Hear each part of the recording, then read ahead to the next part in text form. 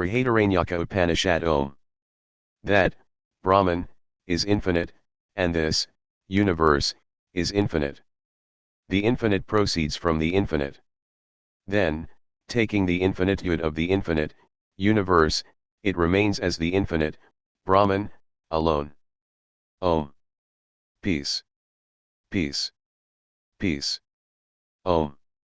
The head of the sacrificial horse is the dawn, its eye the sun, its vital force the air, its open mouth the fire called Vaisvanara, and the body of the sacrificial horse is the year. Its back is heaven, its belly the sky, its hoof the earth, its sides the four quarters, its ribs the intermediate quarters, its members the seasons, its joints the months and fortnights, its feet the days and nights, its bones the stars and its flesh the clouds.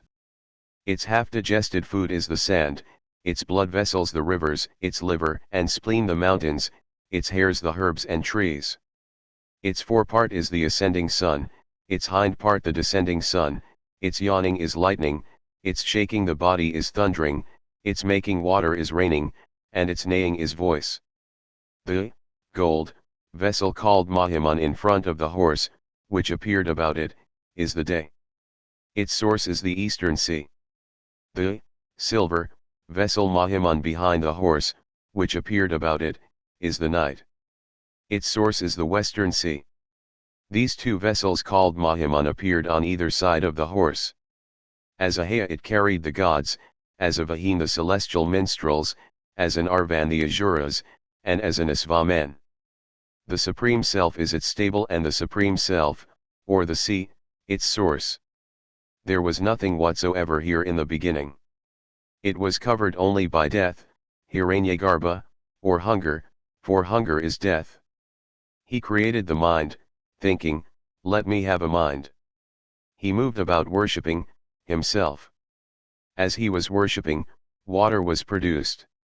Since he thought, as I was worshipping, water sprang up, therefore Arka, fire, is so called. Water, or happiness, surely comes to one who knows how Arka, fire, came to have this name of Arka. Water is Arka. What was there, like, forth on the water was solidified and became this earth. When that was produced, he was tired. While he was, thus, tired and distressed, his essence, or luster, came forth. This was fire. He, Viraj, differentiated himself in three ways, making the sun the third form, and air the third form. So, this prana, Viraj, is divided in three ways. His head is the east, and his arms that, northeast, and that, southeast. And his hind part is the west, his hip bones that, northwest, and that, southwest, his sides the south and north, his back heaven, his belly the sky, and his breast this earth. He rests on water. He who knows it, thus gets a resting place wherever he goes. He desired, let me have a second form, body. He, death or hunger, brought about the union of speech, the Vedas, with the mind. What was the seed there became the year, Viraj. Before him there had been no year. He, death, reared him for as long as a year, and after this period projected him. When he was born, death, opened his mouth, to swallow him. He, the babe, cried Bon. That became speech. He thought, if I kill him, I shall be making very little food. Through that speech and the mind he projected all this, whatever there is, the Vedas Rig, Yajas and Saman, the meters, the sacrifices, men and animals. Whatever he projected, he resolved to eat. Because he eats everything, therefore Utti, death, is so called. He who knows how Utti came to have this name of Utti, becomes the eater of all this, and everything becomes his food. He desired, let me sacrifice again with the great sacrifice. He was tired, and he was distressed. While he was, thus, tired and distressed, his reputation and strength departed. The organs are reputation and strength. When the organs departed, the body began to swell, but, his mind was set on the body.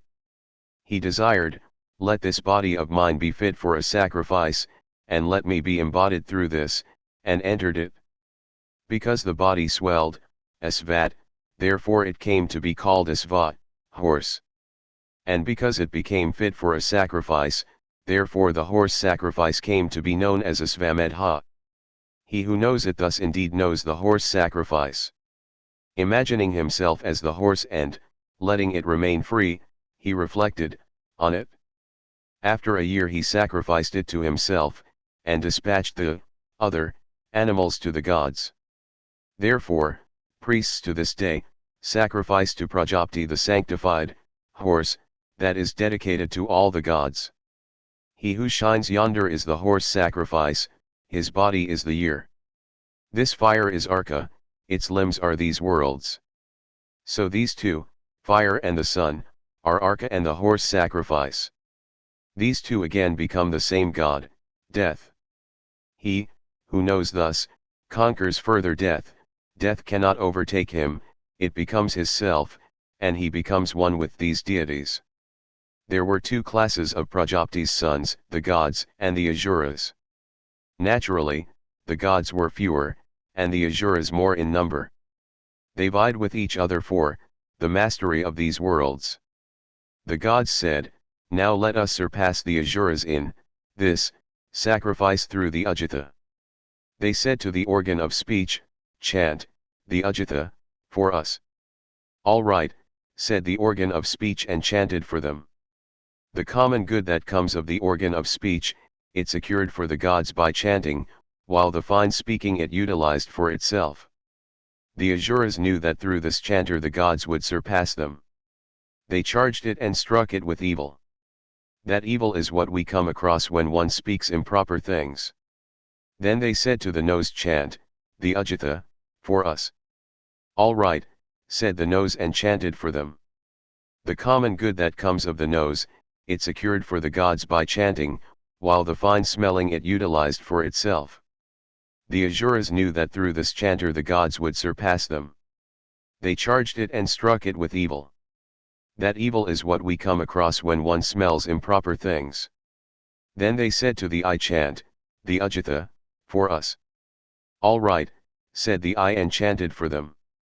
The common good that comes of the eye, it secured for the gods by chanting, while the fine seeing it utilized for itself. The Asuras knew that through this chanter the gods would surpass them. They charged it and struck it with evil. That evil is what we come across when one sees improper things. Then they said to the ear, chant the Ujjita for us. All right, said the ear and chanted for them. The common good that comes of the ear, it secured for the gods by chanting, while the fine hearing it utilized for itself. The Asuras knew that through this chanter the gods would surpass them. They charged it and struck it with evil. That evil is what we come across when one hears improper things. Then they said to the mind, chant the Ujjita for us. All right, said the mind and chanted for them. The common good that comes of the mind, it secured for the gods by chanting, while the fine thinking it utilized for itself. The Asuras knew that through this chanter the gods would surpass them. They charged it and struck it with evil. That evil is what we come across when one thinks improper things. Likewise they also touched these other deities with evil, struck them with evil. Then they said to this vital force in the mouth, chant the Ujjita for us. All right, said the vital force and chanted for them. The Asuras knew that through this chanter the gods would surpass them. They charged it and wanted to strike it with evil. But as a clod of earth, striking against a rock, is shattered, so were they shattered, flung in all directions, and perished. Therefore the gods became fire, and the Asuras were crushed. He who knows thus becomes his true self, and his envious kinsman is crushed. They said, where was he who has thus restored us to our divinity? And discovered here he is within the mouth. The vital force is called Ayajya Angirasa, for it is the essence of the members of the body. This deity is called Dur, because death is far from it. Death is far from one who knows thus. This deity took away death, the evil of these gods, and carried it to where these quarters end. There it left their evils. Therefore one should not approach a person of that region, nor go to that region beyond the border, lest one imbibe that evil, death. This deity, after taking away death, the evil of these gods, next carried them beyond death. It carried the organ of speech, the foremost one, first. When the organ of speech got rid of death, it became fire. That fire, having transcended death, shines beyond its reach. Then it carried the nose. When it got rid of death, it became air. That air, having transcended death, blows beyond its reach. Then it carried the eye. When the eye got rid of death, it became sun. That sun, having transcended death, shines beyond its reach. Then it carried the ear. When the ear got rid of death, it became the quarters. Those quarters, having transcended death, remain beyond its reach. Then it carried the mind. When the mind got rid of death, it became the moon. That moon, having transcended death, shines beyond its reach. So does this deity carry one who knows thus beyond death. Next it secured eatable food for itself by chanting, for whatever food is eaten by the vital force alone, and it rests on that. The gods said, whatever food there is just this much, and you have secured it for yourself by chanting. Now let us have a share in this food. Then sit around facing me, said the vital force. All right, said the gods, and sat down around it. Hence whatever food one eats through the vital force satisfies these. So do his relatives sit around facing him who knows thus, and he becomes their support, the greatest among them and their leader, a good eater of food and the ruler of them. That one among his relatives who desires to rival a man of such knowledge is powerless to support his dependants. But one who follows him, or desires to maintain one's dependants being under him, is alone capable of supporting them. It is called Ayajya Angirasa, for it is the essence of the members, of the body. The vital force is indeed the essence of the members. Of course it is their essence. For instance, from whichever member the vital force departs, right there it withers. Therefore this is of course the essence of the members. This alone is also Brihaspati, Lord of the Rik. Speech is indeed Brihati, Rik, and this is its Lord. Therefore this is also Brihaspati. This alone is also Brahmanaspati, Lord of the Yajas. Speech is indeed Brahman, Yajas, and this is its Lord. Therefore this is also Brahmanaspati.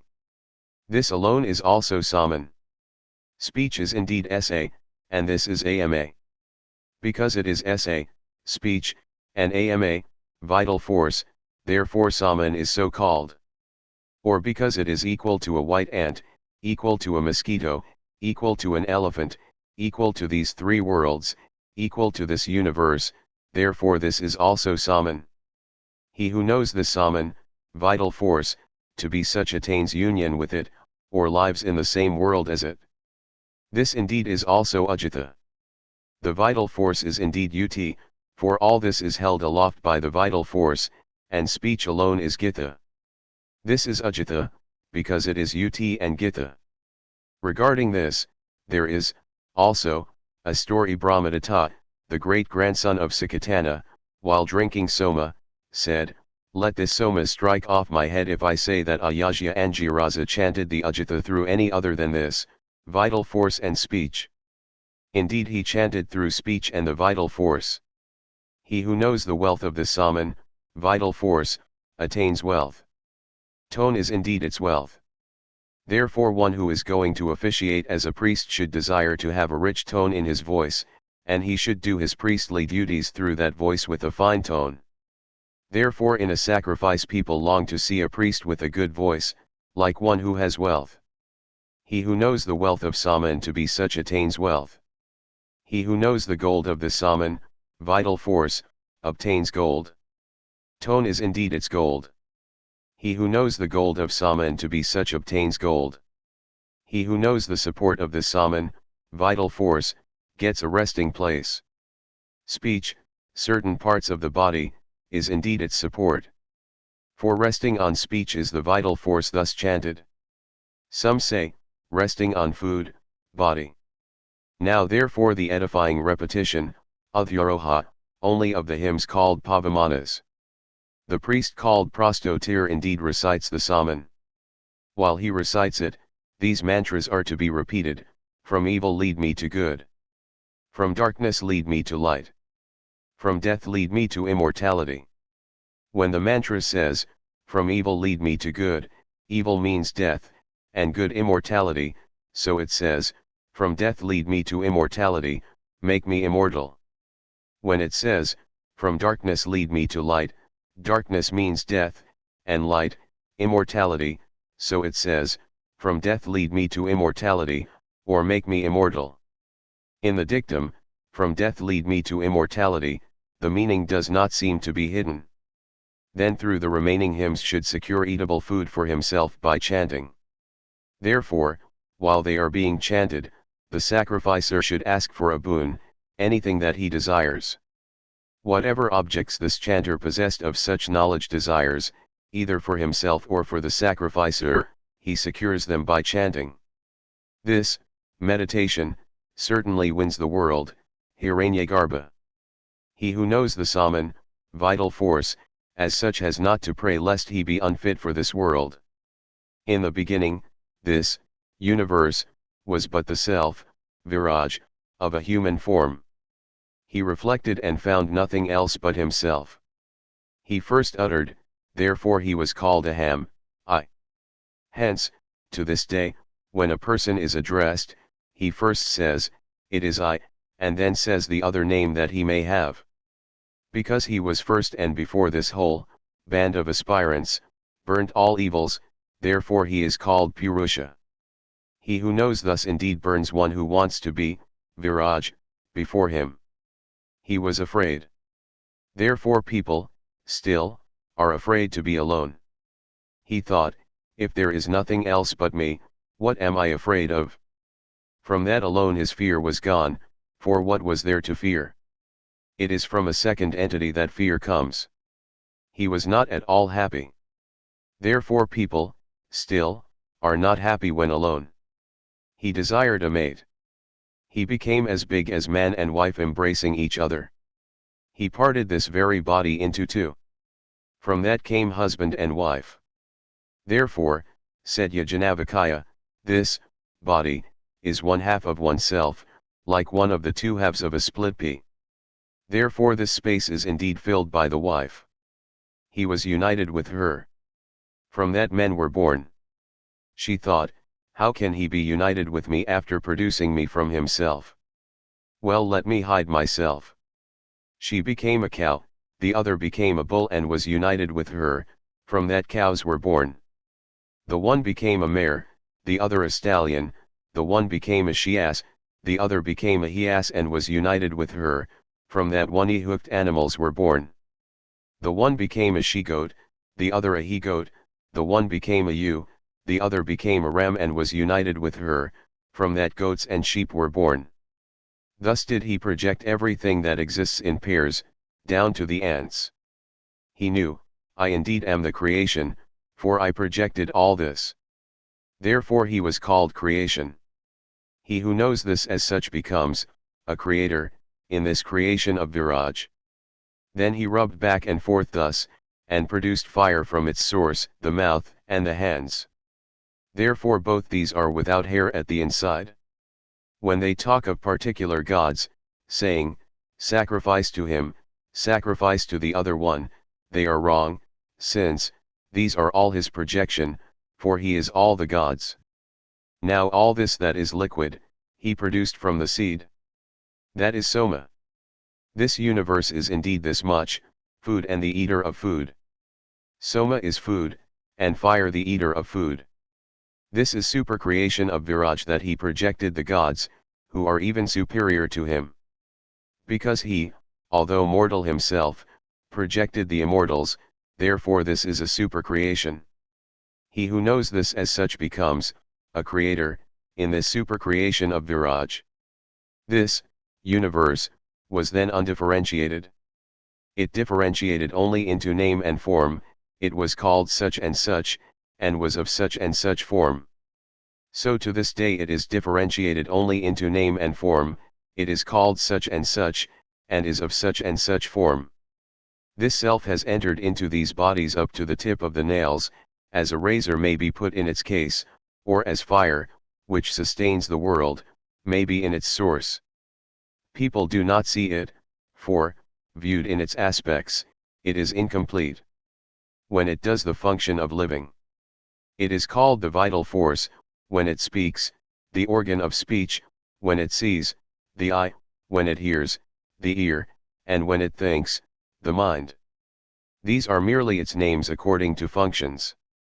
He who meditates upon each of this totality of aspects does not know, for it is incomplete, being divided from this totality by possessing a single characteristic. The self alone is to be meditated upon, for all these are unified in it. Of all these, this self should be realized, for one knows all these through it, just as one may get an animal through its footprints. He who knows it as such obtains fame and association with his relatives. This self is dearer than a son, dearer than wealth, dearer than everything else, and is innermost. Should a person, holding the self as dear, say to one calling anything else dearer than the self, "What you hold dear will die," he is certainly competent to say so, it will indeed come true.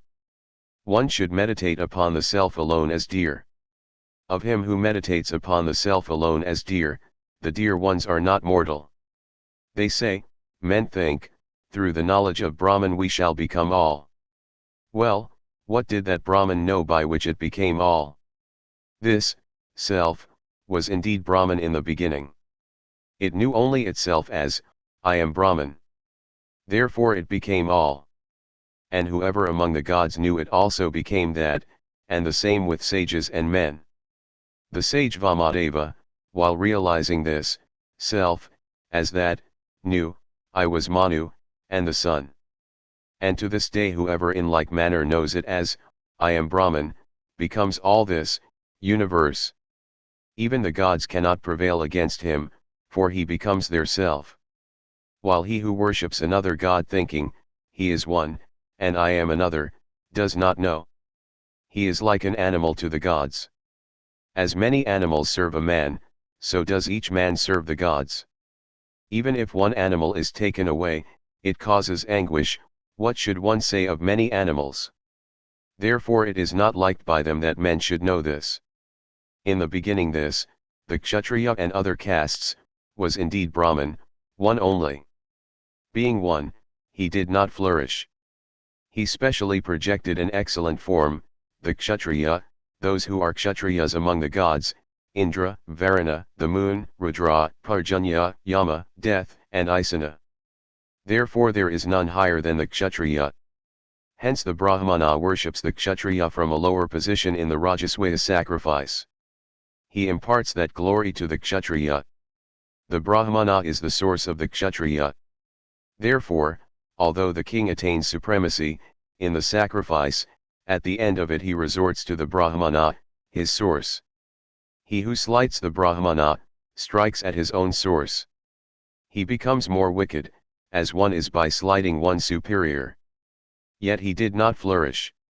He projected the Vaishya, those species of gods who are designated in groups, the Vasus, Rudras, Adityas, Visvedevas, and Maruts. He did not still flourish. He projected the Sudra caste, Pusan. This, earth, is Pusan. For it nourishes all this that exists. Yet he did not flourish. He specially projected that excellent form, righteousness, Dharma. This righteousness is the controller of the Kshatriya. Therefore there is nothing higher than that. So, even a weak man hopes to defeat a stronger man through righteousness, as one contending with the king. That righteousness, as one contending with the king. That righteousness is verily truth.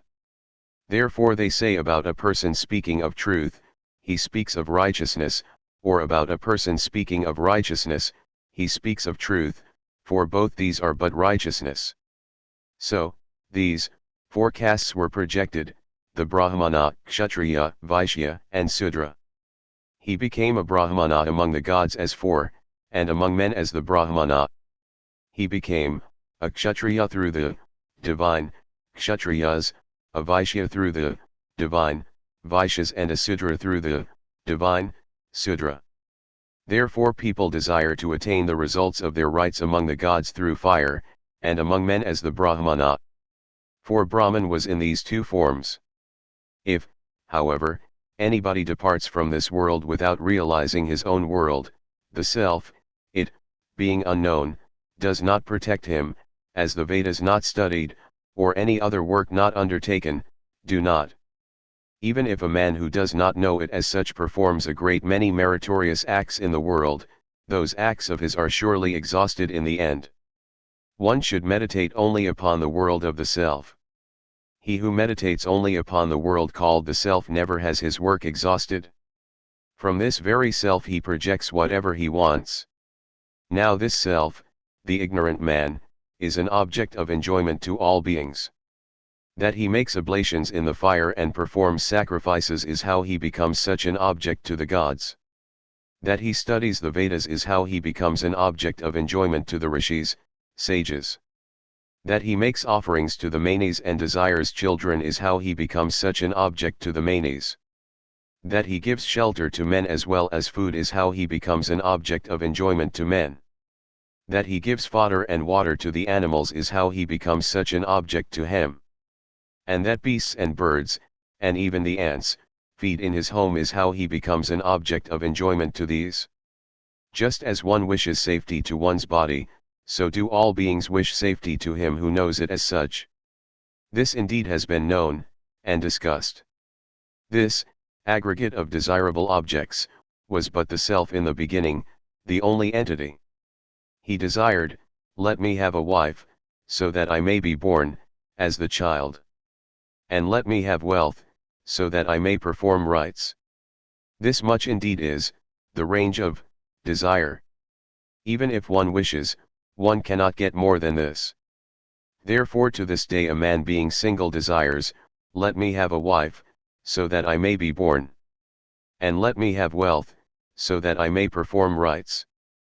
Until he obtains each one of these, he considers himself incomplete. His completeness also, comes thus: the mind is his self, speech his wife, the vital force his child, the eye his human wealth, for he obtains it through the eye, the ear his divine wealth, for he hears of it through the ear, and the body is its instrument of right, for he performs rites through the body. So, this sacrifice has 5 factors, the animals have 5 factors, the men have 5 factors, and all this that exists has 5 factors. He who knows it as such attains all this. That the Father produced 7 kinds of food through meditation and rites, I shall disclose. 1 is common to all eaters. 2 he apportioned to the gods. 3 he designed for himself. And 1 he gave to the animals. On it rests everything, what lives and what does not. Why are they not exhausted, although they are always being eaten? He who knows this cause of their permanence eats food with pratika, preeminence. He attains identity with the gods and lives on nectar. These are the verses. That the Father produced 7 kinds of food through meditation and rites means that the Father indeed produced them through meditation and rites. 1 is common to all eaters means, this food that is eaten is the common food of all eaters. He who adores, monopolises, this food is never free from evil, for this is general food. 2 he apportioned to the gods means making oblations in the fire, and offering presents otherwise to the gods. Therefore people perform both these. Some, however, say, those 2 are the new and full moon sacrifices. Therefore one should not be engrossed with sacrifices for material ends. 1 he gave to the animals, it is milk. For men and animals first live on milk alone. Therefore they first make a newborn babe lick clarified butter or suckle it. And they speak of a newborn calf as not yet eating grass. On it rests everything, what lives and what does not means that on milk indeed rests all this that lives and that does not. It is said that by making offerings of milk in the fire for a year one conquers further death. One should not think like that. He who knows as above conquers further death the very day he makes that offering, for he offers all eatable food to the gods. Why are they not exhausted, although they are always being eaten? Means that the being, eater, is indeed the cause of their permanence, for the produces this food again and again. He who knows this cause of their permanence means that the being, eater, is indeed the cause of their permanence, for he produces this food through his meditation for the time being and writes. If he does not do this, it will be exhausted. He eats food with pratika. Pratika means preeminence, hence the meaning is, preeminently. He attains the gods and lives on nectar is a eulogy. 3. He designed for himself means, the mind, the organ of speech and the vital force, these he designed for himself.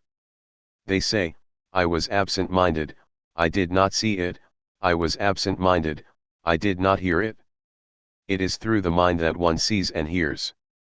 Desires, resolve, doubt, faith, want of faith, steadiness, unsteadiness, shame, intelligence, and fear, all these are but the mind. Even if one is touched from behind, one knows it through the mind, therefore, the mind exists. And any kind of sound is but the organ of speech, for it serves to determine a thing, but it cannot itself be revealed. Prana, apana, vyana, udana, samana, and ana, all these are but the vital forces. This body is identified with these, with the organ of speech, the mind, and the vital force. These are the three worlds. The organ of speech is this world, the earth, the mind is the sky, and the vital force is that world, heaven. These are the three Vedas.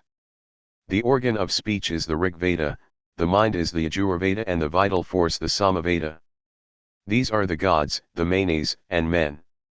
The organ of speech is the gods, the mind the manes, and the vital force men. These are the father, mother, and child.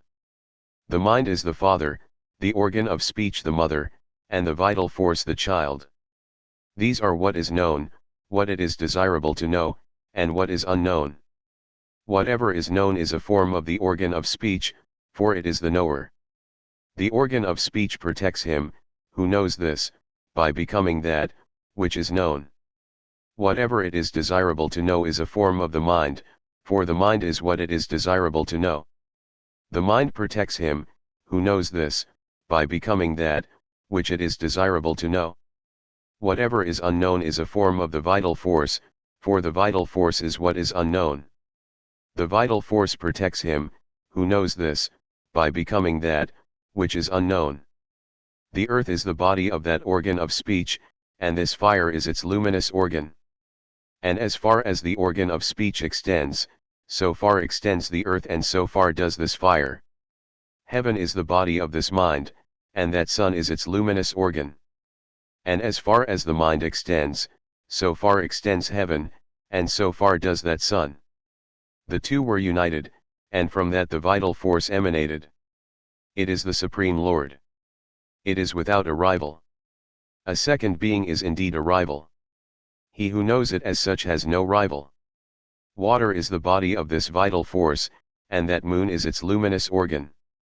And as far as the vital force extends, so far extends water, and so far does that moon. These are all equal, and all infinite. He who meditates upon these as finite wins a finite world, but he who meditates upon these as infinite wins an infinite world. This Prajapati, Hiranyagarbha, has 16 digits and is represented by the year. The nights, and days, are his 15 digits, and the constant one is his 16th digit.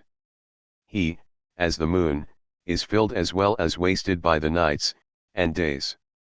Through this 16th digit he permeates all these living beings on the new moon night and rises the next morning. Therefore on this night one should not take the life of living beings, not even of a chameleon, in adoration of this deity alone.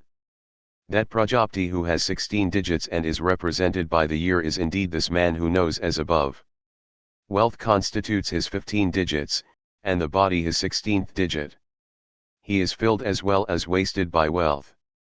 This body stands for a knave, and wealth is the fellow.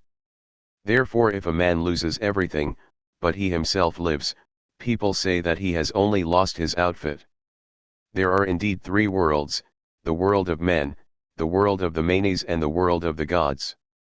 This world of men is to be won through the Son alone, and by no other right, the world of the manes through rites, and the world of the gods through meditation. The world of the gods is the best of the worlds. Therefore they praise meditation. Now therefore the entrusting, when a man thinks he will die, he says to his son, "You are Brahman, you are the sacrifice, and you are the world." The son replies, "I am Brahman, I am the sacrifice, and I am the world." The father thinks whatever is studied is all unified in the word Brahman. Whatever sacrifices there are all unified in the word sacrifice. And whatever worlds there are all unified in the world. All this, the duties of a householder, is indeed this much. He, being all this, will protect me from the ties of this world. Therefore they speak of an educated son as being conducive to the world. Hence, a father teaches his son. When a father who knows as above departs from this world, he penetrates his son together with the organ of speech, the mind, and the vital force. Should anything be left undone by him through any slip, the son exonerates him from all that. Therefore he is called a son. The Father lives in this world through the Son. Divine and immortal speech, mind, and vital force permeate him. The divine organ of speech from the earth and fire permeates him. That is the divine organ of speech through which whatever he says is fulfilled. The divine mind from heaven and the sun permeates him. That is the divine mind through which he only becomes happy and never mourns. The divine vital force from water and the moon permeates him. That is the divine vital force which, when it moves or does not move, feels no pain nor is injured. He who knows as above becomes the self of all beings. As is this deity, Hiranyagarbha, so is he. As all beings take care of this deity, so do they take care of him. Howsoever these beings may grieve, that grief of theirs is connected with them. But only merit goes to him. No demerit ever goes to the gods. Now a consideration of the vow. Prajapati projected the organs. These, on being projected, quarreled with one another. The organ of speech took a vow, "I will go on speaking." The eye, "I will see." The ear, "I will hear." And so did the other organs according to their functions. Death captured them in the form of fatigue, it overtook and having overtaken them it controlled them. Therefore the organ of speech invariably gets tired, and so do the eye and the ear. But death did not overtake this vital force in the body. The organs resolved to know it. This is the greatest among us that, when it moves or does not move, feels no pain nor is injured. Well, let us all be of its form. They all assumed its form. Therefore they are called by this name of prana. That family in which a man is born who knows as above, is indeed named after him. And he who competes with one who knows as above shrivels, and after shriveling dies at the end. This is with reference to the body. Now with reference to the gods, fire took a vow, "I will go on burning." The sun, "I will give heat." The moon, "I will shine." And so did the other gods according to their functions.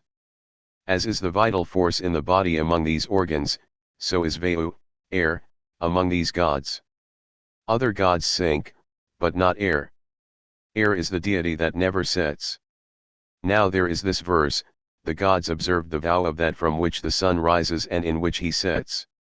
It is, followed, today, and it will be, followed, tomorrow. The sun indeed rises from the vital force and also sets in it. What these gods observed then, they observe to this day. Therefore a man should observe a single vow, do the functions of the prana and apana, respiration and excretion, lest the evil of death, fatigue, should overtake him. And if he observes it, he should seek to finish it. Through it he attains identity with this deity, or lives in the same world with it? This universe indeed consists of three things: name, form, and action. Of those names, speech, sound in general, is the Anitha, source, for all names spring from it. It is their Saman, common feature, for it is common to all names. It is their Brahman, self, for it sustains all names.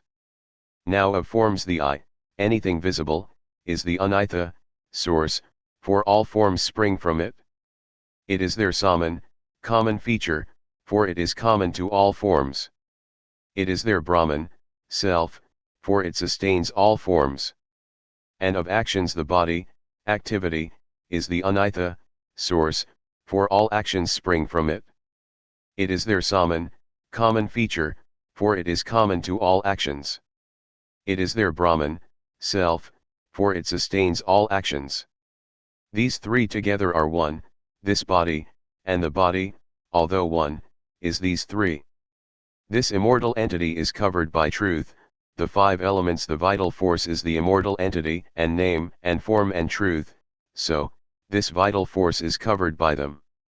Om. There was a man of the Garga family called Proud Balaki, who was a speaker. He said to Ajatasattu, the king of Benares, I will tell you about Brahman. Ajatasattu said, for this proposal I give you 1,000 cows. People indeed rush saying Janaka, Janaka.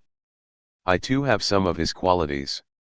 Gargaya said, that being who is in the sun, I meditate upon as Brahman. Ajatasattu said, please don't talk about him. I meditate upon him as all-surpassing, as the head of all beings and as resplendent. He who meditates upon him as such becomes all-surpassing, the head of all beings and resplendent. Gargaya said, that being who is in the moon, I meditate upon as Brahman. Ajatasattu said, please don't talk about him. I meditate upon him as the great, white-robed, radiant Soma. He who meditates upon him as such has abundant Soma pressed in his principal and auxiliary sacrifices every day, and his food never gets short. Gargaya said, that being who is enlightening, I meditate upon as Brahman. Ajatasattu said, please don't talk about him. I meditate upon him as powerful. He who meditates upon him as such becomes powerful, and his progeny too becomes powerful. Gargaya said, this being who is in the ether, I meditate upon as Brahman. Ajatasattu said, please don't talk about him. I meditate upon him as full and unmoving. He who meditates upon him as such is filled with progeny and cattle, and his progeny is never extinct from this world. Gargaya said, this being who is in air, I meditate upon as Brahman. Ajatasattu said, please don't talk about him. I meditate upon him as the Lord, as irresistible, and as the unvanquished army. He who meditates upon him as such ever becomes victorious and invincible, and conquers his enemies. Gargaya said, this being who is in fire, I meditate upon as Brahman. Ajatasattu said, please don't talk about him. I meditate upon him as forbearing. He who meditates upon him as such becomes forbearing, and his progeny too becomes forbearing. Gargaya said, this being who is in water, I meditate upon as Brahman. Ajatasattu said, please don't talk about him. I meditate upon him as agreeable. He who meditates upon him as such has only agreeable things coming to him, and not contrary ones, also from him are born children who are agreeable. Gargaya said, this being who is in a looking glass, I meditate upon as Brahman. Ajatasattu said, please don't talk about him. I meditate upon him as shining. He who meditates upon him as such becomes shining, and his progeny too becomes shining. He also outshines all those with whom he comes in contact. Gargaya said, this sound that issues behind a man as he walks, I meditate upon as Brahman. Ajatasattu said, please don't talk about him. I meditate upon him as life. He who meditates upon him as such attains his full term of life in this world, and life does not depart from him before the completion of that term. Gargaya said, this being who is in the quarters, I meditate upon as Brahman. Ajatasattu said, please don't talk about him. I meditate upon him as second and as non-separating. He who meditates upon him as such gets companions, and his followers never depart from him. Gargaya said, this being who identifies himself with the shadow, I meditate upon as Brahman. Ajatasattu said, please don't talk about him. I meditate upon him as death. He who meditates upon him as such attains his full term of life in this world, and death does not overtake him before the completion of that term. Gargaya said, this being who is in the self, I meditate upon as Brahman. Ajatasattu said, please don't talk about him. I meditate upon him as self-possessed.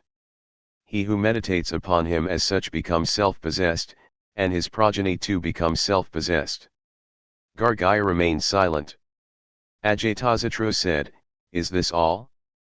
This is all. By knowing this much one cannot know, Brahman. Gargaya said, I approach you as a student. Ajatasattu said, it is contrary to usage that a Brahmana should approach a Kshatriya thinking, he will teach me about Brahman. However, I will instruct you. Taking Gargaya by the hand he rose. They came to a sleeping man. Ajatasattu addressed him by these names, great, white-robed, radiant, Soma. The man did not get up. The king pushed him with the hand till he awoke. Then he got up. Ajatasattu said, when this being full of consciousness, identified with the mind, was thus asleep, where was it, and whence did it thus come? Gargaya did not know that. Ajatasattu said, when this being full of consciousness is thus asleep, it absorbs at the time the functions of the organs through its own consciousness, and lies in the akasa, supreme self, that is in the heart. When this being absorbs them, it is called svapiti. Then the nose is absorbed, the organ of speech is absorbed, the eye is absorbed, the ear is absorbed, and the mind is absorbed. When it thus remains in the dream state, these are its achievements, it then becomes an emperor, as it were, or a noble Brahmana, as it were, or attains states high or low, as it were. As an emperor, taking his citizens, moves about as he pleases in his own territory, so does it, thus taking the organs, move about as it pleases in its own body. Again, when it becomes fast asleep, when it does not know anything, it comes back along the 72,000 nerves called hita, which extend from the heart to the pericardium, the whole body, and remains in the body. As a baby, or an emperor, or a noble Brahmana lives, having attained the acme of bliss, so does it remain. As a spider moves along the thread, it produces, and as from a fire tiny sparks fly in all directions, so from this self emanate all organs, all worlds, all gods, and all beings. Its secret name, Upanishad, is the truth of truth. The vital force is truth, and it is the truth of that. He who knows the calf with its abode, its special resort, its post, and its tether kills his 7 envious kinsmen. The vital force in the body is indeed the calf, this body is its abode, the head its special resort, strength its post, and food its tether. These 7 gods that prevent decay worship it, through these pink lines in the eye Rudra attends on it, through the water that is in the eye, Parjanya, through the pupil, the sun, through the dark portion, fire, through the white portion, Indra, through the lower eyelid the earth attends on it, and through the upper eyelid, heaven. He who knows it as such never has any decrease of food. Regarding this there is the following pithy verse, there is a bowl that has its opening below and bulges at the top, various kinds of knowledge have been put in it, 7 sages sit by its side, and the organ of speech, which has communication with the Vedas, is the 8th. The bowl that has its opening below and bulges at the top is the head of ours, for it is the bowl that has its opening below and bulges at the top. Various kinds of knowledge have been put in it, refers to the organs, these indeed represent various kinds of knowledge. 7 sages sit by its side, refers to the organs, they indeed are the sages. The organ of speech, which has communication with the Vedas, is the 8th, because the organ of speech is the eighth and communicates with the Vedas. These two, ears, are Gotama and Bharadvaja, this one is Gotama, and this one is Bharadvaja, these two, eyes, are Visvamitra and Jamadagna, this one is Visvamitra, and this one Jamadagna. These two, nostrils, are Vasistha, and Kashyapa, this one is Vasistha, and this one Kashyapa, the tongue is Atri, for through the tongue food is eaten. Atri is but this name Ati. He who knows it as such becomes the eater of all, and everything becomes his food. Brahman has but two forms, gross and subtle, mortal and immortal, limited and unlimited, defined and undefined. The gross form is that which is other than air and the ether. It is mortal, it is limited, and it is defined.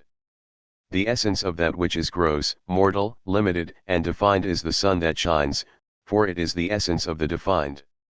Now the subtle, it is air and the ether. It is immortal, it is unlimited, and it is undefined. The essence of that which is subtle, immortal, unlimited, and undefined is the being that is in the sun, for that is the essence of the undefined. This is with reference to the gods. Now with reference to the body, the gross form is but this, what is other than, the corporeal, air and the ether that is in the body. It is mortal, it is limited and it is defined. The essence of that which is gross, mortal, limited, and defined is the I, for it is the essence of the defined. Now the subtle, it is, the corporeal, air and the ether that is in the body. It is immortal, it is unlimited, and it is undefined. The essence of that which is subtle, immortal, unlimited, and undefined is this being that is in the right eye, for this is the essence of the undefined. The form of that being is as follows, like a cloth dyed with turmeric, or like grey sheep's wool, or like the scarlet insect called Indragopa, or like a tongue of fire, or like a white lotus, or like a flash of lightning. He who knows it as such attains splendor like a flash of lightning. Now therefore the description of Brahman not this, not this. Because there is no other and more appropriate description than this not this. Now its name, the truth of truth. The vital force is truth, and it is the truth of that.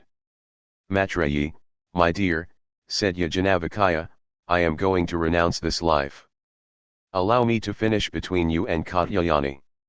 Thereupon Maitreyi said, Sir, if indeed this whole earth full of wealth be mine, shall I be immortal through that? No, replied Yajnavalkya, your life will be just like that of people who have plenty of things, but there is no hope of immortality through wealth. Then Maitreyi said, what shall I do with that which will not make me immortal? Tell me, sir, of that alone which you know, to be the only means of immortality. Yajnavalkya said, my dear, you have been my beloved, even before, and you say what is after my heart. Come, take your seat, I will explain it to you. As I explain it, meditate on its meaning. He said, it is not for the sake of the husband, my dear, that he is loved, but for one's own sake that he is loved. It is not for the sake of the wife, my dear, that she is loved, but for one's own sake that she is loved. It is not for the sake of the sons, my dear, that they are loved, but for one's own sake that they are loved. It is not for the sake of wealth, my dear, that it is loved, but for one's own sake that it is loved. It is not for the sake of the Brahmana, my dear, that he is loved, but for one's own sake that he is loved. It is not for the sake of the Kshatriya, my dear, that he is loved, but for one's own sake that he is loved. It is not for the sake of worlds, my dear, that they are loved, but for one's own sake that they are loved. It is not for the sake of the gods, my dear, that they are loved, but for one's own sake that they are loved. It is not for the sake of beings, my dear, that they are loved, but for one's own sake that they are loved. It is not for the sake of all, my dear, that all is loved, but for one's own sake that it is loved. The self, my dear Maitreyi, should be realized, should be heard of, reflected on, and meditated upon. By the realization of the self, my dear, through hearing, reflection and meditation, all this is known. The Brahmana ousts, slights, one who knows him as different from the self. The Kshatriya ousts one who knows him as different from the self. Worlds oust one who knows them as different from the self. The gods oust one who knows them as different from the self. Beings oust one who knows them as different from the self. All ousts one who knows it as different from the self. This Brahmana, this Kshatriya, these worlds, these gods, these beings, and this all are this self. As, when a drum is beaten, one cannot distinguish its various particular notes, but they are included in the general note of the drum or in the general sound produced by different kinds of strokes. As, when a conch is blown, one cannot distinguish its various particular notes, but they are included in the general note of the conch or in the general sound produced by different kinds of playing. As, when a veena is played, one cannot distinguish its various particular notes, but they are included in the general note of the veena or in the general sound produced by different kinds of playing. As from a fire kindled with wet faggot diverse kinds of smoke issue, even so, my dear, the Rigveda, Yajurveda, Samaveda, Atharvangarasa, history, mythology, arts, Upanishads, pithy verses, aphorisms, elucidations and explanations are, like, the breath of this infinite reality. They are like the breath of this, Supreme Self. As the ocean is the one goal of all sorts of water, as the skin is the one goal of all kinds of touch, as the nostrils are the one goal of all odors, as the tongue is the one goal of all savors, as the eye is the one goal of all colors, as the ear is the one goal of all sounds, as the manas is the one goal of all deliberations, as the intellect is the one goal of all kinds of knowledge, as the hands are the one goal of all sort of work, as the organ of generation is the one goal of all kinds of enjoyment, as the anus is the one goal of all excretions, as the feet are the one goal of all kinds of walking, as the organ of speech is the one goal of all Vedas. As a lump of salt dropped into water dissolves with its component, water, and no one is able to pick it up, but from wheresoever one takes it, it tastes salt, even so, my dear, this great, endless, infinite reality is but pure intelligence. The self comes out, as a separate entity, from these elements, and, this separateness, is destroyed with them. After attaining this oneness, it has no more consciousness. This is what I say, my dear. So said Yajnavalkya. Maitreyi said, just here you have thrown me into confusion, sir, by saying that after attaining oneness, the self has no more consciousness. Yajnavalkya said, certainly, I am not saying anything confusing, my dear, this is quite sufficient for knowledge, O Maitreyi. Because when there is duality, as it were, then one smells something, one sees something, one hears something, one speaks something, one thinks something, one knows something. But, when to the knower of Brahman everything has become the self, then what should one smell and through what should one see and through what should one hear and through what should one speak and through what should one think and through what should one know and through what? Through what should one know that owing to which all this is known, through what, O Maitreyi, should one know the knower? This earth is, like, honey to all beings, and all beings are, like, honey to this earth. The same with, the shining immortal being who is in this earth, and the shining, immortal, corporeal being in the body. These four, are but this self. This, self-knowledge, is, the means of, immortality, this, underlying unity, is Brahman, this, knowledge of Brahman, is, the means of becoming, all. This water is, like, honey to all beings, and all beings are, like, honey to this water. The same with, the shining immortal being who is in this water, and the shining, immortal being identified with the seed in the body. These four, are but this self. This, self-knowledge, is, the means of, immortality, this, underlying unity, is Brahman, this, knowledge of Brahman, is, the means of becoming, all.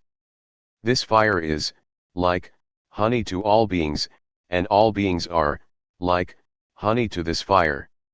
The same with, the shining immortal being who is in this fire, and the shining, immortal being identified with the organ of speech in the body. These four, are but this self. This, self-knowledge, is, the means of, immortality, this, underlying unity, is Brahman, this, knowledge of Brahman, is, the means of becoming, all. This air is, like, honey to all beings, and all beings are, like, honey to this air. The same with, the shining immortal being who is in this air, and the shining, immortal being who is the vital force in the body. These four, are but this self. This, self-knowledge, is, the means of, immortality, this, underlying unity, is Brahman, this, knowledge of Brahman, is, the means of becoming, all. This sun is, like, honey to all beings, and all beings are, like, honey to this Sunday, the same with, the shining immortal being who is in this sun, and the shining, immortal being identified with the I in the body. These four, are but this self. This, self-knowledge, is, the means of, immortality, this, underlying unity, is Brahman, this, knowledge of Brahman, is, the means of becoming, all. These quarters is, like, honey to all beings, and all beings are, like, honey to these quarters. The same with, the shining immortal being who is these quarters, and the shining, immortal being identified with the ear and with the time of hearing in the body. These four, are but this self. This, self-knowledge, is, the means of, immortality, this, underlying unity, is Brahman, this, knowledge of Brahman, is, the means of becoming, all. This moon is, like, honey to all beings, and all beings are, like, honey to this moon. The same with, the shining immortal being who is in this moon, and the shining, immortal being identified with the mind in the body. These four, are but this self. This, self-knowledge, is, the means of, immortality, this, underlying unity, is Brahman, this, knowledge of Brahman, is, the means of becoming, all. This lightning is, like, honey to all beings, and all beings are, like, honey to this lightning. The same with, the shining immortal being who is in this lightning, and the shining, immortal being identified with light in the body. These four, are but this self. This, self-knowledge, is, the means of, immortality, this, underlying unity, is Brahman, this, knowledge of Brahman, is, the means of becoming, all. This cloud is, like, honey to all beings, and all beings are, like, honey to this cloud. The same with, the shining immortal being who is in this cloud, and the shining, immortal being identified with sound and voice in the body. These four, are but this self. This, self-knowledge, is, the means of, immortality, this, underlying unity, is Brahman, this, knowledge of Brahman, is, the means of becoming, all. This ether is, like, honey to all beings, and all beings are, like, honey to this ether. The same with, the shining immortal being who is in this ether, and the shining, immortal being identified with the ether in the heart, in the body. These four, are but this self. This, self-knowledge, is, the means of, immortality, this, underlying unity, is Brahman, this, knowledge of Brahman, is, the means of becoming, all. This righteousness, Dharma, is, like, honey to all beings, and all beings are, like, honey to this righteousness. The same with, the shining immortal being who is in this righteousness, and the shining, immortal being identified with righteousness in the body. These four, are but this self. This, self-knowledge, is, the means of, immortality, this, underlying unity, is Brahman, this, knowledge of Brahman, is, the means of becoming, all. This truth is, like, honey to all beings, and all beings are, like, honey to this truth. The same with, the shining immortal being who is in this truth, and the shining, immortal being identified with truth in the body. These four, are but this self. This, self-knowledge, is, the means of, immortality. This, underlying unity, is Brahman. This, knowledge of Brahman, is, the means of becoming, all. This human species is, like, honey to all beings, and all beings are, like, honey to this human species. The same with, the shining immortal being who is in this human species, and the shining, immortal being identified with the human species in the body. These four, are but this self. This, self-knowledge, is, the means of, immortality. This, underlying unity, is Brahman. This, knowledge of Brahman, is, the means of becoming, all. This, cosmic, body is, like, honey to all beings, and all beings are, like, honey to this, cosmic, body. The same with, the shining immortal being who is in this, cosmic, body, and the shining, immortal being who is this, individual, self. These four, are but this self. This, self-knowledge, is, the means of, immortality. This, underlying unity, is Brahman. This, knowledge of Brahman, is, the means of becoming, all. This self, already mentioned, is the ruler of all beings, and the king of all beings. Just as all the spokes are fixed in the nave and the felloe of a chariot wheel, so are all beings, all gods, all worlds, all organs, and all these, individual, selves fixed in this self. This is that meditation on things mutually helpful which Dadhyok, versed in the Atharvaveda, taught the Asvins. Perceiving this, the Rishi, Mantra, said, O Asvins in human form, that terrible deed called Damsa which you committed out of greed, I will disclose as a cloud does rain, how you learnt, the meditation on things mutually helpful that Dadhyok, versed in the Atharvaveda, taught you through a horse's head. This is that meditation on things mutually helpful which Dadhyok, versed in the Atharvaveda, taught the Asvins. Perceiving this, the Rishi said, O Asvins, you set a horse's head on, the shoulders of, Dadhyok, versed in the Atharvaveda. O terrible ones, to keep his word, he taught you the, ritualistic, meditation on things mutually helpful connected with the sun, as also the secret, spiritual, meditation on them. This is that meditation on things mutually helpful which Dadhyok, versed in the Atharvaveda, taught the Asvins. Perceiving this, the Rishi said, he made bodies with 2 feet and bodies with 4 feet. That Supreme Being first entered the bodies as a bird, the subtle body. On account of his dwelling in all bodies, he is called the Purusha. There is nothing that is not covered by him, nothing that is not pervaded by him. This is that meditation on things mutually helpful which Dadhyok, versed in the Atharvaveda, taught the Asvins. Perceiving this, the Rishi said, he, transformed himself in accordance with each form, that form of his was for the sake of making him known. The Lord on account of Maya, notions superimposed by ignorance, is perceived as manifold, for to him are yoked 10 organs, nay, hundreds of them. He is the organs, he is 10 and thousands, many and infinite. That Brahman is without prior or posterior, without interior or exterior. This self, the perceiver of everything, is Brahman. This is the teaching. I now the line of teachers, Padamasia, received it, from Gopavana. Gopavana from another Padamasia. This Padamasia from another Gopavana. This Gopavana from Kausika. Kausika from Kundinya.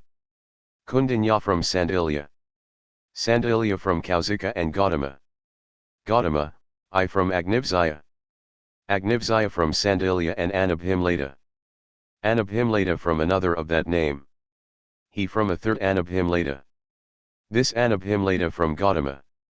Gautama from Setava and Prasena Yagya. They from Paras Arya. Paras Arya from Bharadvaha. He from Bharadvaha and Gautama.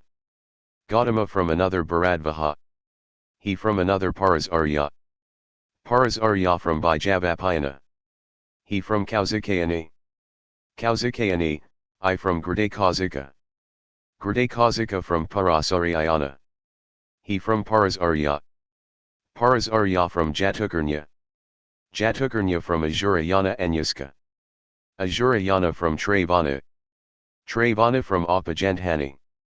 He from Asuri. Asuri from Bharadvaha. Bharadvaha from Atreya. Atreya from Manti. Manti from Gautama. Gautama from another Gautama. He from Vatsya. Vatsya from Sandilya. Sandilya from Kaisorya Kapya. He from Kumaraharada.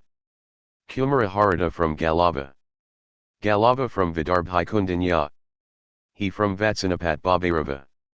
He from Pathan Sabhara. He from Ayajya Angiraza. He from Abhuti Vastra.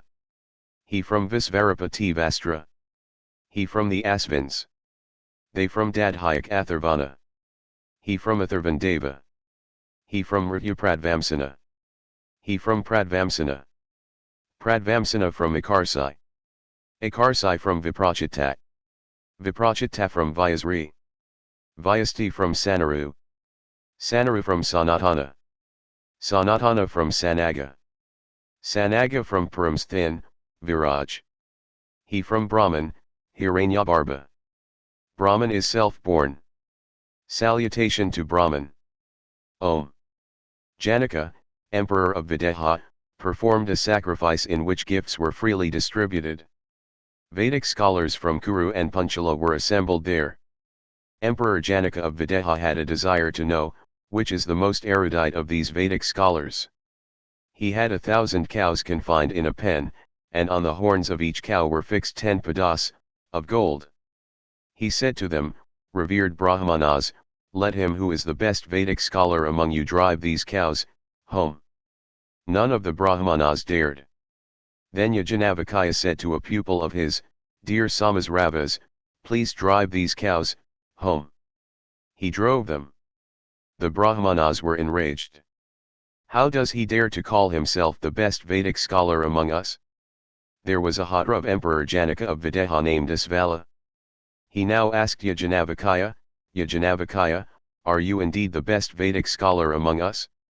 Yajanavakaya replied, I bow to the best Vedic scholar, I just want the cows. Thereupon the Hatra Svala determined to interrogate him. Yajanavakaya, said he, since all this is overtaken by death, and swayed by it, by what means does the sacrificer go beyond the clutches of death?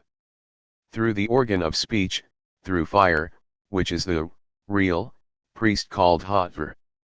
The sacrificer's organ of speech is the Hatvar. This organ of speech is fire, this fire is the Hatvar, this fire is liberation, this liberation is emancipation. Yajanavakaya, said he, since all this is overtaken by day and night, and swayed by them, by what means does the sacrificer go beyond the clutches of day and night? Through the eye, through the sun, which is the real priest called Advaryu. The eye of the sacrificer is the Advaryu. This eye is the sun, this sun is the Advaryu, this sun is liberation, this liberation is emancipation. Yajanavakaya, said he, since all this is overtaken by the bright and dark fortnights, and swayed by them, by what means does the sacrificer go beyond the bright and dark fortnights through the vital force, through air, which is the real priest called Ajaitir? The vital force of the sacrificer is the Ajaitir. This vital force is air, and it is the Ajaitir. This air is liberation, this liberation is emancipation. Yajanavakaya, said he, since the sky is, as it were, without a support, through what support does the sacrificer go to heaven? Through the mind, through the moon, which is the real priest called Brahman. The mind of the sacrificer is the Brahman. This mind is the moon is the Brahman, this, moon, is liberation, this, liberation, is emancipation. So far about the ways of emancipation, now about the meditations based on resemblance. Yajnavalkya, said he, with how many kinds of rik will the hotter do his part in this sacrifice today? With 3 kinds. Which are those 3? The preliminary, the sacrificial, and the eulogistic hymns as the third? What does he win through them? All this that is living. Yajnavalkya, said he, how many kinds of oblations will the Advaryo offer in this sacrifice today? 3. Which are those 3? Those that blaze up on being offered, those that make a great noise, when offered, and those that sink on being offered. What does he win through them? Through those that blaze up on being offered he wins the world of the gods, for this world shines, as it were. Through those that make a great noise, when offered, he wins the world of the manes, for this world is full of uproar. And through those that sink on being offered, he wins the human world, for this world is lower. Yajnavalkya, said he, through how many gods does this Brahman from the right protect the sacrifice today? Through 1. Which is that 1? The mind. The mind is indeed infinite, and infinite are the Visvedavas. Through this meditation he wins an infinite world. Yajnavalkya, said he, how many classes of hymns the Ajatir chant in this sacrifice today? 3 classes. Which are those 3? The preliminary, the sacrificial, and the eulogistic hymns as the third? Which are those that have reference to the body? The prana is the preliminary hymn, the apana is the sacrificial hymn, and the vayana is the eulogistic hymn. What does he win through them? Through the preliminary hymns he wins the earth, through the sacrificial hymns he wins the sky, and through the eulogistic hymns he wins heaven. Thereupon the Hadrasvala kept silent. Then Artabhaga, of the line of Jarakaru, asked him. Yajnavalkya, said he, how many are the grihas, and how many are the atigrihas? There are 8 grihas and 8 atigrihas. Which are those 8 grihas and 8 atigrihas? The prana, nose, indeed is the griha, it is controlled by the atigriha, the apana, odor, for one smells odors through the apana, the air breathed in. The organ of speech indeed is the griha, it is controlled by the atigriha, name, for one utters names through the organ of speech. The tongue indeed is the griha, it is controlled by the atigriha, taste, for one knows tastes through the tongue. The eye indeed is the griha, it is controlled by the atigriha, color, for one sees colors through the eye. The ear indeed is the griha, it is controlled by the atigriha, sound, for one hears sounds through the ear. The mind indeed is the griha, it is controlled by the atigriha, desire, for one wishes desires through the mind. The hands indeed is the griha, it is controlled by the atigriha, work, for one does work through the hands. The skin indeed is the griha, it is controlled by the atigriha, touch, for one feels touch through the skin. These are the 8 grihas and 8 atigrihas. Yajnavalkya, said he, since all this is the food of death, who is that god whose food is death? Fire is death, it is the food of water. One who knows thus, conquers further death. Yajnavalkya, said he, when the liberated man dies, do his organs go up from him, or do they not? No, replied Yajnavalkya, they merge in him only. The body swells, is inflated, and in that state lies dead. Yajnavalkya, said he, when this man dies, what is it that does not leave him? Name. The name indeed is infinite, and infinite are the Visvedavas. He, who knows thus, wins thereby a really infinite world. Yajnavalkya, said he, when the vocal organ of a man who dies is merged in fire, the nose in air, the eye in the sun, the mind in the moon, the ear in the quarters, the body in the earth, the ether of the heart in the external ether, the hair on the body in herbs, that on the head in trees, and the blood and the seed are deposited in water, where is then the man? Give me your hand, dear Artabhaga, we will decide this between ourselves, we cannot do it in a crowded place. They went out and talked it over. What they mentioned there was only work, and what they praised there was also work alone. Therefore, one indeed becomes good through good work and evil through evil work. Thereupon Artabhaga, of the line of Jarakaru, kept silent. I then Bujayu, the grandson of Lahaya, asked him. Yajanavakaya, said he, we travelled in Madra as students, and we came to the house of Patanjala of the line of Kapi. His daughter was possessed by a Gandharv. We asked him, who are you? He said, I am Sudangvan, of the line of Angaras. When we asked him about the limits of the world, we said to him, where were the descendants of Pariksit? And I ask you, Yajanavakaya, where were the descendants of Pariksit? Tell me, where were the descendants of Pariksit? Yajanavakaya said, the Gandharv evidently told you that they went where the performers of the horse sacrifice go. And where do the performers of the horse sacrifice go? 32 times the space covered by the sun's chariot in a day makes this world, around it, covering twice the area, is the earth, around the earth, covering twice the area, is the ocean. Now, as is the edge of a razor, or the wing of a fly, so is there just that much opening at the junction, of the two halves of the cosmic shell. Through that they go out. Fire, in the form of a falcon, delivered them to the air, putting them in itself, took them where the previous performers of the horse sacrifice were. Thus did the Gandharv praise the air.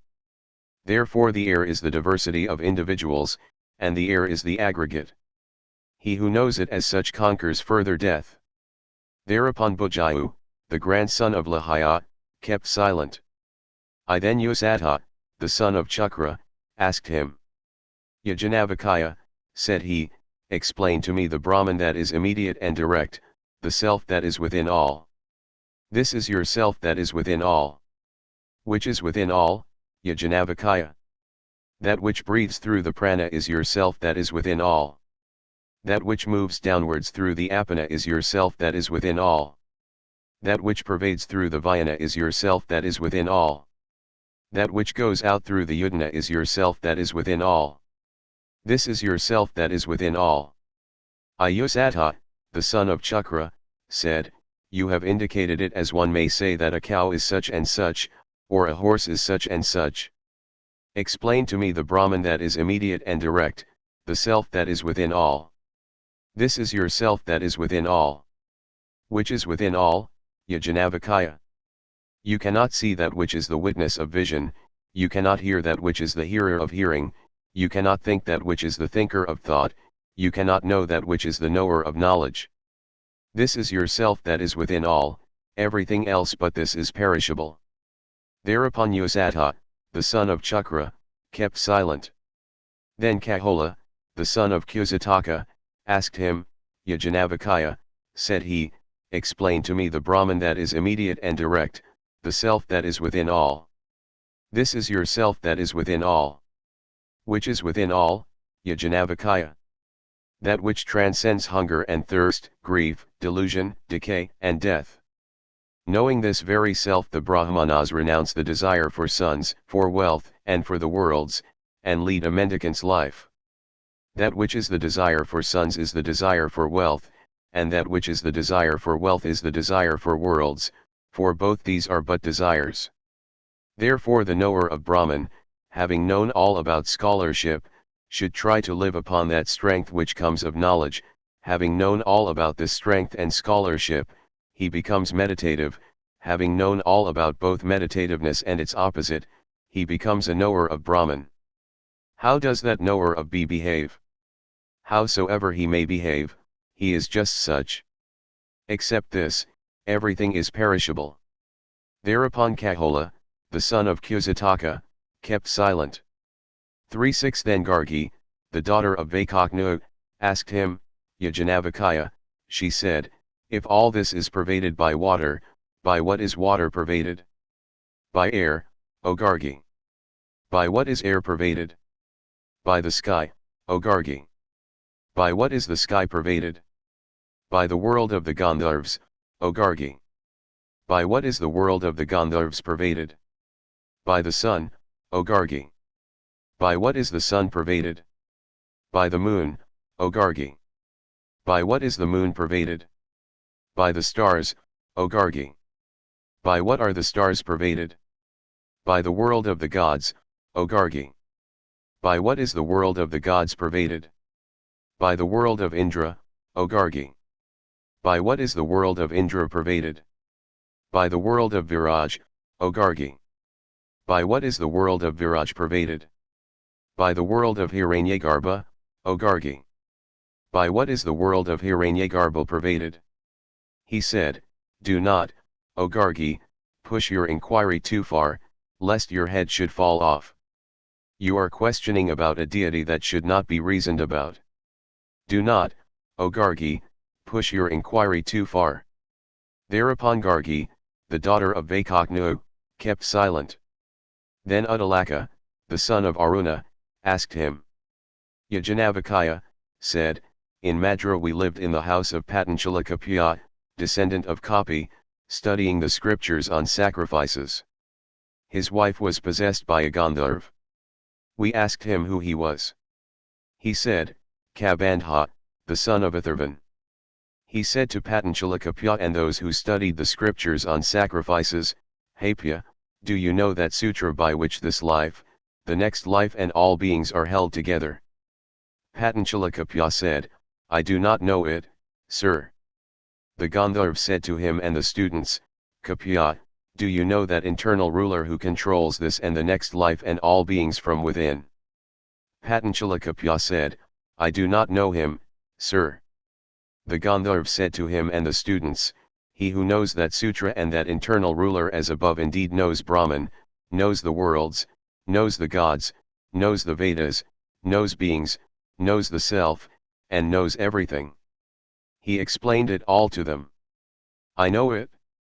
If you, Yajnavalkya, do not know that sutra and that internal ruler, and still take away the cows that belong only to the knowers of Brahman, your head shall fall off. I know, O Gautama, that sutra and that internal ruler. Anyone can say, I know, I know. Tell us what you know. He said, Vayu, O Gautama, is that sutra. Through this sutra or Vayu this and the next life and all beings are held together. Therefore, O Gautama, when a man dies, they say that his limbs have been loosened, for they are held together, O Gautama, by the sutra or Vayu. Quite so, Yajnavalkya. Now describe the internal ruler. He who inhabits the earth, but is within it, whom the earth does not know, whose body is the earth, and who controls the earth from within, is the internal ruler, your own immortal self. He who inhabits water, but is within it, whom water does not know, whose body is water, and who controls water from within, is the internal ruler, your own immortal self.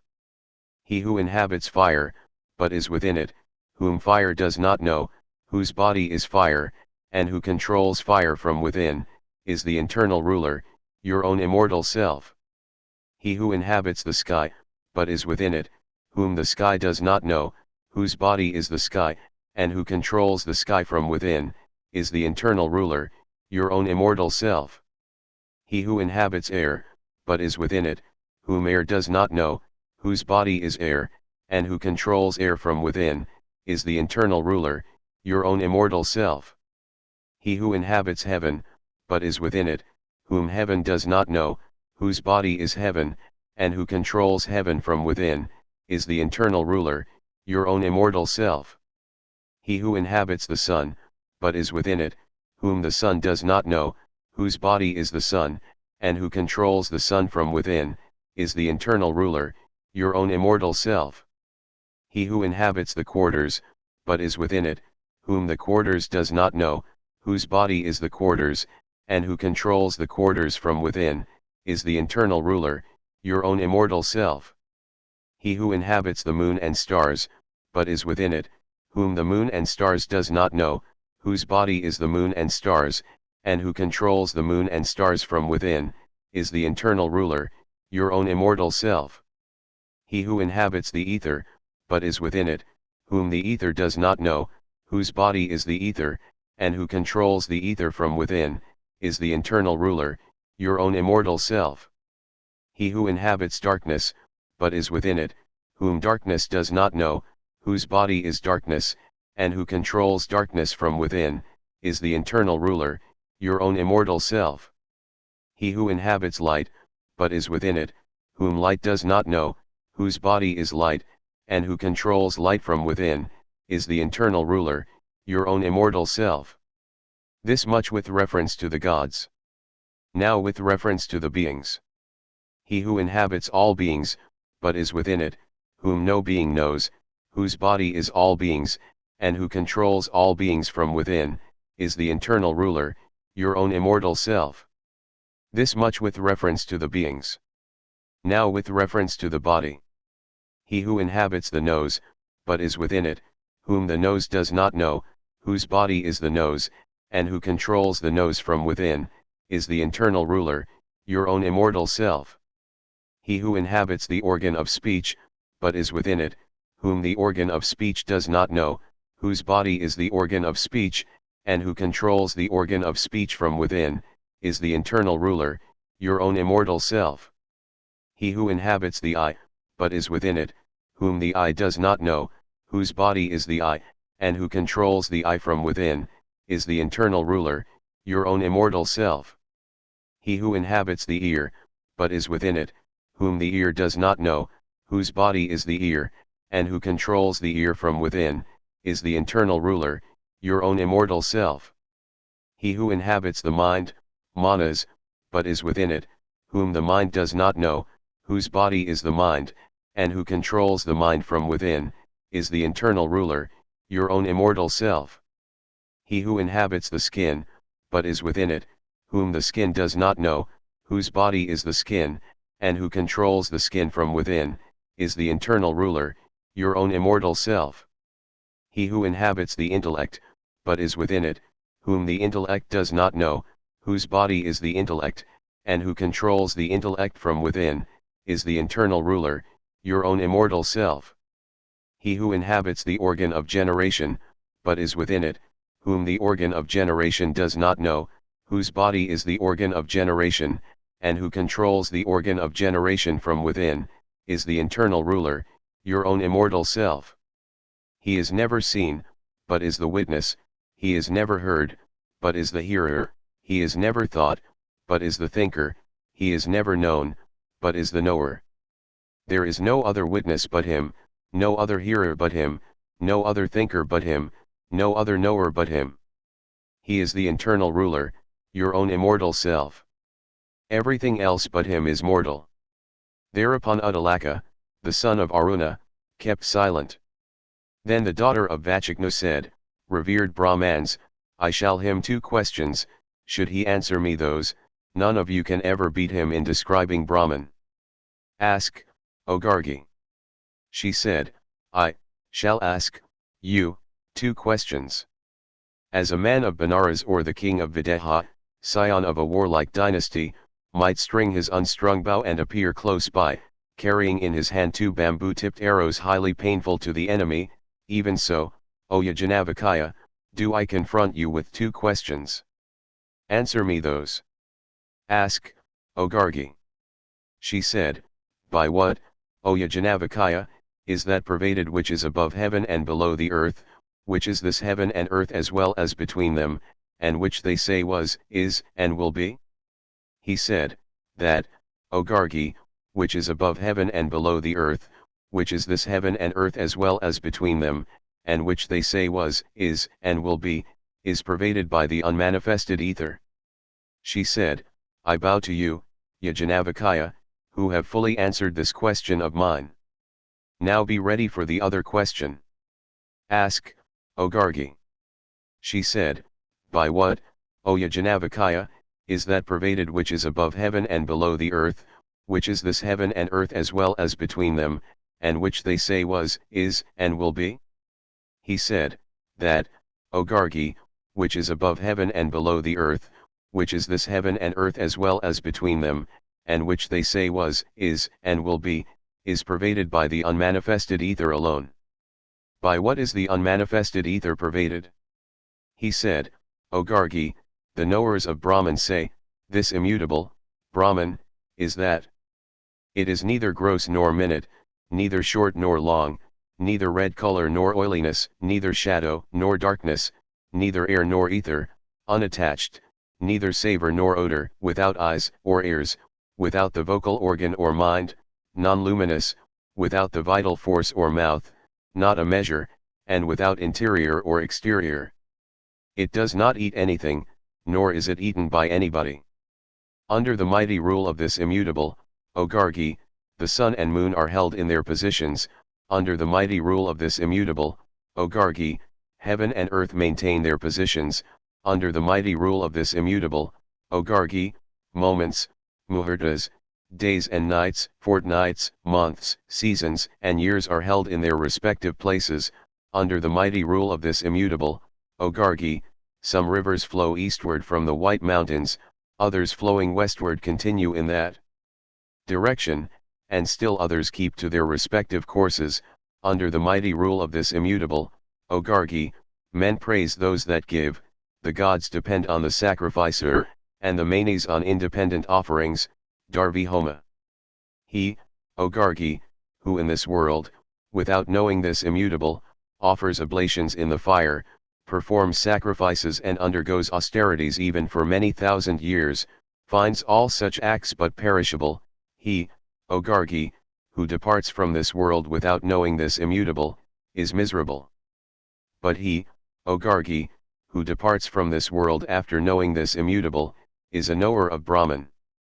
This immutable, O Gargi, is never seen but is the witness, it is never heard, but is the hearer, it is never thought, but is the thinker, it is never known, but is the knower. There is no other witness but this, no other hearer but this, no other thinker but this, no other knower but this. By this immutable, O Gargi, is the unmanifested ether pervaded. She said, revered Brahmans, you should consider yourselves fortunate if you can get off from him through salutations. Never shall any of you beat him in describing Brahman. Then the daughter of Vachakma kept silent. Then Vidagdha, the son of Sakala, asked him, how many gods are there, Yajnavalkya? Yajnavalkya decided it through this group of mantras known as Navid, saying, as many as are indicated in the Navid of the Visvedavas, 303, and 3003. Very well, said Sakalya, how many gods exactly are there, Yajnavalkya?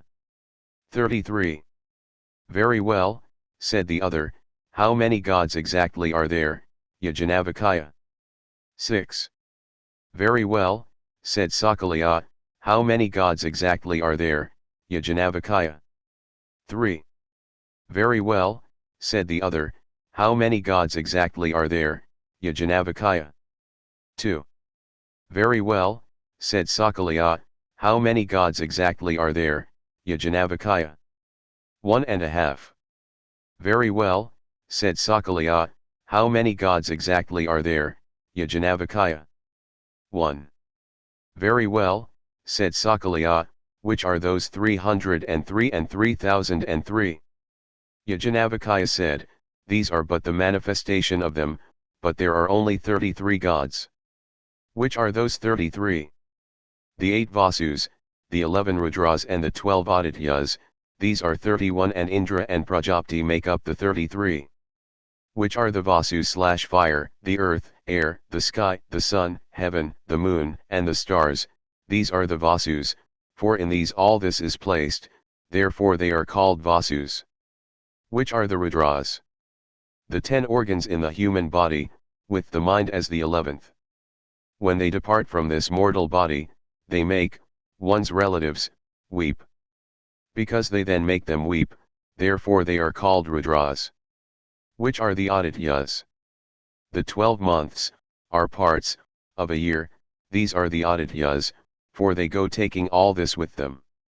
Because they go taking all this with them, therefore they are called Adityas. Which is Indra, and which is Prajapati? The cloud itself is Indra, and the sacrifice is Prajapati. Which is the cloud? Thunder, strength. Which is the sacrifice? Animals. Which are the six gods? Fire, the earth, air, the sky, the sun, and heaven, these are the six. Because all those gods are comprised in these six. Which are the three gods? These three worlds alone, because in these all those gods are comprised. Which are the two gods? Matter and the vital force. Which are the 1.5? This air that blows. Regarding this, some say, since the air blows as one substance, how can it be 1.5? It is 1.5 because through its presence all this attains surpassing glory. Which is the one God? The vital force, Hiranyagarbha, it is Brahman, which is called Tayat, that.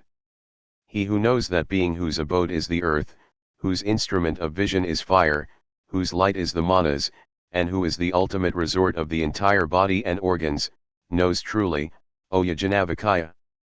I do know that being of whom you speak, who is the ultimate resort of the entire body and organs. It is the very being who is identified with the body. Go on, Sakalya. Who is his deity, cause? Nectar, Kaili, said he. He who knows that being whose abode is lust, whose instrument of vision is the intellect, whose light is the manas, and who is the ultimate resort of the entire body and organs, knows truly, O Yajnavalkya. I do know that being of whom you speak, who is the ultimate resort of the entire body and organs. It is the very being who is identified with lust. Go on, Sakalya. Who is his deity? Women, said he.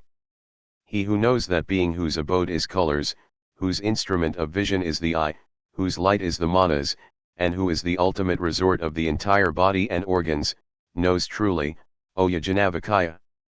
I do know that being of whom you speak, who is the ultimate resort of the entire body and organs. It is the very being who is in the sun. Go on, Sakalya. Who is his deity? Truth, the eye, said he. He who knows that being whose abode is the ether, whose instrument of vision is the ear, whose light is the manas, and who is the ultimate resort of the entire body and organs, knows truly, O Yajnavalkya. I do know that being of whom you speak, who is the ultimate resort of the entire body and organs. It is the very being who is identified with the ear and with the time of hearing. Go on, Sakalya. Who is his deity? The quarters, said he. He who knows that being whose abode is darkness, whose instrument of vision is the intellect, whose light is the manas, and who is the ultimate resort of the entire body and organs, knows truly, O Yajnavalkya. I do know that being of whom you speak, who is the ultimate resort of the entire body and organs. It is the very being who is identified with shadow, ignorance. Go on, Sakalya. Who is his deity? Death, said he. He who knows that being whose abode is particular colors, whose instrument of vision is the eye, whose light is the manas, and who is the ultimate resort of the entire body and organs, knows truly, O Yajnavalkya. I do know that being of whom you speak, who is the ultimate resort of the entire body and organs. It is the very being who is in a looking glass. Go on, Sakalya. Who is his deity? The vital force, said he. He who knows that being whose abode is water, whose instrument of vision is the intellect, whose light is the manas, and who is the ultimate resort of the entire body and organs, knows truly, O Yajnavalkya. I do know that being of whom you speak, who is the ultimate resort of the entire body and organs. It is the very being who is in water. Go on, Sakalya. Who is his deity? Varuna, rain, said he. He who knows that being whose abode is the seed, whose instrument of vision is the intellect, whose light is the manas, and who is the ultimate resort of the entire body and organs, knows truly, O Yajnavalkya. I do know that being of whom you speak, who is the ultimate resort of the entire body and organs. It is the very being who is identified with the sun. Go on, Sakalya. Who is his deity? Prajapati, the father, said he. Sakalya, said Yajnavalkya, have these Vedic scholars made you their instrument for burning charcoals? Yajnavalkya, said Sakalya, is it because you know Brahman that you have thus flouted these Vedic scholars of Kuru and Panchala? I know the quarters with their deities and supports. If you know the quarters with their deities and supports, what deity are you identified with in the east? With the deity, sun. On what does the sun rest? On the eye. On what does the eye rest? On colors, for one sees colors with the eye. On what do colors rest? On the heart, mind, said Yajnavalkya, for one knows colors through the heart, it is on the heart that colors rest. It is just so, Yajnavalkya. What deity are you identified with in the south? With the deity, Yama, the god of justice. On what does Yama rest? On the sacrifice. On what does the sacrifice rest? On the remuneration, of the priests. On what does the remuneration rest? On faith, because whenever a man has faith, he gives remuneration to the priests, therefore it is on faith that the remuneration rests. On what does faith rest? On the heart, said Yajnavalkya, for one knows faith through the heart, therefore it is on the heart that faith rests. It is just so, Yajnavalkya. What deity are you identified with in the west? With the deity, Varuna, the god of rain. On what does Varuna rest? On water. On what does water rest? On the seed. On what does the seed rest? On the heart.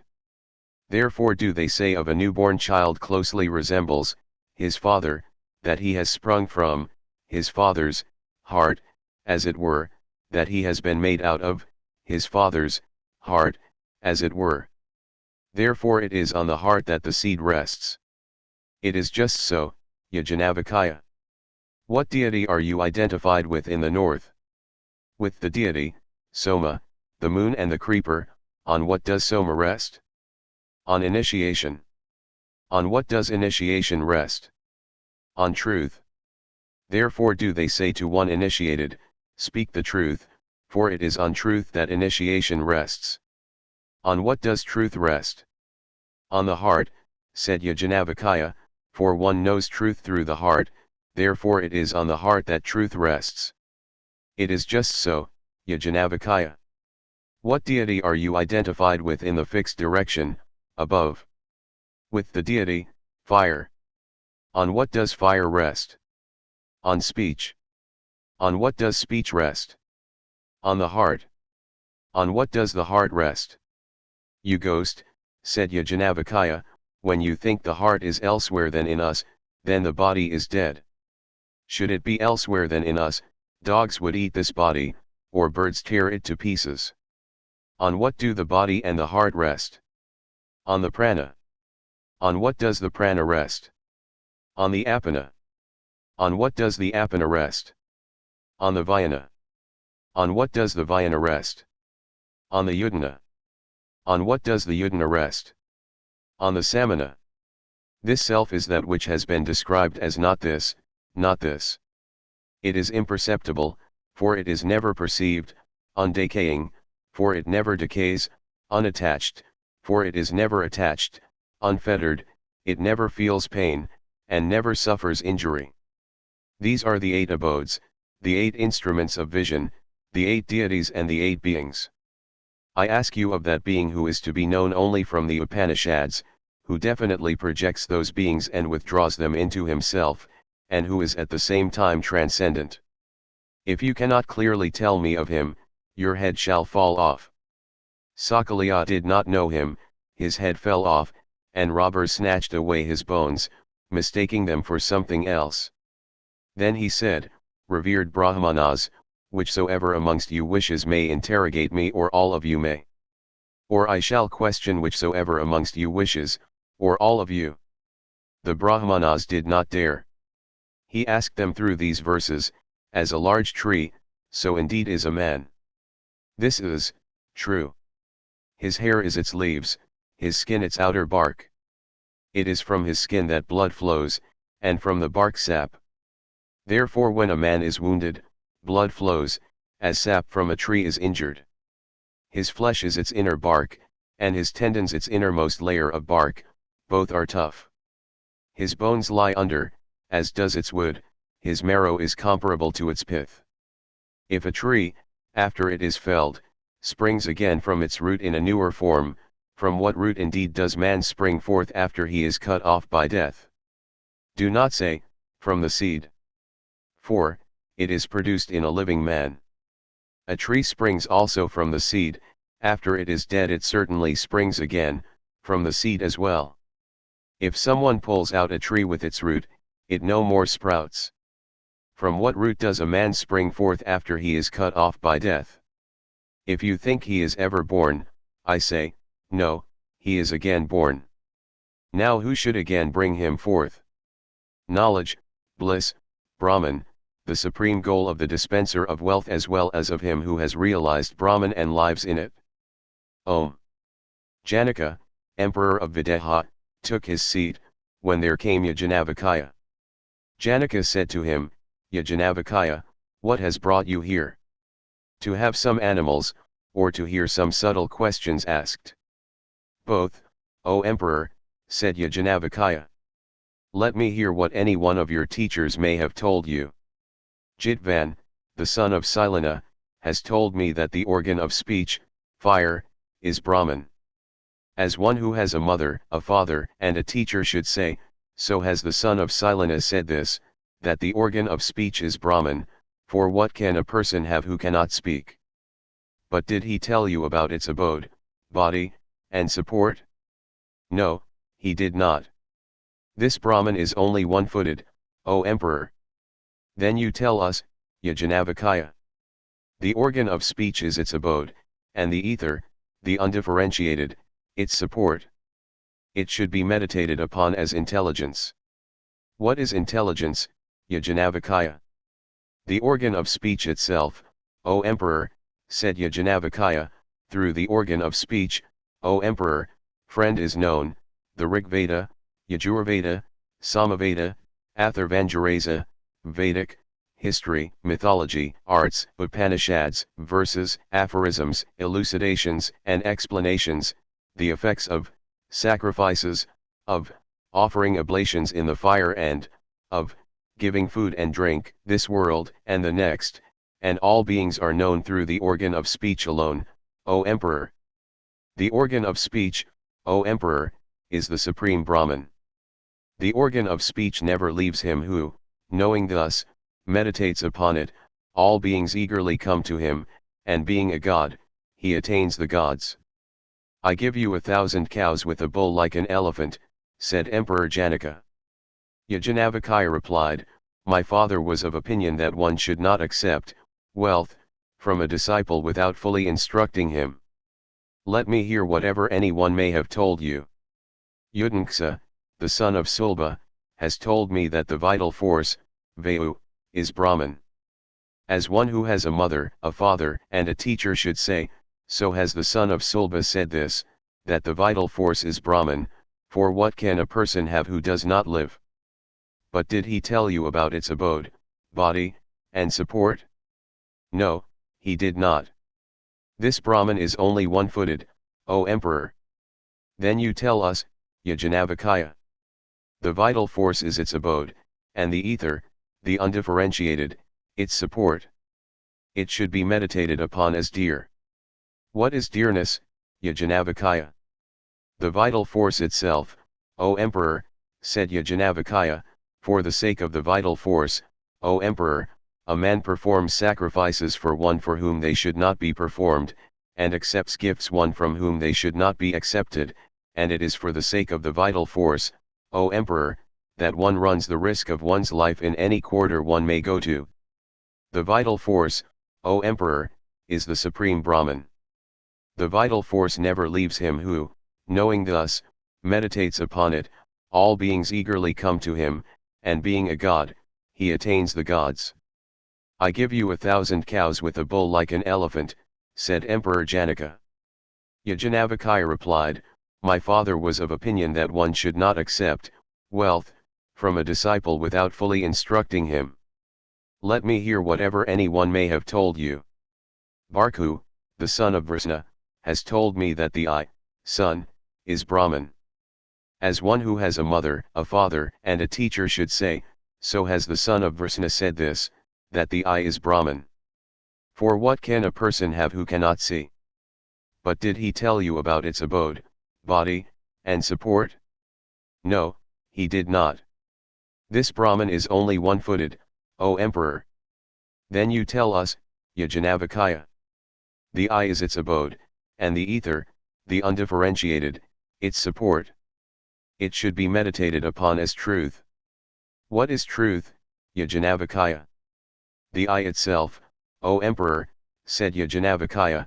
If a person, O Emperor, says to one who has seen with his eyes, have you seen, and the latter answers, yes, I have, then it is true.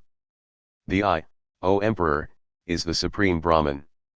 The I never leaves him who, knowing thus, meditates upon it. All beings eagerly come to him, and being a god, he attains the gods. I give you 1,000 cows with a bull like an elephant, said Emperor Janaka. Yajnavalkya replied, my father was of opinion that one should not accept wealth from a disciple without fully instructing him. Let me hear whatever anyone may have told you. Gardabhivipada, of the line of Bharadvaja, has told me that the ear, the quarters, is Brahman. As one who has a mother, a father, and a teacher should say, so has the descendant of Bharadvaja said this, that the ear is Brahman. For what can a person have who cannot hear? But did he tell you about its abode, body, and support? No, he did not.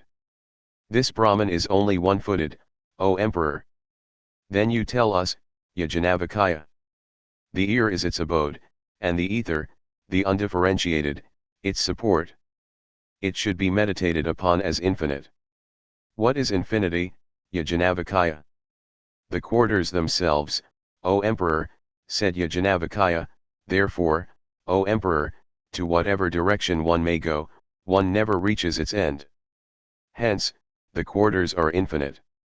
The quarters, O Emperor, are the ear, and the ear, O Emperor, is the supreme Brahman. The ear never leaves him who, knowing thus, meditates upon it. All beings eagerly come to him, and being a god, he attains the gods. I give you 1,000 cows with a bull like an elephant, said Emperor Janaka. Yajnavalkya replied, my father was of opinion that one should not accept wealth from a disciple without fully instructing him. Let me hear whatever anyone may have told you.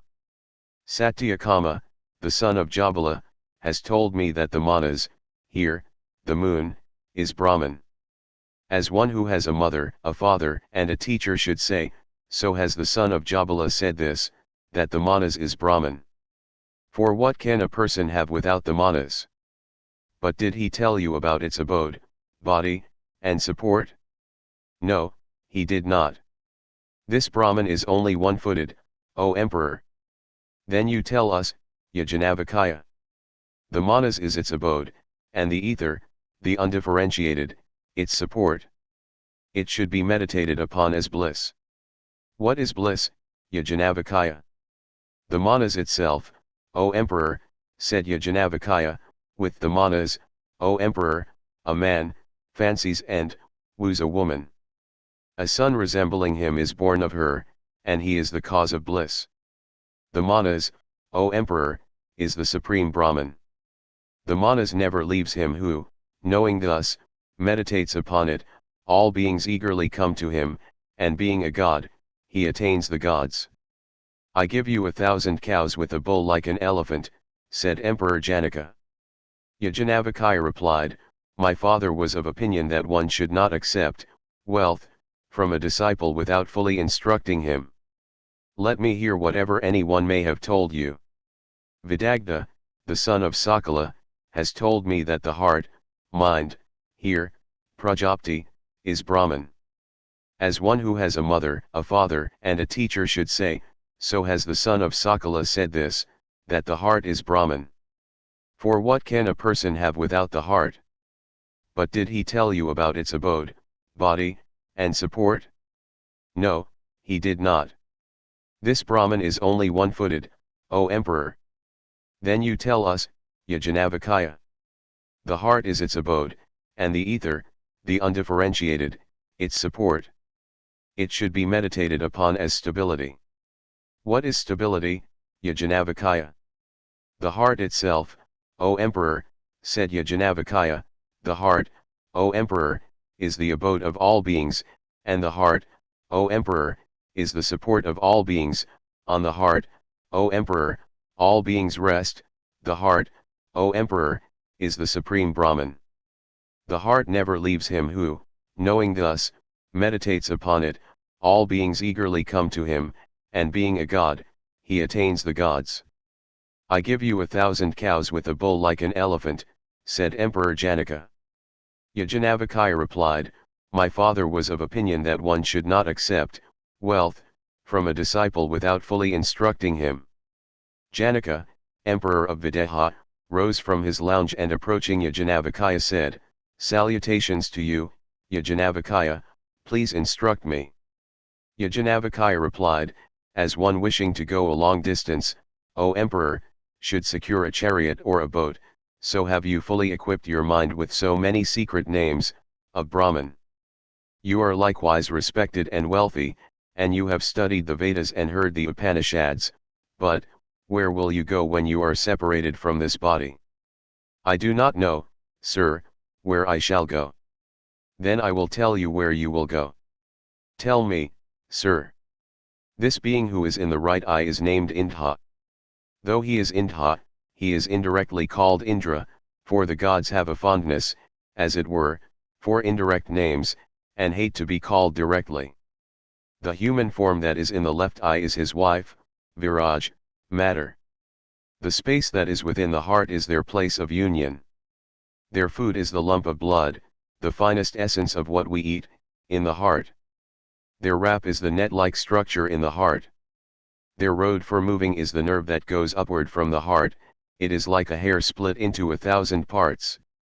In this body there are nerves called hita, which are placed in the heart. Through these the essence of our food passes as it moves on. Therefore the subtle body has finer food than the gross body. Of the sage, who is identified with the vital force, the east is the eastern vital force, the south the southern vital force, the west the western vital force, the north the northern vital force, the direction above the upper vital force, the direction below the nether vital force, and all the quarters the different vital forces. This self is that which has been described as not this, it is imperceptible, for it is never perceived, undecaying, for it never decays, unattached, for it is never attached, unfettered, it never feels pain, and never suffers injury. You have attained that which is free from fear, O Janaka, said Yajnavalkya.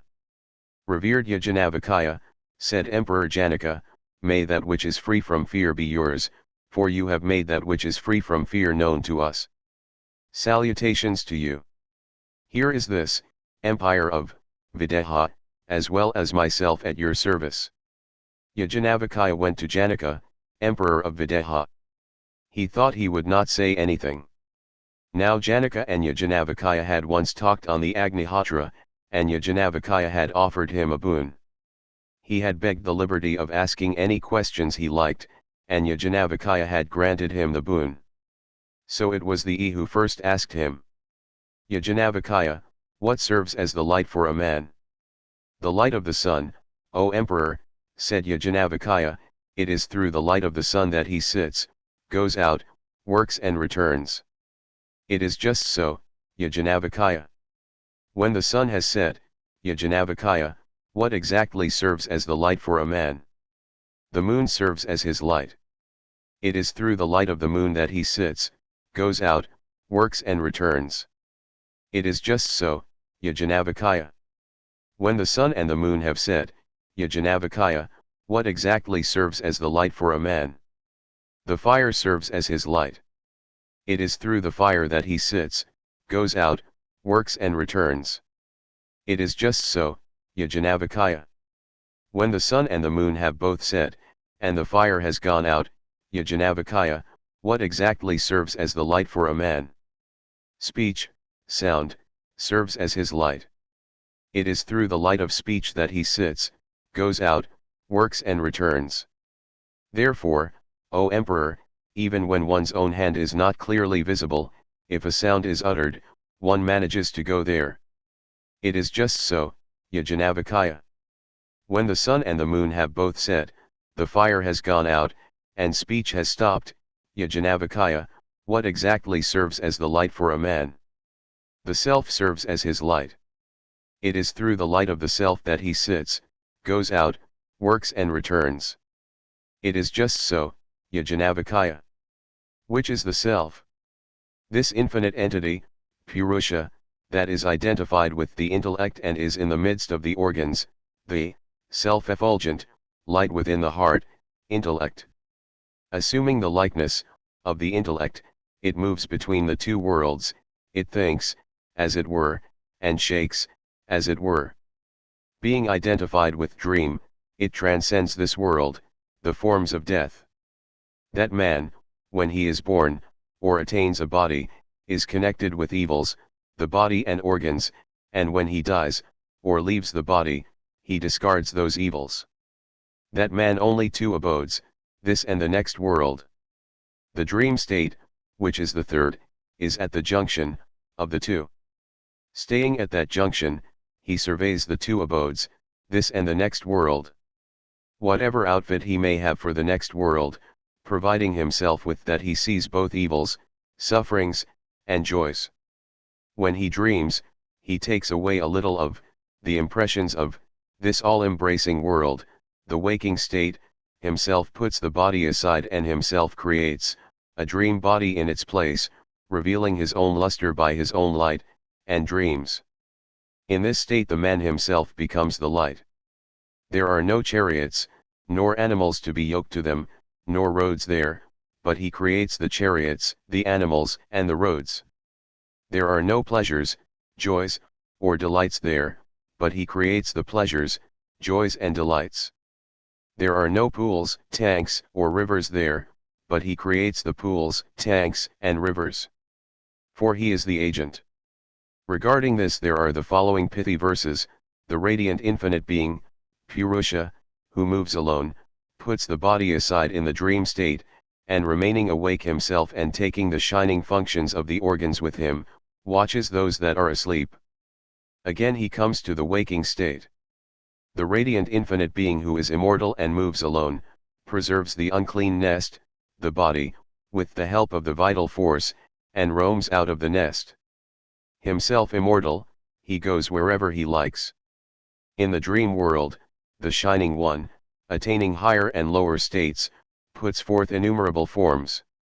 He seems to be enjoying himself in the company of women, or laughing, or even seeing frightful things. All see his sport, but none sees him. They say, do not wake him up suddenly. If he does not find the right organ, the body becomes difficult to doctor. Others, however, say that the dream state of a man is nothing but the waking state, because he sees in dream only those things that he sees in the waking state. This is wrong. In the dream state the man himself becomes the light. I give you 1,000 cows, sir. Please instruct me further about liberation. After enjoying himself and roaming, and merely seeing the result of good and evil in dream, he stays in a state of profound sleep, and comes back in the inverse order to his former condition, the dream state. He is untouched by whatever he sees in that state, for this infinite being is unattached. It is just so, Yajnavalkya. I give you 1,000 cows, sir. Please instruct me further about liberation itself. After enjoying himself and roaming in the dream state, and merely seeing the results of good and evil, he comes back in the inverse order to his former condition, the waking state. He is untouched by whatever he sees in that state, for this infinite being is unattached. It is just so, Yajnavalkya. I give you 1,000 cows, sir. Please instruct me further about liberation itself. After enjoying himself and roaming in the waking state, and merely seeing the result of good and evil, he comes back in the inverse order to his former condition, the dream state, or that of profound sleep. As a great fish swims alternately to both the banks of a river, eastern and western, so does this infinite being move to both these states, the dream and waking states. As a hawk or a falcon flying in the sky becomes tired, and stretching its wings, is bound for its nest, so does this infinite being run for the state, where, falling asleep, he craves no desire and sees no dream. In him are those nerves called heta, which are as fine as a hair split into 1,000 parts, and filled with white, blue, brown, green, and red serums. They are the seat of the subtle body, in which impressions are stored. Now when he feels as if he were being killed or overpowered, or being pursued by an elephant, or falling into a pit, in short, conjures up at the time through ignorance whatever terrible things he has experienced in the waking state, that is the dream state. And when he becomes a god, as it were, or a king, as it were, thinks, this universe is myself, who am all, that is his highest state.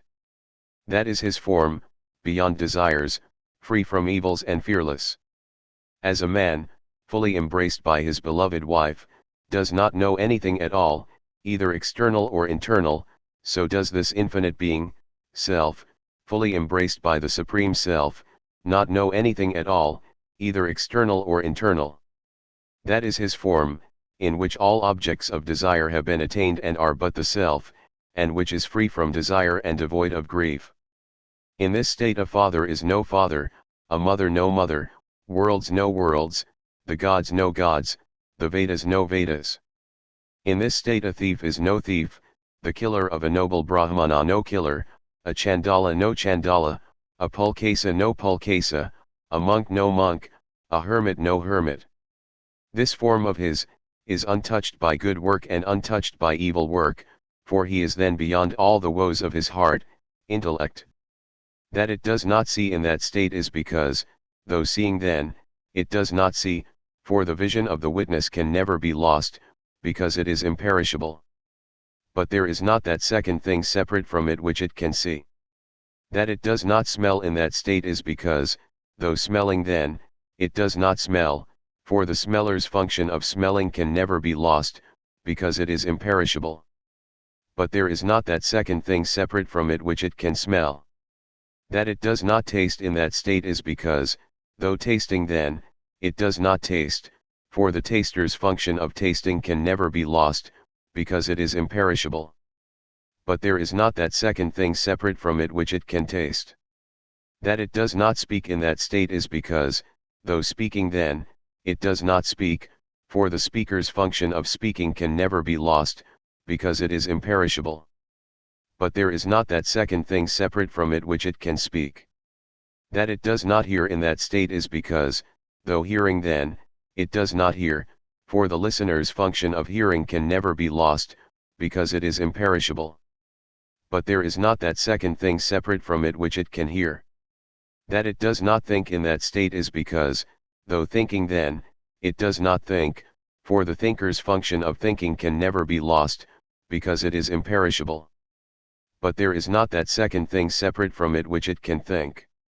That it does not touch in that state is because, though touching then, it does not touch, for the toucher's function of touching can never be lost, because it is imperishable. But there is not that second thing separate from it which it can touch. That it does not know in that state is because, though knowing then, it does not know, for the knower's function of knowing can never be lost, because it is imperishable. But there is not that second thing separate from it which it can know.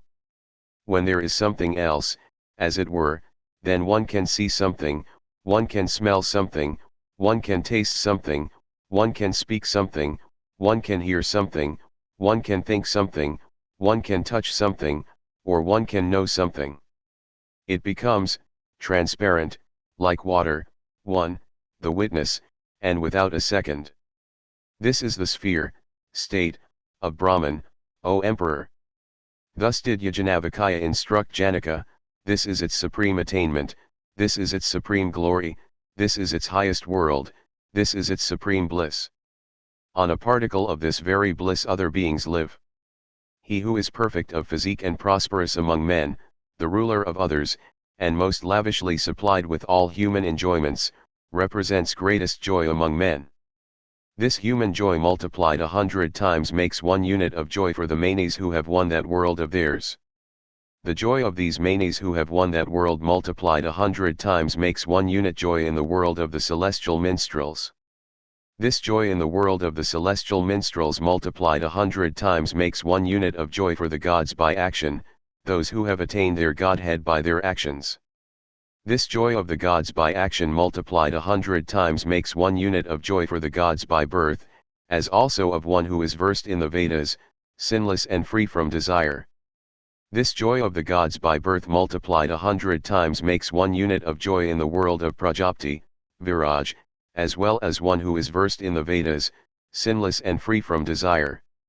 This joy in the world of Prajapati multiplied 100 times makes 1 unit of joy in the world of Brahman, Hiranyagarbha, as well as of one who is versed in the Vedas, sinless and free from desire. This indeed is the supreme bliss. This is the state of Brahman, O Emperor, said Yajnavalkya. I give you 1,000 cows, sir. Please instruct me further about liberation itself. At this Yajnavalkya was afraid that the intelligent emperor was constraining him to finish with all his conclusions. After enjoying himself and roaming in the dream state, and merely seeing the effects of merits and demerits, he comes back, in the inverse order, to his former condition, the waking state. 3. Just as a cart, heavily loaded, goes on rumbling, so does the self that is in the body, being presided over by the Supreme Self, go making noises, when breathing becomes difficult. When this body becomes thin, is emaciated through old age or disease, then, as a mango, or a fig, or a fruit of the peepal tree is detached from its stalk, so does this infinite being, completely detaching himself from the parts of the body, again go, in the same way that he came, to particular bodies, for the unfoldment of his vital force. Just as when a king is coming, the Ugras set against particular offences, the Suddas and the leaders of the village wait for him with varieties of food and drink and mansions ready, saying, here he comes, so for the person who knows about the results of his work, all the elements wait saying, here comes Brahman, here he comes. Just as when the king wishes to depart, the Ugras set against particular offences, the Suddas and the leaders of the village approach him, so do all the organs approach the departing man at the time of death, when breathing becomes difficult. When this self becomes weak and senseless, as it were, the organs come to it. Completely withdrawing these particles of light, it comes to the heart. When the presiding deity of the eye turns back from all sides, the man fails to notice color. The eye becomes united with the subtle body, then people say, he does not see. The nose becomes united, then they say, he does not smell. The tongue becomes united, then they say, he does not taste. The vocal organ becomes united, then they say, he does not speak. The ear becomes united, then they say, he does not hear. The manas becomes united, then they say, he does not think. The skin becomes united, then they say, he does not touch. The intellect becomes united, then they say, he does not know. The top of the heart brightens. Through that brightened top the self departs, either through the eye, or through the head, or through any other part of the body. When it departs, the vital force follows, when the vital force departs, all the organs follow. Then the self has particular consciousness, and goes to the body which is related to that consciousness. It is followed by knowledge, work, and past experience. Just as a leech supported on a straw goes to the end of it, takes hold of another support and contracts itself, so does the self throw this body aside, make it senseless, take hold of another support, and contract itself. Just as a goldsmith takes apart a little quantity of gold and fashions another, a newer and better, form, so does the self throw this body away, or make it senseless, and make another, a newer and better, form suited to the manes or the celestial minstrels, or the gods, or Viraj, or Hiranyagarbha, or other beings. That self is indeed Brahman, as also identified with the intellect, the manas, and the vital force, with the eyes and ears, with earth, water, air, and the ether, with fire, and what is other than fire, with desire, and the absence of desire, with anger and the absence of anger, with righteousness and unrighteousness, with everything identified, in fact, with this, what is perceived, and with that, what is inferred. As it does and acts, so it becomes, by doing good it becomes good, and by doing evil it becomes evil, it becomes virtuous through good acts and vicious through evil acts. Others, however, say, the self is identified with desire alone. What it desires, it resolves, what it resolves, it works out, and what it works out, it attains. Regarding this there is the following pithy verse, being attached he, together with the work, attains that result to which his subtle body or mind is attached. Exhausting the results of whatever work he did in this life, he returns from that world to this fresh work. Thus does the man who desires, transmigrate. But the man who does not desire, never transmigrates. Of him who is without desires, who is free from desires, the objects of whose desire have been attained, and to whom all objects of desire are but the self, the organs do not depart. Being but Brahman, he is merged in Brahman. Regarding this there is this pithy verse, when all the desires that dwell in his heart, mind, are gone, then he, having been mortal, becomes immortal and attains Brahman in this very body.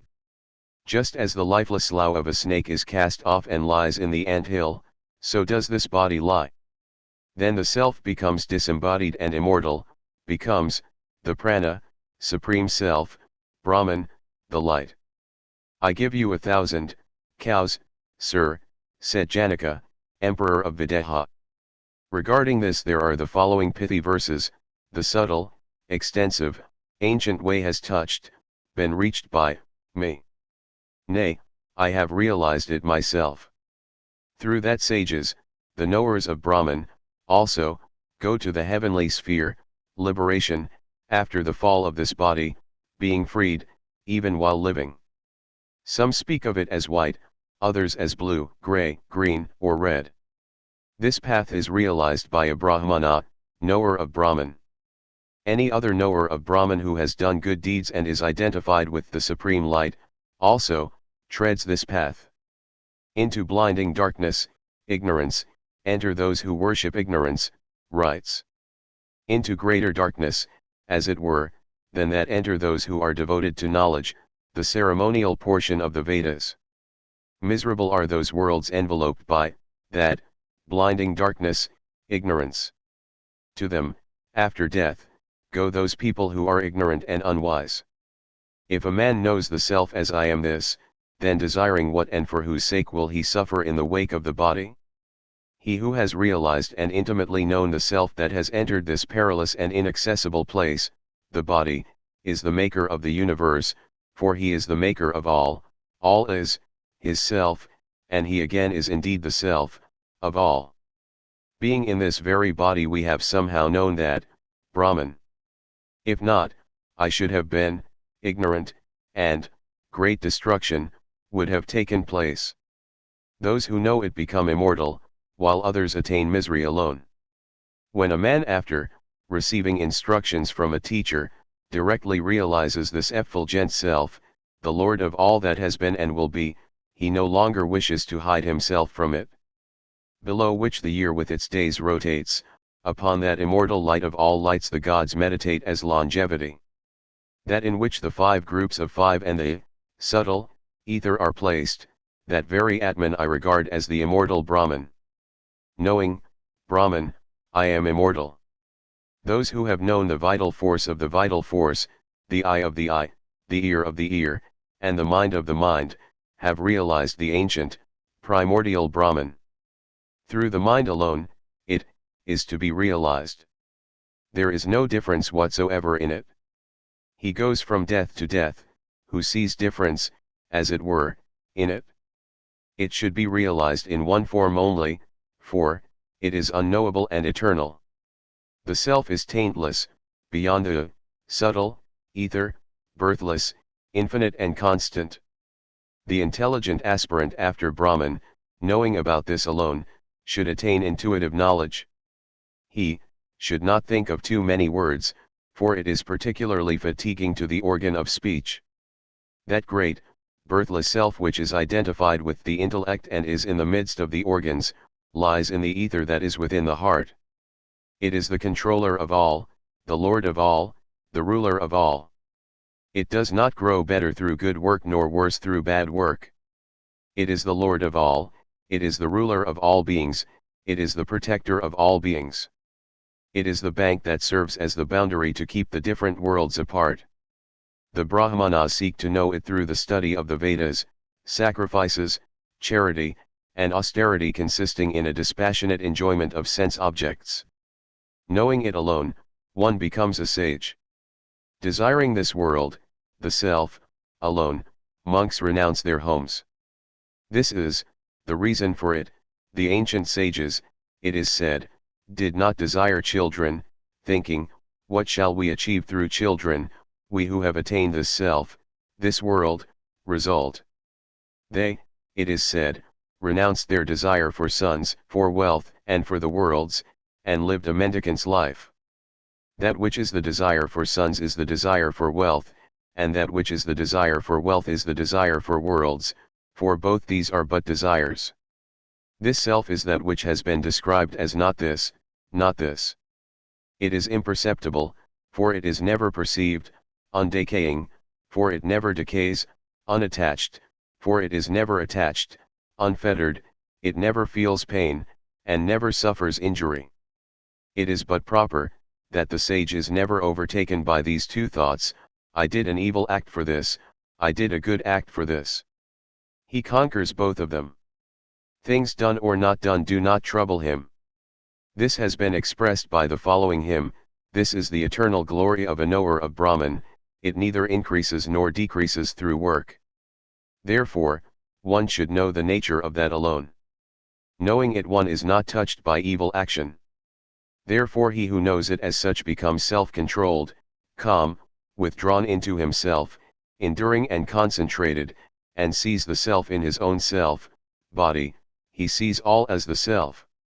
Evil does not overtake him, but he transcends all evil. Evil does not trouble him, but he consumes all evil. He becomes sinless, taintless, free from doubts, and a Brahmana, knower of Brahman. This is the world of Brahman, O Emperor, and you have attained it, said Yajnavalkya. I give you, sir, the empire of Videha, and myself too with it, to wait upon you. That great, birthless self is the eater of food and the giver of wealth, the fruits of one's work. He who knows it as such receives wealth, those fruits. That great, birthless self is undecaying, immortal, undying, fearless, and Brahman, infinite. Brahman is indeed fearless. He who knows it as such certainly becomes the fearless Brahman. Now Yajnavalkya had two wives, Maitreyi and Katyayani. Of these Maitreyi used to discuss Brahman, while Katyayani had then only an essentially feminine outlook. One day Yajnavalkya, with a view to embracing life, O Maitreyi, my dear, said Yajnavalkya, I am going to renounce this life for monasticism. Allow me to finish between you and Katyayani. Thereupon Maitreyi said, Sir, if indeed this whole earth full of wealth be mine, shall I be immortal through that, or not? No, replied Yajnavalkya, your life will be just like that of people who possess plenty of things, but there is no hope of immortality through wealth. Then Maitreyi said, what shall I do with that which will not make me immortal? Tell me, sir, of that alone which you know, to be the only means of immortality. Yajnavalkya said, my dear, you have been my beloved, even before, and you have magnified what is after my heart. If you wish, my dear, I will explain it to you. As I explain it, meditate upon its meaning.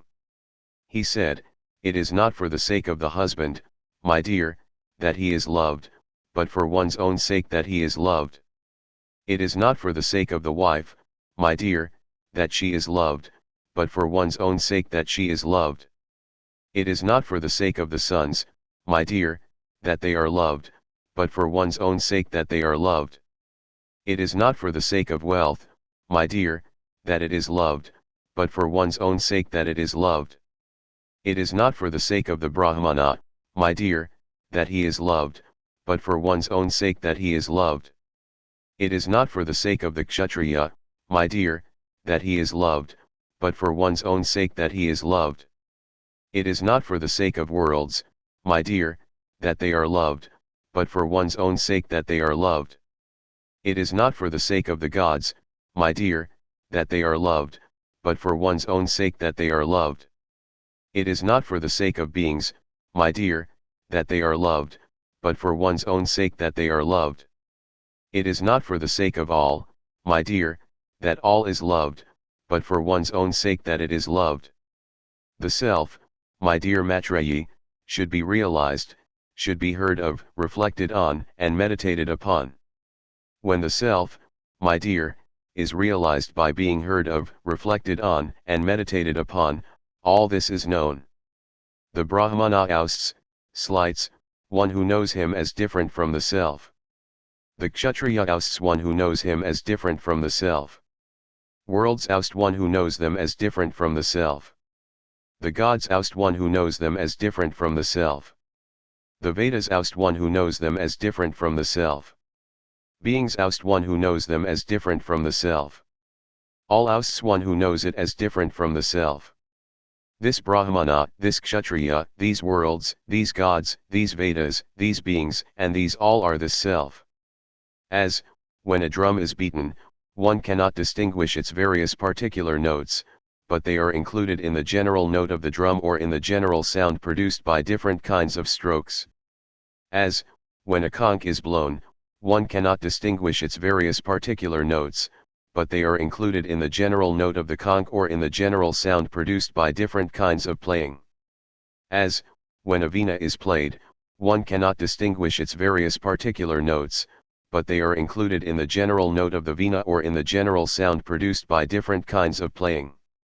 As from a fire kindled with wet faggot diverse kinds of smoke issue, even so, my dear, the Rigveda, Yajurveda, Samaveda, Atharvangarasa, history, mythology, arts, Upanishads, pithy verses, aphorisms, elucidations, explanations, sacrifices, oblations in the fire, food, drink, this world, the next world and all beings are, like, the breath of this infinite reality. They are like the breath of this, Supreme Self.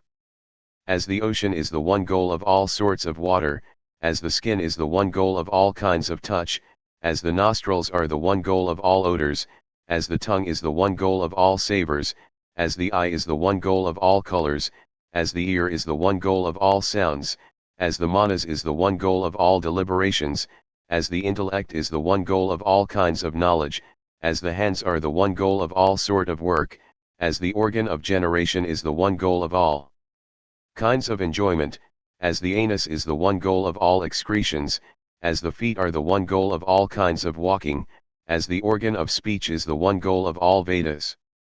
As a lump of salt is without interior or exterior, entire, and purely saline in taste, even so is the self without interior or exterior, entire, and pure intelligence alone.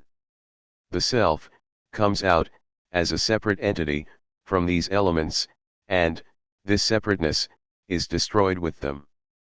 After attaining this oneness, it has no more consciousness. This is what I say, my dear. So said Yajnavalkya. Maitreyi said, just here you have led me into the midst of confusion, sir, I do not at all comprehend this. He said, certainly, I am not saying anything confusing. This self is indeed immutable and indestructible, my dear. Because when there is duality, as it were, then one sees something, one smells something, one tastes something, one speaks something, one hears something, one thinks something, one touches something, one knows something.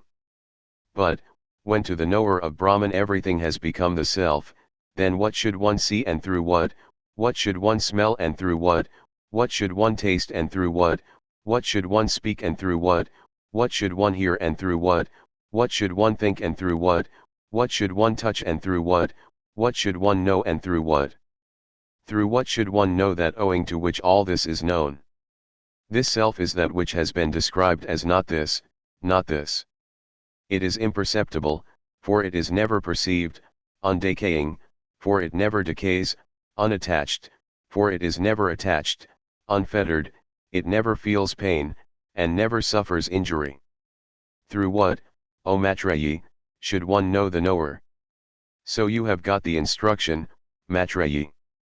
This much indeed is, the means of, immortality, my dear. Saying this Yajanavakaya left. Now the line of teachers, Padamasia, received it, from Gopavana. Gopavana from another Padamasia. This Padamasia from another Gopavana. This Gopavana from Kausika. Kausika from Kundinya. Kundinya from Sandilya. Sandilya from Kausika and Gautama. Gautama, from Agnivzaya. Agnivzaya from Sandilya and Anabhimlata. Anabhimlata from another of that name. He from a third Anabhimlata. This Anabhimlata from Gautama. Gautama from Setava and Prasena Yagya. They from Parasarya. Parasarya from Bharadvaha. He from Bharadvaha and Gautama. Gautama from another Bharavaha. He from another Parasarya. Parasarya from Bijavapayana. He from Kausikayani. Kausikayani, from Gridakausika. Gridakausika from Parasaryayana. He from Parasarya. Parasarya from Jatukarnya. Jatukarnya from Ajurayana and Yaska. Ajurayana from Travana. Travana from Apajandhani. He from Asuri. Asuri from Bharadvaha. Bharadvaha from Atreya. Atreya from Manti. Manti from Gautama. Gautama from another Gautama. He from Vatsya. Vatsya from Sandilya. Sandilya from Kaisorya Kapya. He from Kumaraharada. Kumaraharada from Galava. Galava from Vidarbhai Kundinya. He from Vatsanapat Babairava. He from Pathan Sabhara. He from Ayajya Angiraza. He from Abhuti Vastra. He from Visvarapati Vastra. He from the Asvins. They from Dadhyak Atharvana.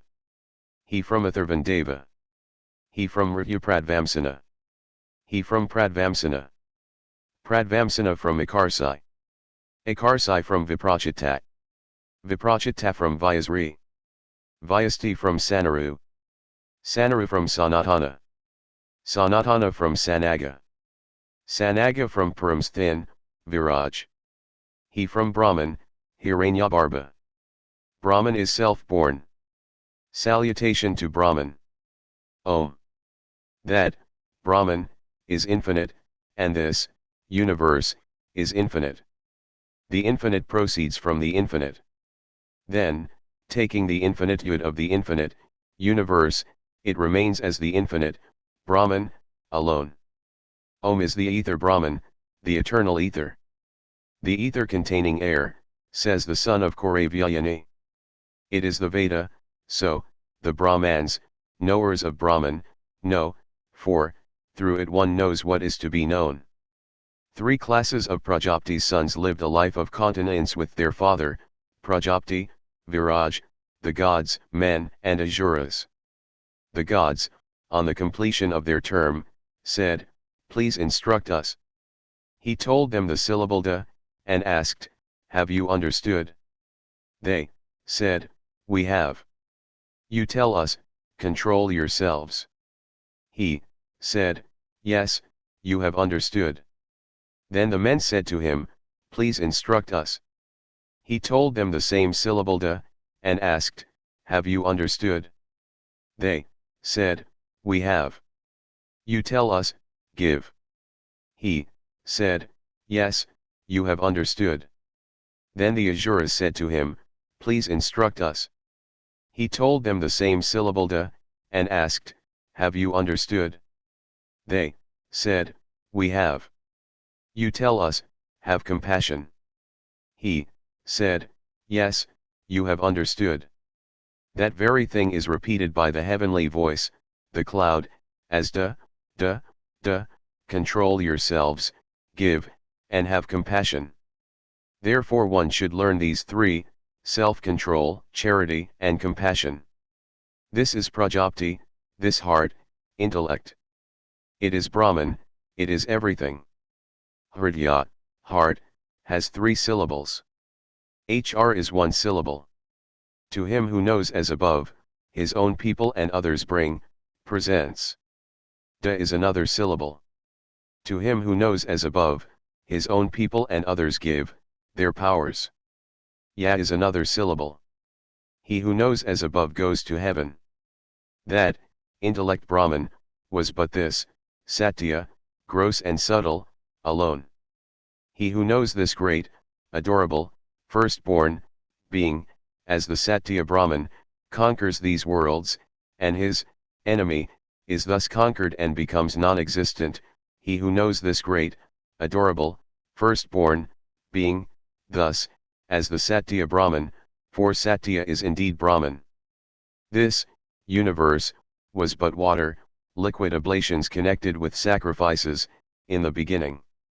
That water produced Satya. Satya is Brahman.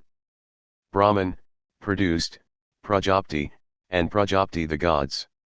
Those gods meditate upon Satya alone.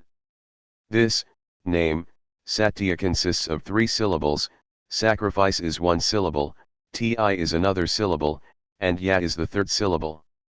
The first and last syllables are truth. In the middle is untruth. This untruth is enclosed on either side by truth. Hence, there is a preponderance of truth. One who knows as above is never hurt by untruth. That which is Satya is that sun, the being who is in that orb and the being who is in the right eye. These two rest on each other. The former rests on the latter through the rays, and the latter rests on the former through the function of the eyes. When a man is about to leave the body, he sees the solar orb as clear. The rays no more come to him. Of this being who is in the solar orb, the syllable Bhur is the head, for there is one head, and there is this 1 syllable. The word Bhavar is the arms, for there are 2 arms, and there are these 2 syllables. The word Svar is the feet, for there are 2 feet, and there are these 2 syllables. His secret name is Ahar. He who knows as above destroys and shuns evil. Of this being who is in the right eye, the syllable Bhur is the head, for there is 1 head, and there is this 1 syllable.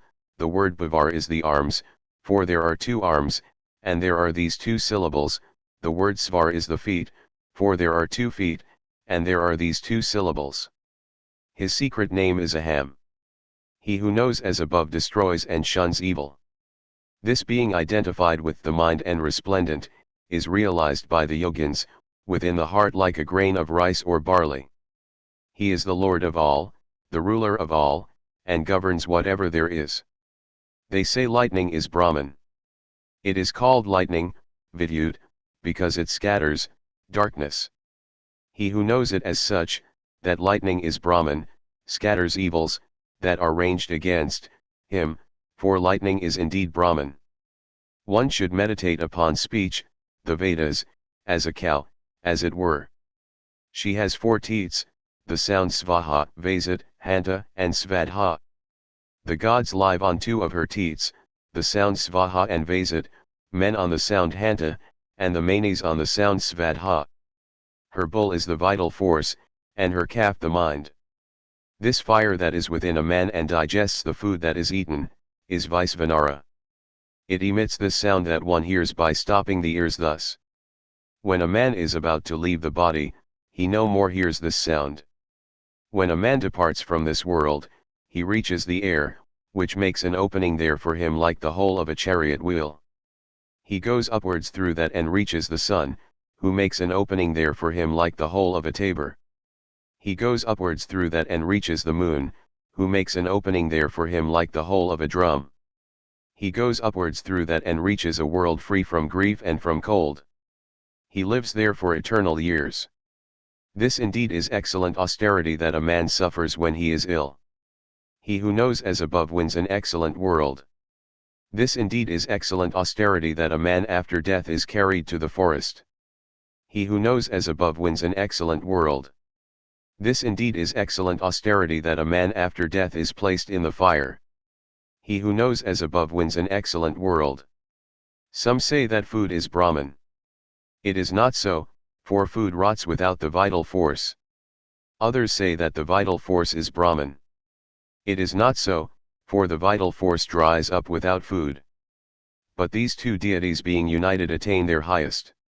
So Prakriti said to his father, "What good indeed can I do to one who knows like this, and what evil indeed can I do to him either?"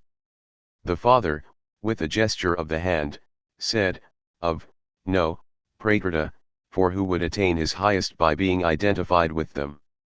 Then he said to him this, "It is 6. Food is 6, for all these creatures rest on food. It is Ram. The vital force is Ram, for all these creatures delight if there is the vital force. On him who knows as above all creatures rest, and in him all creatures delight. One should meditate upon the vital force as, the Anitha, a hymn of praise.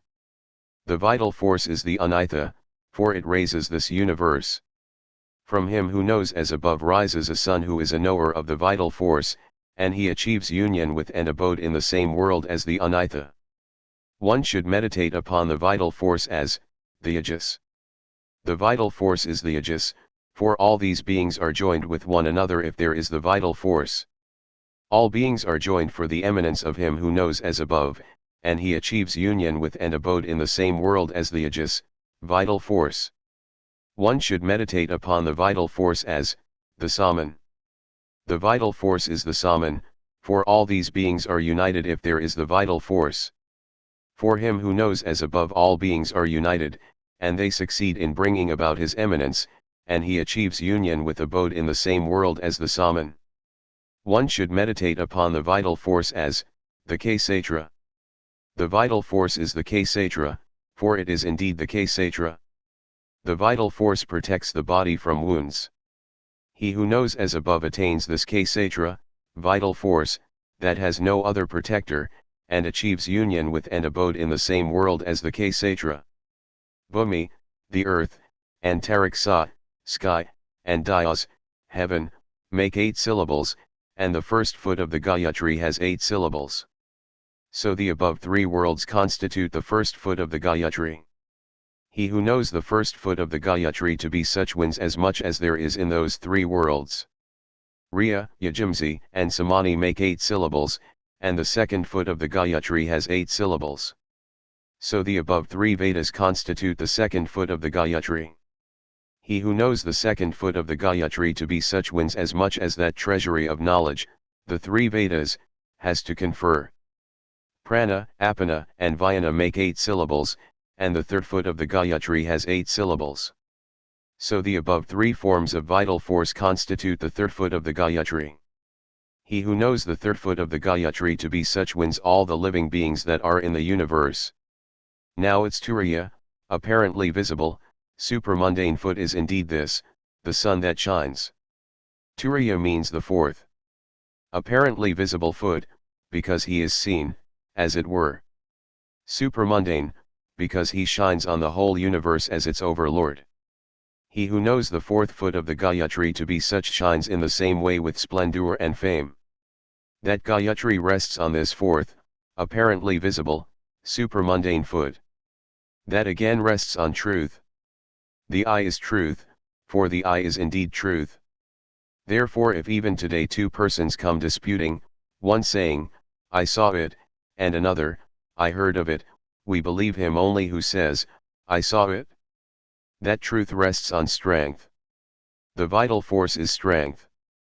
Hence, truth rests on the vital force.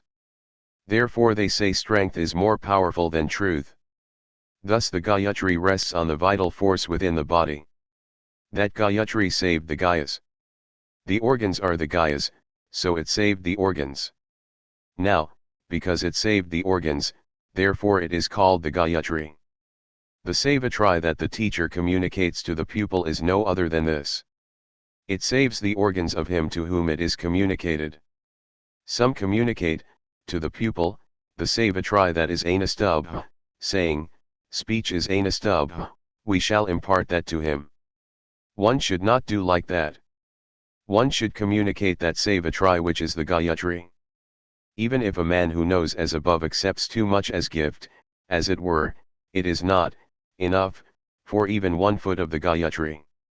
He who accepts these 3 worlds replete with wealth will be receiving the results of knowing only the 1st foot of the Gayatri.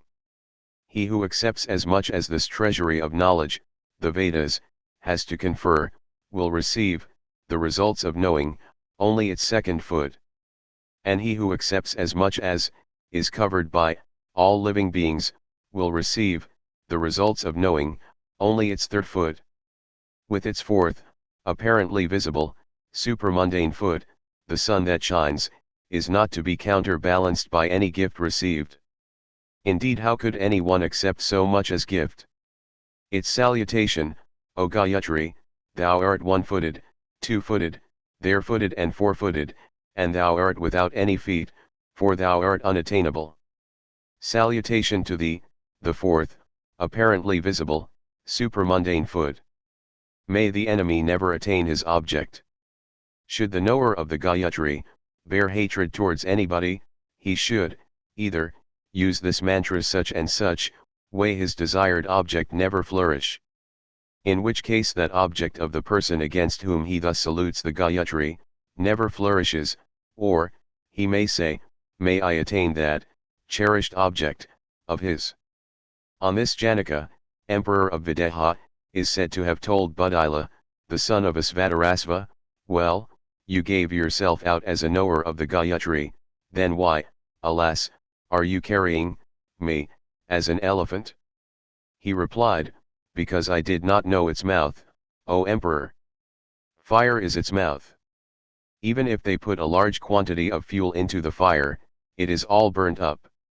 Similarly, even if one who knows as above commits a great many sins, he consumes them all and becomes pure, cleansed, undecaying and immortal. The face, nature, of Satya, Brahman, is hidden, as it were, with a golden vessel. O Pusan, nourisher of the world, the sun, remove it, so that I, whose reality is Satya, may see the face. O Pusan, O solitary Rishi, seer or traveler, O Yama, controller, O Surya, sun, O son of Prajapati, God or Hiranyagarbha, take away thy rays, curb thy brightness. I wish to behold that most benignant form of thine. I myself am that person, and I am immortal. When my body falls, may my vital force return to the air, cosmic force, and this body too, reduced to ashes, go to the earth. O fire, who art the syllable Om, O deity of deliberations, recollect all that I have done, O deity of deliberations, recollect all that I have done. O fire, lead us along the good way towards our riches, deserts. O Lord, thou knowest everybody's mental states, remove the wily evil from us. We utter repeated salutations to thee. Om. He who knows that which is the oldest and greatest, becomes the oldest and greatest among his relatives. The vital force is indeed the oldest and greatest. He who knows it to be such becomes the oldest and greatest among his relatives as well as among those of whom he wants to be such. He who knows the Vasistha, that which best helps to dwell or cover, becomes the Vasistha among his relatives. The organ of speech is indeed the Vasistha. He who knows it as such becomes the Vasistha among his relatives as well as among those of whom he wants to be such. He who knows Pradistha, that which has steadiness, lives steadily in difficult as well as smooth places and times. The I indeed is Pradistha, for through the I one lives steadily in difficult as well as smooth places and times. He who knows it as such lives steadily in difficult as well as smooth places and times. He who knows sampad, prosperity, attains whatever object he desires. The ear indeed is sampad, for all these Vedas are acquired when one has the ear, intact. He who knows it to be such attains whatever object he desires. He who knows the abode becomes the abode of his relatives as well as of other people. The manas indeed is the abode. He who knows it to be such becomes the abode of his relatives as well as of other people. He who knows prajati, that which has the attribute of generation, is enriched with children and animals. The seed, organ, has this attribute. He who knows it to be such is enriched with children and animals. These organs, disputing over their respective greatness, went to Brahman and said to him, "Which of us is the Vasistha?" He said, "That one of you will be the Vasistha, who departing from among yourselves, people consider this body far more wretched." The organ of speech went out. After staying a whole year out it came back and said, "How did you manage to live without me?" They said, "We live just as dumb people do, without speaking through the organ of speech, but living through the vital force, seeing through the eye, hearing through the ear, knowing through the mind and having children through the organ of generation." So the organ of speech entered. The eye went out. After staying a whole year out it came back and said, "How did you manage to live without me?" They said, "We live just as blind people do, without seeing through the eye, but living through the vital force, speaking through the organ of speech, hearing through the ear, knowing through the mind and having children through the organ of generation." So the eye entered. The ear went out. After staying a whole year out it came back and said, "How did you manage to live without me?" They said, "We live just as deaf people do, without hearing through the ear, but living through the vital force, speaking through the organ of speech, seeing through the eye, knowing through the mind and having children through the organ of generation." So the ear entered. The mind went out. After staying a whole year out it came back and said, "How did you manage to live without me?"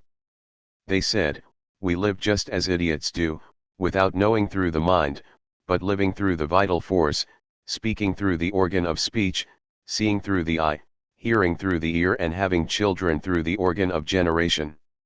So the mind entered. The organ of generation went out. After staying a whole year out it came back and said, "How did you manage to live without me?" They said, "We live just as eunuchs do, without having children through the organ of generation, but living through the vital force, speaking through the organ of speech, seeing through the eye, hearing through the ear and knowing through the mind." So the organ of generation entered. Then as the vital force was about to go out, it uprooted those organs just as a great, fine horse from Sind pulls out the pegs to which his feet are tied. They said, "Please do not go out, sir, we cannot live without you. Then give me tribute." "All right." The organ of speech said, "That attribute of the Vasistha which I have is yours." The eye, "That attribute of steadiness which I have is yours." The ear, "That attribute of prosperity which I have is yours." The mind, "That attribute of abode which I have is yours." The organ of generation, "That attribute of generation which I have is yours." The vital force said, "Then what will be my food and my dress?" The organs said, "Whatever is known as food, including dogs, worms, insects, and moths, is your food, and water your dress." He who knows the food of the vital force to be such, never happens to eat anything that is not food, or to accept anything that is not food. Therefore wise men who are versed in the Vedas sip a little water just before and after eating. They regard it as removing the nakedness of the vital force. Svetakatu, the grandson of Aruna, came to the assembly of the Panchalas. He approached Pravahana, the son of Jivala, who was being waited on, by his servants. Seeing him the king addressed him, "Boy." He replied, "Yes, sir."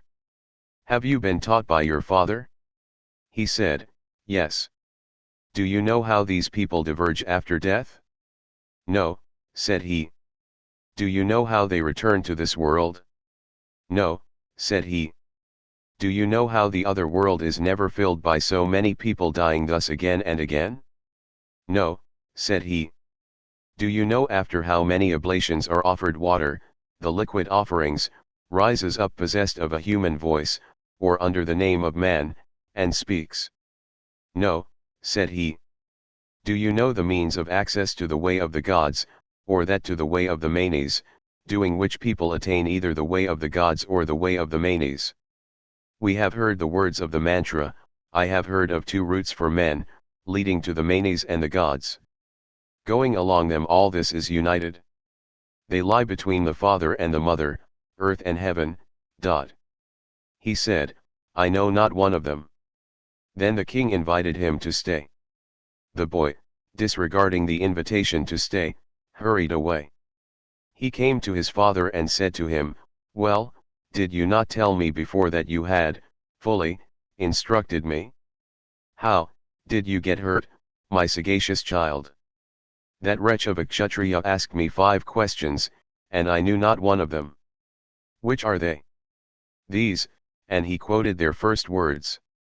The father said, My child, believe me, whatever I knew I told you every bit of it. But come, let us go there and live as students. You go alone, please. At this Gautama came to where King Pravahana, the son of Jivala, was giving audience. The king gave him a seat, had water brought for him, and made him the reverential offering. Then he said, We will give revered Gautama a boon. Aruni said, You have promised me this boon. Please tell me what you spoke to my boy about. The king said, This comes under heavenly boons, Gautama. Please ask some human boon.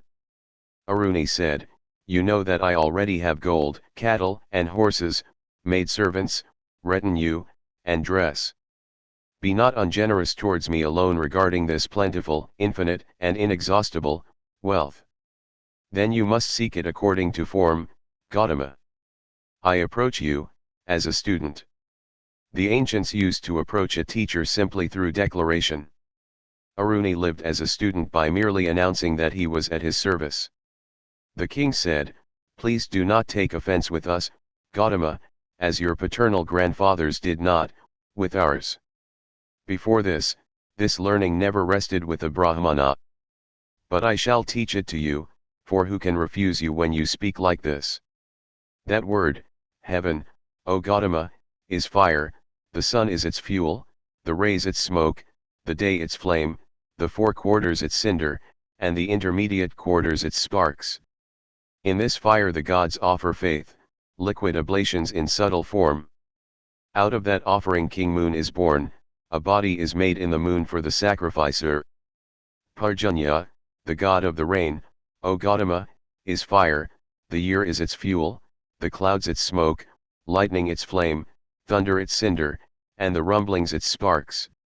In this fire the gods offer King Moon. Out of that offering rain is produced.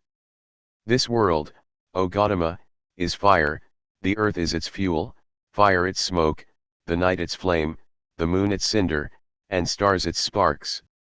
In this fire the gods offer rain. Out of that offering food is produced.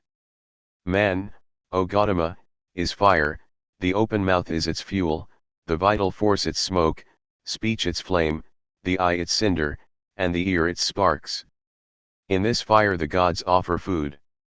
Out of that offering the seed is produced. Woman, O Gautama, is fire.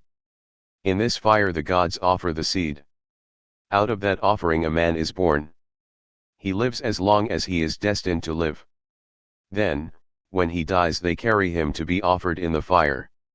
The fire becomes his fire, the fuel his fuel, the smoke his smoke, the flame his flame, the cinder his cinder, and the sparks his sparks. In this fire the gods offer the man. Out of that offering the man emerges radiant. Those who know this as such, and those others who meditate with faith upon the Satya Brahman in the forest, reach the deity identified with the flame, from him the deity of the day, from him the deity of the fortnight in which the moon waxes, from him the deities of the 6 months in which the sun travels northward, from them the deity identified with the world of the gods, from him the sun, and from the sun the deity of lightning. Then, a being created from the mind, of Hiranyagarbha, comes and conducts them to the worlds of Hiranyagarbha. They attain perfection and live in those worlds of Hiranyagarbha for a great many superfine years. They no more return to this world. While those who conquer the worlds through sacrifices, charity and austerity, reach the deity of smoke, from him the deity of the night, from him the deity of the fortnight in which the moon wanes, from him the deities of the 6 months in which the sun travels southward, from them the deity of the world of the Manes, and from him the moon. Reaching the moon they become food. There the gods enjoy them as the priests drink the shining soma juice, gradually, saying, as it were, flourish, dwindle. And when their past work is exhausted, they reach, become like, this ether, from the ether air, from air rain, and from rain the earth. Reaching the earth they become food.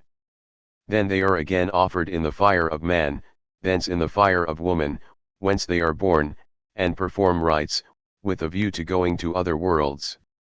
Thus do they rotate. While those others who do not know these two ways become insects and moths, and these frequently biting things, gnats and mosquitoes. He who wishes to attain greatness, should perform, on an auspicious day in a fortnight in which the moon waxes, and under a male constellation, during the northward march of the sun, a sacrifice in the following manner he should undertake for 12 days a vow connected with the Upanishads, live on milk, collect in a cup of bowl made of fig wood all herbs and their grains, sweep and plaster the ground, purify the offerings in the prescribed manner, interpose the mantha, paste made of those things, and offer oblations with the following mantras: O fire, to all those gods under you, who spitefully frustrate men's desires, I offer their share. May they, being satisfied, satisfy me with all objects of desire. Svaha. To that all-procuring deity who turns out spiteful under your protection, thinking she is the support of all, I offer this stream of clarified butter. Svaha. Offering oblations in the fire saying, Svaha to the oldest, Svaha to the greatest, he dips the remnant adhering to the ladle into the paste. Offering oblations in the fire saying, Svaha to the vital force, Svaha to the vasistha, he drips the remnant, offering oblations saying, Svaha to the organ of speech, Svaha to that which has steadiness, he drips, offering oblations saying, Svaha to the eye, Svaha to prosperity, he drips offering oblations saying, Svaha to the ear, Svaha to the abode, he drips, offering oblations saying, Svaha to the manas, Svaha to prajati, he drips, offering oblations saying, Svaha to the organ of generation, he drips, offering an oblation in the fire saying, Svaha to fire, he drips the remnant adhering to the ladle into the paste.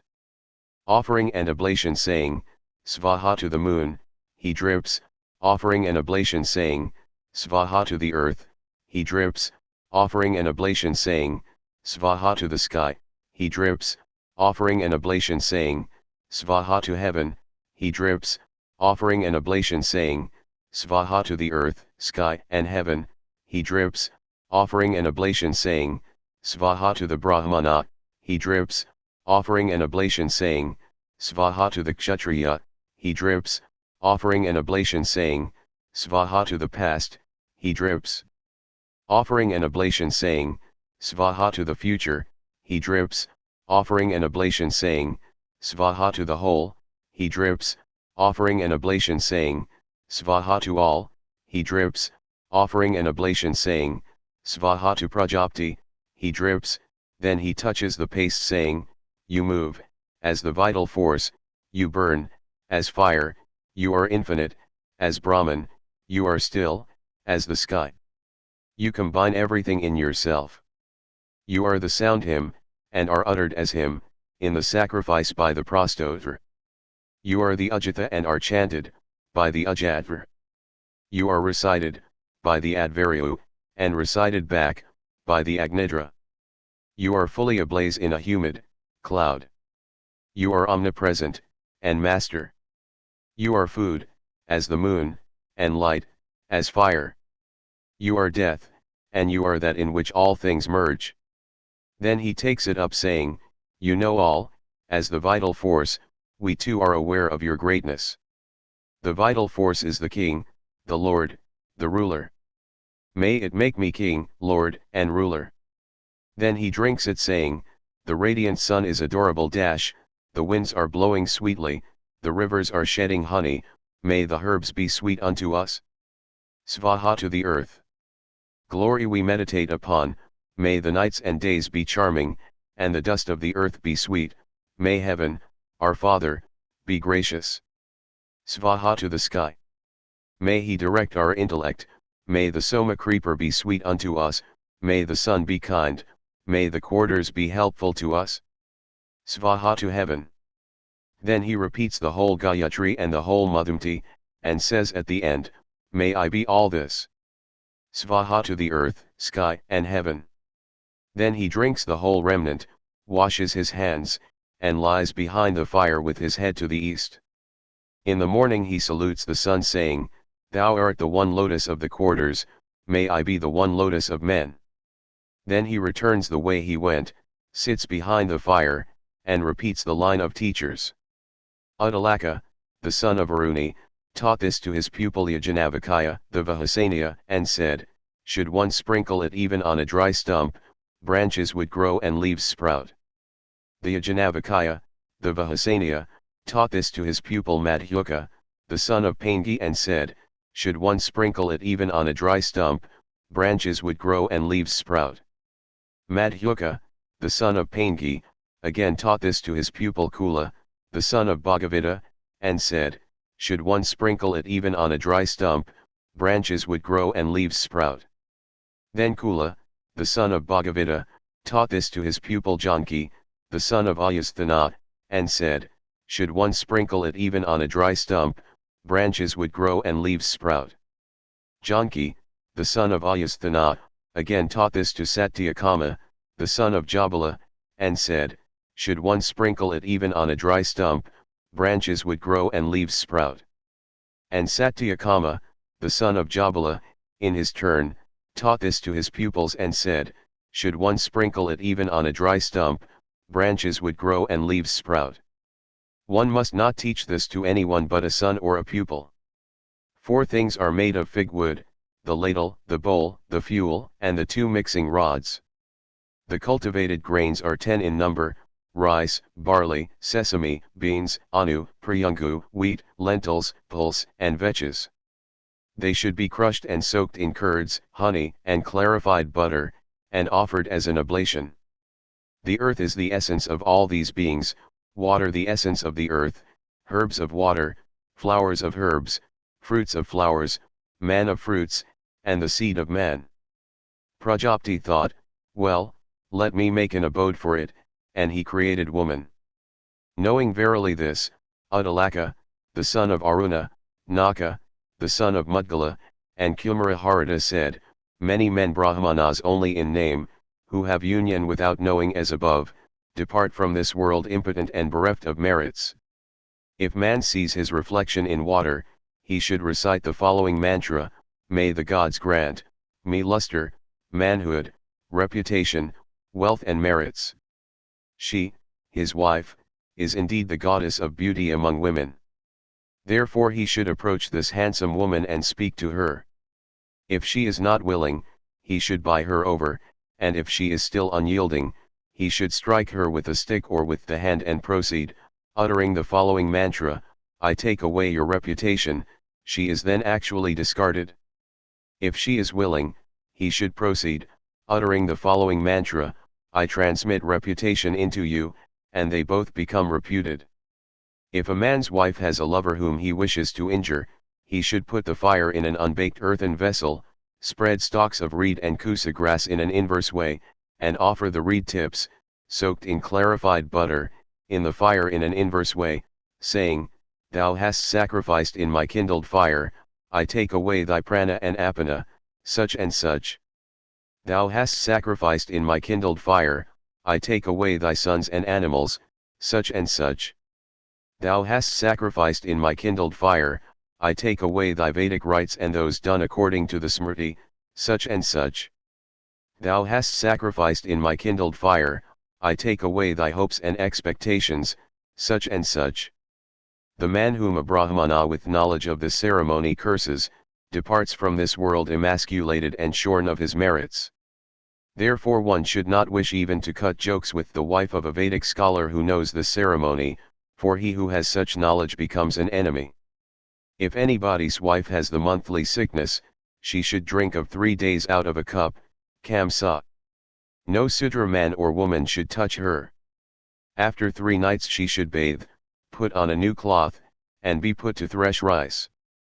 He who wishes that his son should be born fair, study one Veda and attain a full term of life, should have rice cooked in milk, and he and his wife should eat it with clarified butter. Then they would be able to produce such a son. He who wishes that his son should be born tawny or brown, study 2 Vedas and attain a full term of life, should have rice cooked in curd, and he and his wife should eat it with clarified butter.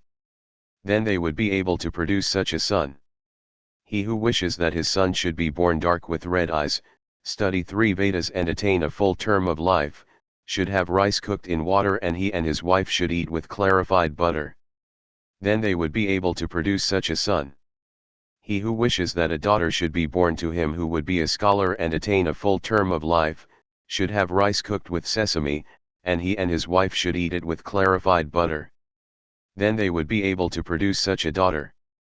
In the very morning he purifies the clarified butter according to the mode of Sthalapaka, and offers Sthalapaka oblations again and again, saying, Svaha to fire, Svaha to Anumti, Svaha to the radiant sun who produces infallible results. After offering, he takes up the remnant of the cooked food, eats part of it and gives the rest to his wife. Then he washes his hands, fills the water vessel and sprinkles her thrice with that water, saying, Get up from here, Visvavasu, and find out another young woman, who is, with her husband. He embraces her saying, I am the vital force, and you are speech, and I am the vital force, I am Saman, and you are Rik, I am heaven, and you are the earth, come, let us strive together so that we may have a male child. When the son is born, he should bring in the fire, take him in his lap, put a mixture of curd and clarified butter in a cup, and offer oblations again and again with that, saying, Growing in this home of mine, as the sun, may I maintain 1,000 people. May, the goddess of fortune, never depart with children and animals from his line. Svaha. The vital force that is in me, I mentally transfer to you. Svaha.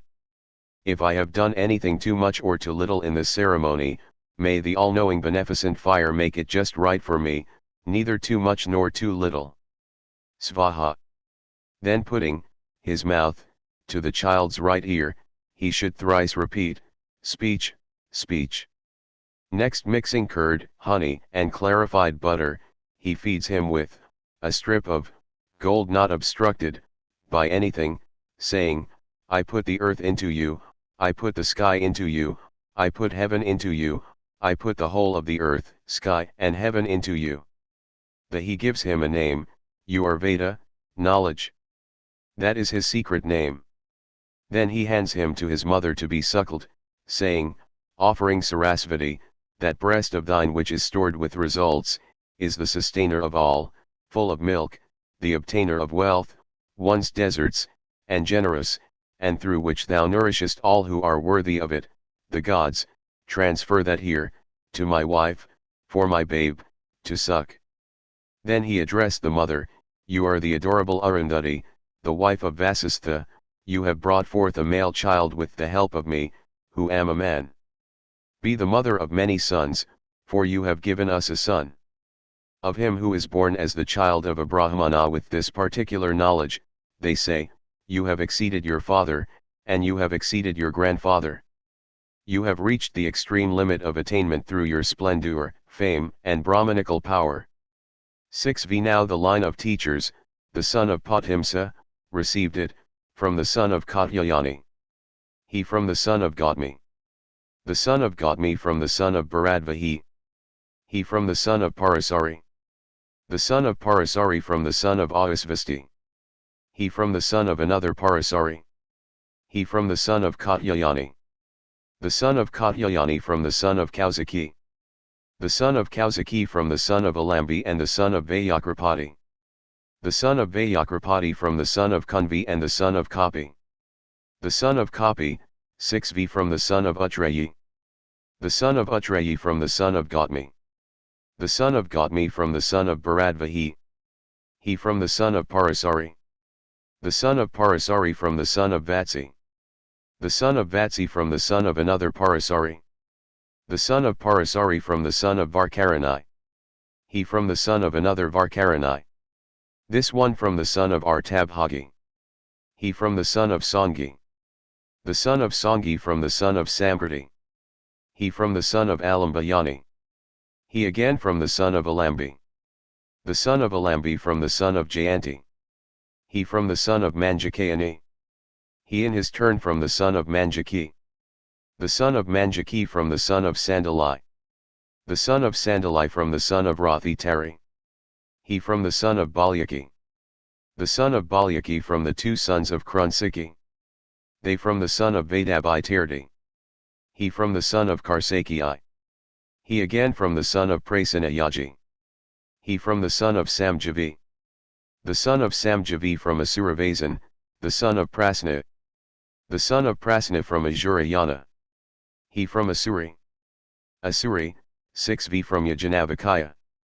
Yajanavakaya from Uddalaka. Uddalaka from Aruna. Aruna from Upavsi. Upavsi from Kusri. Kusri from Vahasravas. He from Hivavat, the son of Badhyaga. He from Asita, the son of Varsaganya. He from Haridakasyapa. He from Shilpakasyapa. This one from Kasyana, the son of Nidruva. He from Vak. She from Amini. She from the sun. These white Yajusas received from the sun are explained by Yajanavakaya Vahasaniya. 6v the same up to the son of Samjavi. The son of Samjavi from Manjakayani. Manjakayani from Mandavya. Mandavya from Kotsa. Kotsa from Mahithya. He from Vamakaksayana. He from Sandilya. Sandilya from Vatsya. Vatsya from Kusri. Kusri from Yajanavakas, the son of Rajastamba. He from Turat, the son of Kavasi. He from Prajapti, Hiranyagarbha. Prajapti through his relation to Brahman, the Vedas. Brahman is self-born. Salutation to Brahman. Om. That, Brahman, is infinite, and this, universe, is infinite. The infinite proceeds from the infinite. Then, taking the infinitude of the infinite, universe, it remains as the infinite, Brahman, alone. Om. Peace. Peace. Peace. Here ends the Brihadaranyupanishad, as contained in the Sukla Yajurveda. Brihadaranyaka Upanishad Commentary on the Brihadaranyaka Upanishad, by Swami Nirmalanandagiri correcting our ideas about Brahman. Now we come to the oldest Upanishad dialogue between teacher and student. Gargaya, the student, will speak the truth, but without exact perception. That is, his statements will be either partial, skewed, or not of dead center accuracy. So I will not say much about what he says, but concentrate on what the teacher Ajatasattu will say in correcting his statements, which are not false, but imperfect and lacking. All through this discourse Ajatasattu's disagreements with Gargaya are only that Gargaya aims much too low in his views of reality, whereas Ajatasattu keeps insisting on viewing reality, Brahman, not its manifestations or appearances. It must also be kept in mind that when Ajatasattu speaks of children or progeny, he is speaking of the progeny of the illumined mind. Just as the scriptures speak of the mind-born sons of Brahma, so each of has mind-born offspring, symbolically speaking. Thoughts, words, and deeds, are all our children. The pride of ignorance Gargaya, son of Valaka, was a good talker, but exceedingly vain. Coming one day into the presence of Ajatasattu, king of Varanasi, he accosted him with boastful speech. Gargaya said, I will teach you of Brahman. Ajatasattu said, indeed. Well, just for that kind proposal you should be rewarded with 1,000 cows. People nowadays flock to King Janaka to speak and hear of Brahman. I am pleased that you have come to me instead. The Sanskrit text actually says, there was a man of the Garga family called Proud Balaki, who was eloquent. Shankara comments that he was proud because of his very ignorance about the real Brahman. We see this a lot in every area of life, not just religion. As someone once said, the problem with ignorance is that it picks up confidence as it goes along. It has been my observation that the more confidence some people possess, the more ignorant they are. When they speak with bullying assurance, they should never be believed. This has saved me from a lot of potentially disastrous situations. As has been the practice in nearly all ancient cultures, at that time cows were prized so highly as to even be a medium of exchange, often preferred to money. It is interesting that the oldest money found in England are huge blocks of metal embossed with the figure of a cow to indicate that each one possesses the value of one cow. Janaka was, as a brief Sanskrit glossary says, the royal sage, Rajarishi, who was the king of Mithila and a liberated yogi, a highly sought-after teacher of philosophy in ancient India. So it was very pleasing to Ajatasattu that someone would approach him for philosophical discourse. However, Gargaya came to teach and instead was taught. Fortunate man. The fact that he was amenable to being taught indicates that his pride was really harmless, like the pride of a child. This is a trait of a sattvic mind. Transcendent and transcending knowledge. Gargaya said, he who is the being in the sun and at the same time the being in the eye, he who, having entered the body through the eye, resides in the heart and is the doer and the experiencer, him I meditate upon as Brahman. Ajatasattu said, nay, nay. Do not speak thus of Brahman. That being I worship as transcendental, luminous, supreme. He who meditates upon Brahman as such goes beyond all created beings and becomes the glorious ruler of all. It is certainly true that Brahman is all-pervading and therefore immanent in all creation, but it is much more, and those further attributes are the ones so necessary for the aspiring yogi to learn. That which Gargaya said can be held by any devoted religious person in ignorance. But Ajatasattu's assertions are the last word in the matter, both as to the true nature of Brahman and that which he will himself become who comes to know this of Brahman by the direct experience possible only to adept yogis. Brahman is not confined to this present world experience, and neither are we in our true nature. This must be realized if we would be free, mukta. Beyond the mind. Gargaya said, the being who is in the moon and at the same time in the mind, him I meditate upon as Brahman. Ajatasattu said, nay, nay. Do not speak thus of Brahman. That being I worship as infinite, clad in purity, blissful, resplendent. He who meditates upon Brahman as such lacks nothing and is forever happy. Brahman is certainly in the mind manas, but cannot be grasped by the mind, for it is an instrument of illusory perception. The intellect buddhi can be so purified that it becomes a mirror reflection of spirit being, which is why the Gita emphasizes buddhi yoga. The buddhi can perceive Brahman as infinite, clad in purity, blissful, resplendent. Such is the gateway to the fulfillment of all right desires and unbroken bliss. Omnipotence. Gargaya said, the being who is in the lightning and at the same time in the heart, him I meditate upon as Brahman. Ajatasattu said, nay, nay. Do not speak thus of Brahman. That being I worship as power. He who meditates upon Brahman as such becomes powerful, and his children after him. We see astounding phenomena in creation, but they are only appearances, however wondrous. Brahman is their source, but it is the power that produces those phenomena, it is their foundation without which they could not occur. Brahman is unlimited potential. And so are those who come to know Brahman. Omnipresence. Gargaya said, the being who is in the sky and at the same time in the heart, him I meditate upon as Brahman. Ajatasattu said, nay, nay. Do not speak thus of Brahman. That being I worship as all-pervading, changeless. He who meditates upon Brahman as such is blessed with children and with cattle.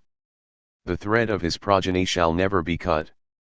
Brahman is not just in a lot of places, Brahman is everywhere and within all things, for it is all things. And this all-pervasiveness is eternal, has been so forever. Invincible Gargaya said, the being who is in the wind and who at the same time is the breath within, him I meditate upon as Brahman. Ajatasattu said, nay, nay. Do not speak thus of Brahman. That being I worship as the Lord, invincible and unconquerable. He who meditates upon Brahman as such becomes himself invincible and unconquerable. Wind and breath wax, wane, and cease, Brahman never does. It cannot be even affected by anything, much less controlled. Forbearing Gargaya said, the being who is in the fire and at the same time in the heart, him I meditate upon as Brahman. Ajatasattu said, nay, nay. Do not speak thus of Brahman. That being I worship as forgiving, forbearing. He who meditates upon Brahman as such becomes himself forgiving, and his children after him. The idea here is that, being within all things, Brahman experiences all that happens to them. That is why Bishop James I Wedgwood, an adherent of Advaita Vedanta, wrote the prayer he called an act of union, unto thee, O Perfect One, the Lord and Lover of men, do we commend our life and hope. For thou art the heavenly bread, the life of the whole world, thou art in all places and endurest all things, the treasury of endless good and the well of infinite compassion. Brahman is not just in many things, it is the consciousness inside of all things as the infinite witness. Harmony Gargaya said, the being who is in the water and at the same time in the heart, him I meditate upon as Brahman. Ajatasattu said, nay, nay. Do not speak thus of Brahman. That being I worship as harmony. He who meditates upon Brahman as such knows only what is harmonious. Of him are born tranquil children. Water takes the form of any vessel into which it is poured. It is the softest of substances, and has no innate resistance. Water pressure comes from restraining forms, not from water itself. Thus it is a perfect symbol of harmony, or agreeableness as Madhavananda translates it. Ajatasattu points out that we should not exalt finite objects that exemplify worthy characteristics, but Brahman which is those traits, the substances and objects only being tiny reflections of Brahman. We must not mistake the mirror image for the actual object. Self-effulgent Gargaya said, the being who is in the mirror, him I meditate upon as Brahman. Ajatasattu said, nay, nay. Do not speak thus of Brahman. That being I worship as effulgent. He who meditates upon Brahman as such becomes himself effulgent, and his children after. He shines brighter than all who approach him. The ancient Indians were far more sophisticated than is known in the West. Although I once read such an idea denounced as Hindu fundamentalism and militant Hinduism, it is my serious belief that India has in the past attained levels of technology, medicine, and all aspects of culture that have been undreamed of elsewhere on earth. India truly has forgotten more than the modern world can possibly know. This verse is an instance of this. We see our reflection in a mirror because light waves strike the surface of our bodies and clothing, and as they are deflected into the mirror we see an image there. But Brahman is Svayamprakash, its own illumination. That is why Christian mysticism speaks of divinity as the light of light. Brahman is the source, the cause, not the effect. He shining, everything shines. Katha Upanishad 5, Life itself Gargaya said, the sound that follows a man as he walks, that I meditate upon as Brahman. Ajatasattu said, nay, nay. Do not speak thus of Brahman. That being I worship as the vital force. He who meditates upon Brahman as such reaches his full age in this world, breath does not leave him before his time. Brahman is life itself, existence itself. All phenomena are simply echoes of Brahman. As just quoted, he shining, everything shines. My own self Gargaya said, the being who pervades space, him I meditate upon as Brahman. Ajatasattu said, Nay, nay. Do not speak thus of Brahman. That being I worship as a second self, who can never be separated from me. He who meditates upon Brahman as such is never lonely, and his followers never forsake him. Brahman is not outside us as anything. Rather, Brahman is our own self. What is most important about this verse is that it indicates the important truth that Brahman is our second self, not our Atman in the simplistic sense. For that would mean that we do not even exist, that as false Advaita says, when we attain realization we will cease to exist and only Brahman will remain. This is not the teaching of the Upanishads or the Gita. Brahman is the self of ourself. First we must come to know our own individual self, and then proceed to know the Supreme Self, Brahman. Brahman is at the core of ourself, inseparable from it. How this can be is beyond human intelligence, but not beyond our experience, our direct knowing. Buddha Yoga is the key. Divine Will Gargaya said, the being who dwells in the heart as intelligence, him I meditate upon as Brahman. Ajatasattu said, Nay, nay. Do not speak thus of Brahman. That being I worship as the Lord of Will. He who meditates upon Brahman as such achieves self-control, and his children after him. Intelligence or buddhi is centered in the subtle body known as the Jnanamaya Kosha, which corresponds to the air, Vayu, element. But the subtlest body is the Anandamaya Kosha, which corresponds to the ether, Akasha, element. That is the seat of will, the highest power of the individual.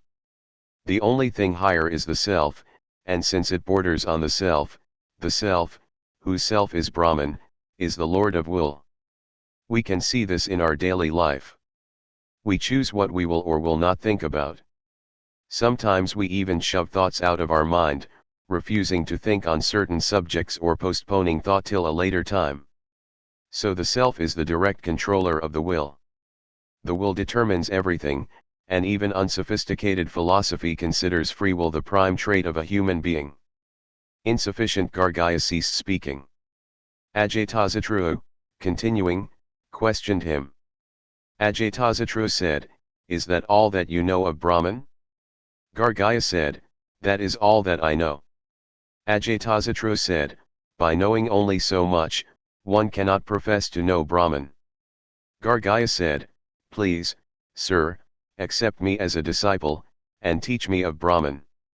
A practical demonstration. Ajatasattu said, I will teach you. So saying, Ajatasattu took Gargaya by the hand and rose. Then, as the two walked side by side, they came to a sleeping man. Ajatasattu said to the sleeper, O thou great one, clad in white raiment, O Soma, O king. At first the man did not stir. Then, as Ajatasattu touched him, he awoke. Occasionally in the Upanishads we find humor used to make a point, and this is one of them. Coming across a sleeping man, Ajatasattu addressed him as the divine self, O thou great one, clad in white raiment, O Soma, O king. But it did no good, for the man was unconscious. It was pointless to address him at all. In the same way, all the positive affirming and philosophizing are worthless if the speaker and the hearers are spiritually asleep. Sleepers do not need high-sounding words about the self, they need to awaken. So Ajatasattu shook him until he woke up. We need to be shaken up, to awaken and see with our real eyes and hear with our real ears. Otherwise nothing will really go on. The truth being spoken to us means nothing if we are not awake to hear it. Yoga is the great awakener. Other factors can disturb our sleep, get us to open our eyes a bit and then go back to sleep, and just mumble and turn over and sleep on. Yoga alone awakens. All the religion and piety mean absolutely nothing if we are not awake and clear in the mind. Ajatasattu now analyzes sleep, dream, and dreamless sleep. The sleeper. Ajatasattu said to Gargaya, this man, who is a conscious, intelligent being, where was he when he was thus asleep, and how did he thus wake up? Gargaya was silent. When this man, who is a conscious, intelligent being, is thus in deep sleep, he enters into the ether within the lotus of the heart, having withdrawn into himself both his senses and his mind. When his senses and his mind are thus withdrawn, he is said to be absorbed in the lower self. In this state he knows nothing, he enters into the 72,000 nerves nadis which go out from the lotus of the heart. Even as a young man, or an emperor, or the best of Brahmins, when he has experienced the ecstasy of love, straightway takes sweet repose, so does a man deep in sleep find rest. But when he sleeps, but also dreams, he lives in a world of his own. He may dream that he is a king, or that he is the best of Brahmins, he may dream that he is an angel, or that he is a beast. As an emperor, having obtained the objects of enjoyment, moves about at will in his dominions, so the sleeper, gathering up the impressions of sense, compounds them into dreams according to his desires. In sleep we withdraw from the physical senses. In dream we are using the astral senses to create whatever our mind decides. In dreamless sleep we are centered in the causal body. We can even think in such a state without waking, though it is not common to do so.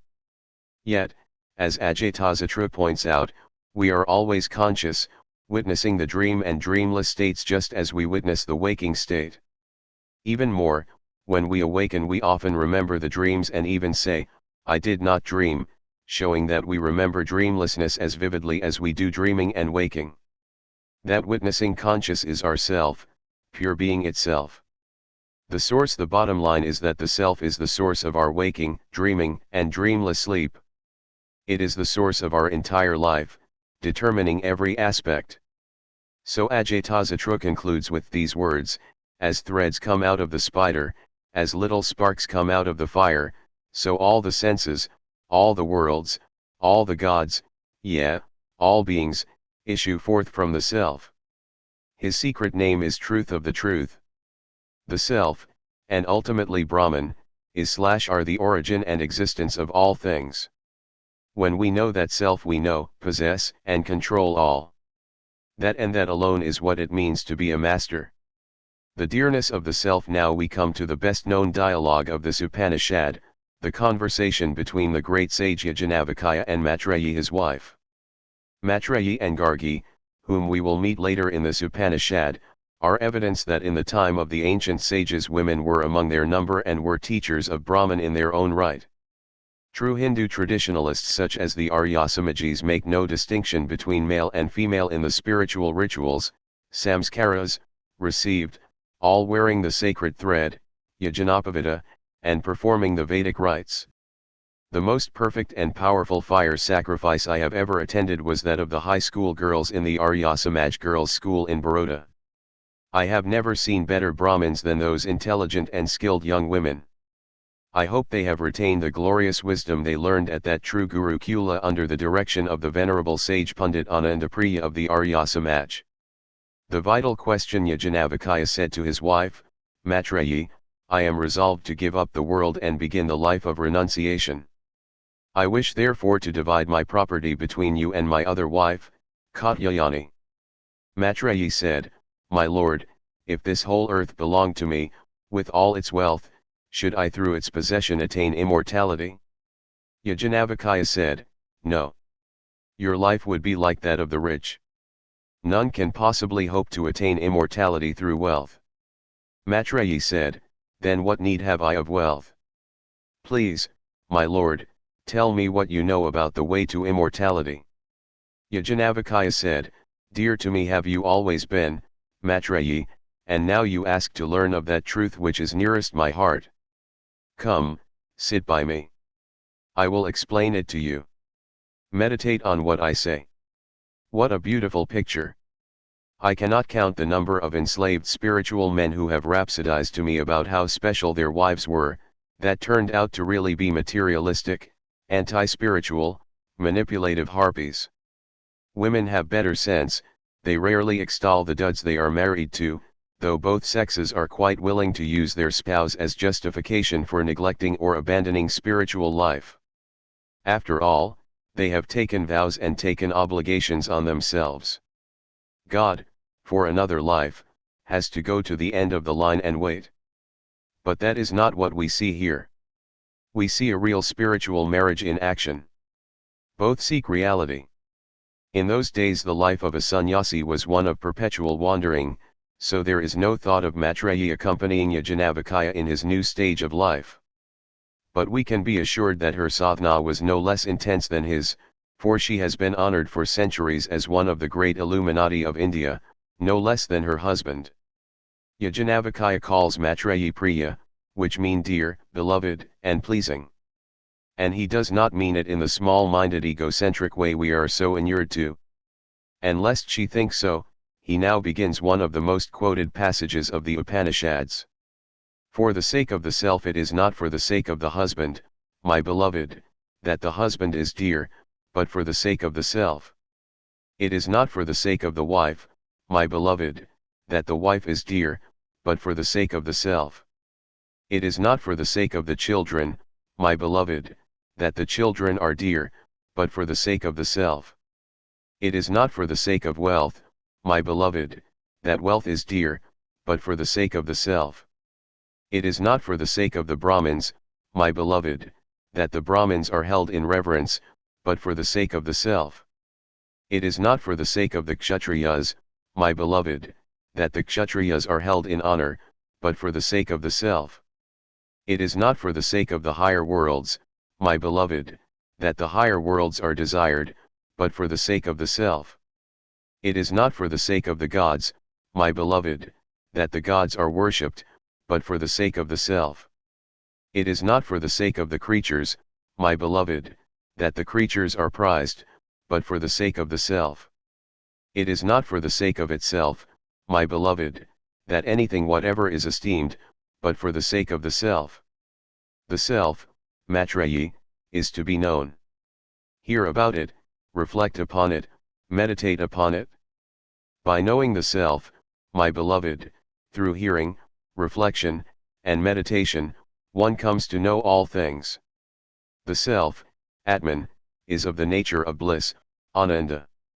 When the things enumerated above are encountered, a person feels a touch of the joy that is the self. Actually, our response to them opens the barrier between us and the self for a while, and like the light coming through the shutter of a camera we get a flash, a glimpse of the bliss of the self. What we are really valuing is that touch of the self, but in our ignorance we think those objects are the source. Therefore it really is because of, for the sake of, the self that they are thought by us as dear. The wise seek to know the self through study, deep thought, and meditation upon the self. And we are assured that by knowing the self through hearing, reflection, and meditation, one comes to know all things. All are the self. To know the self is to know everything. To not know the self is to know nothing. So the sage continues, let the Brahmin ignore him who thinks that the Brahmin is different from the self. Let the Kshatriya ignore him who thinks that the Kshatriya is different from the self. Let the higher worlds ignore him who thinks that the higher worlds are different from the self. Let the gods ignore him who thinks that the gods are different from the self. Let all creatures ignore him who thinks that the creatures are different from the self. Let all ignore him who thinks that anything whatever is different from the self. The priest, the warrior, the higher worlds, the gods, the creatures, whatsoever things there be, these are the self. That is certainly clear.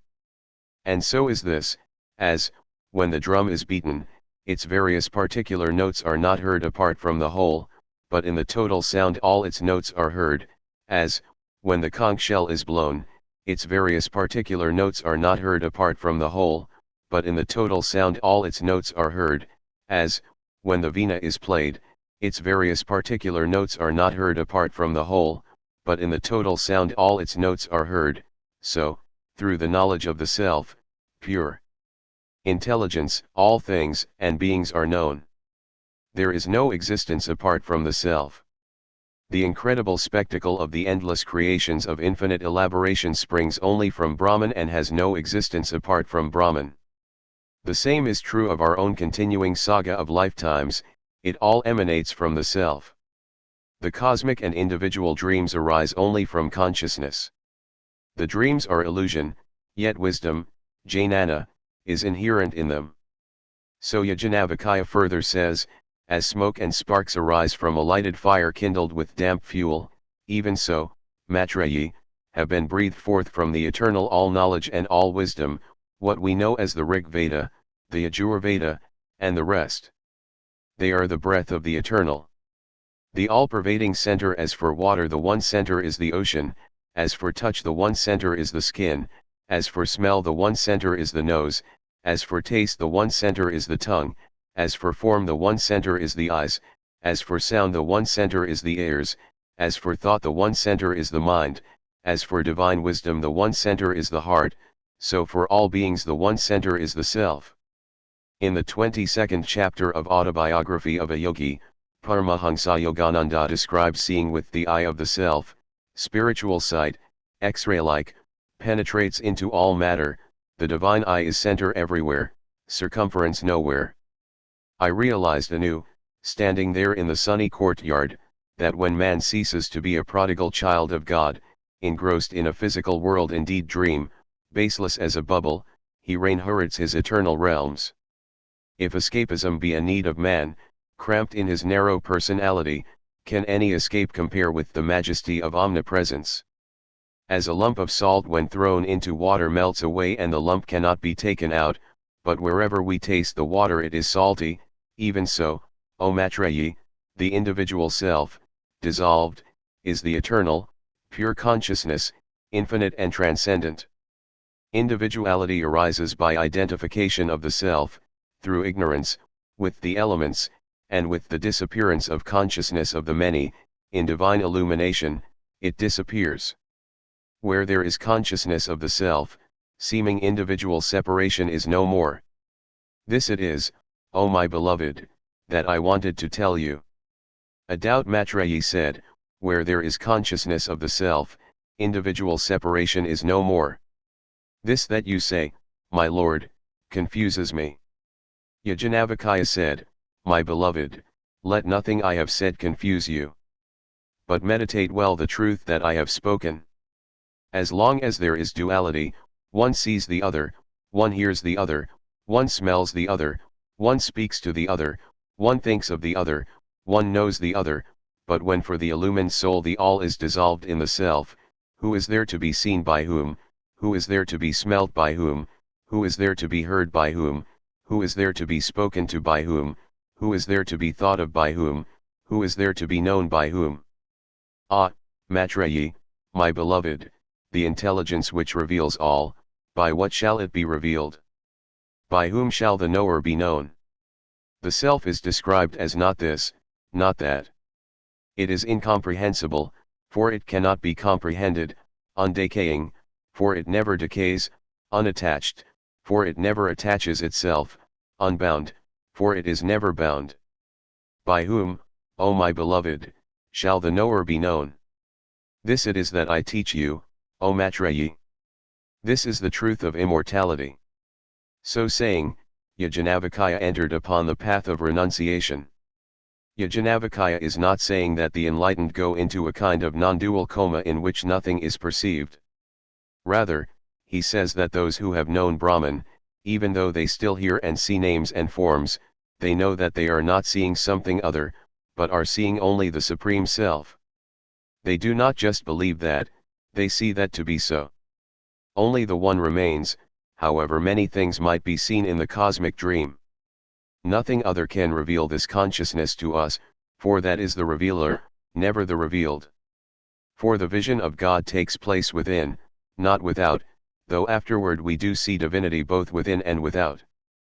The machine does not run the operator runs the machine. Because of its transcendent nature, Brahman is described as niti, not this, not that.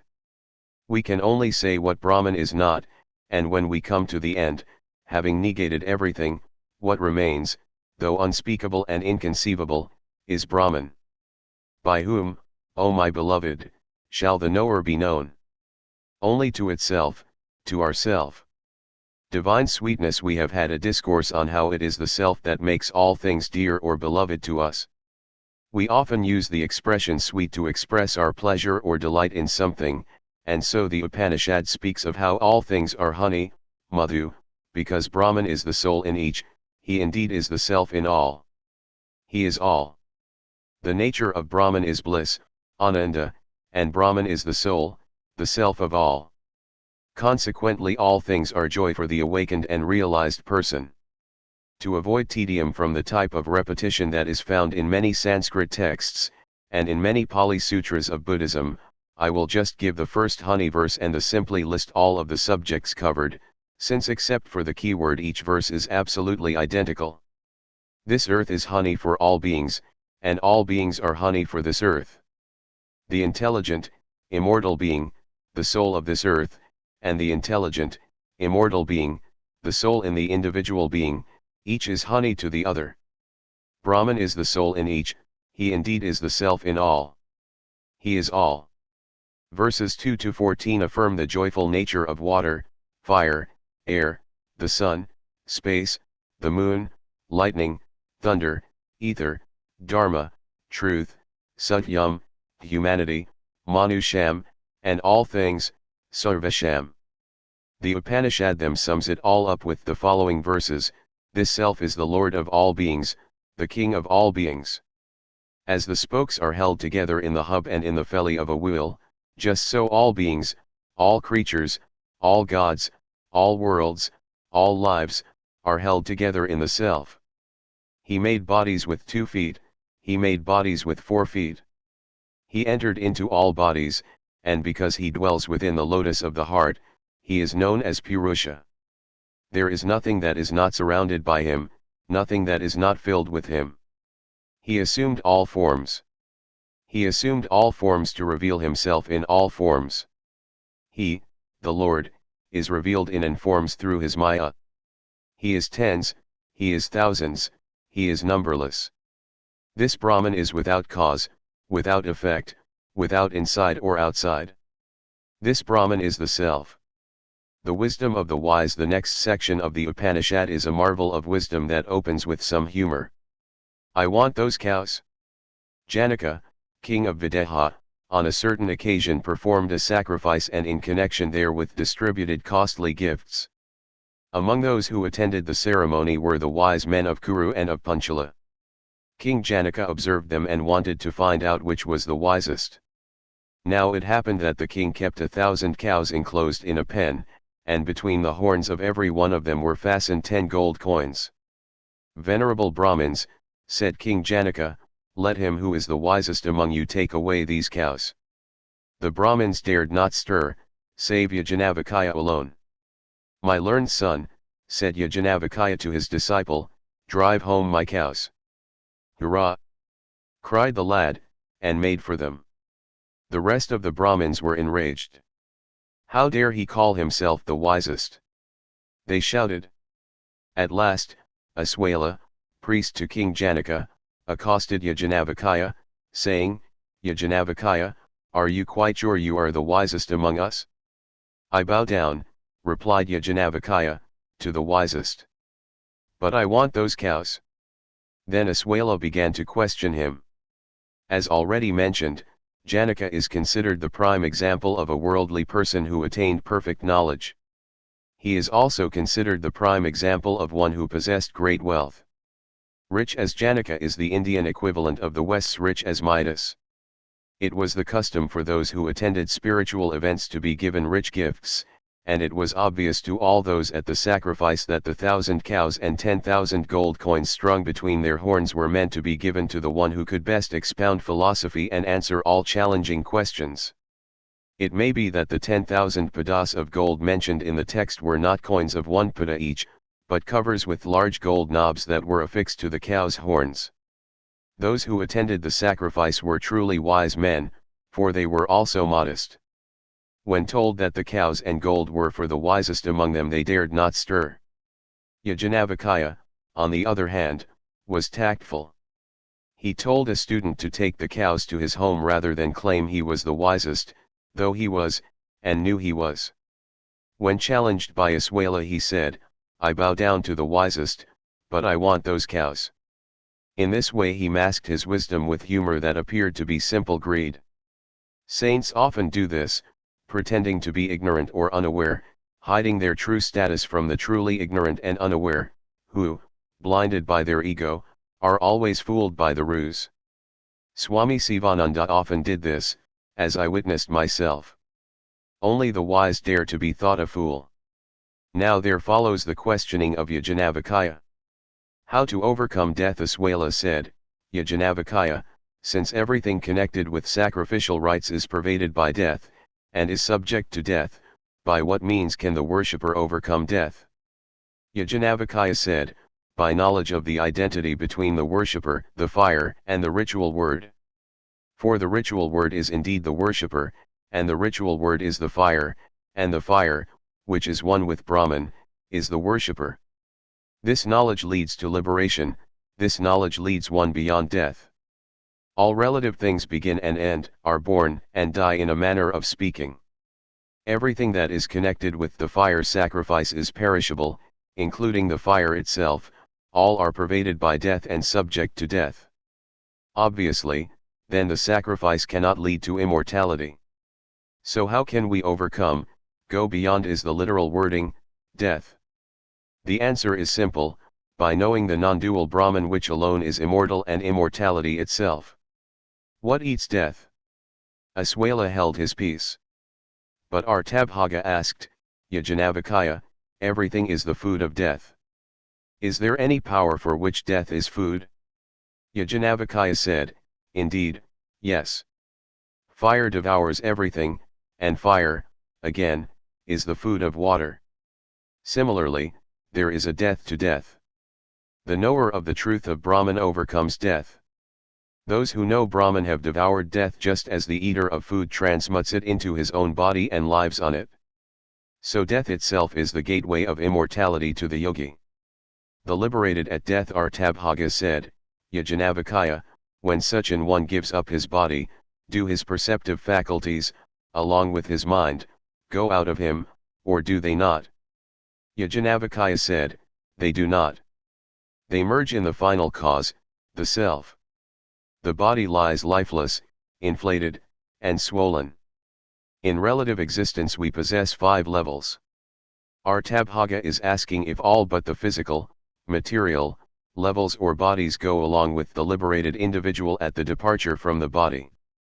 Yajnavalkya replies that the pranic, pranamaya, and sensory mind, manomaya, bodies do not go along with the liberated person, but are resolved back into the universal energy from which they arose when he entered into relativity. We only take with us the buddhi, jnanamaya, and creative will, anandamaya, bodies which are causal in nature, the seats of intellect and intuition respectively. For the liberated are free forever of the physical and astral bodies, though they can take new ones on again if they elect to return to incarnation in the astral or physical worlds as avatar saviors in those worlds. The Atman self Artabhaga held his peace.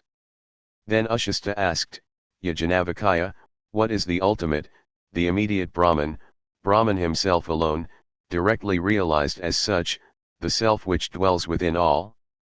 Yajnavalkya, pointing to his heart, said, this, thyself, which is within all.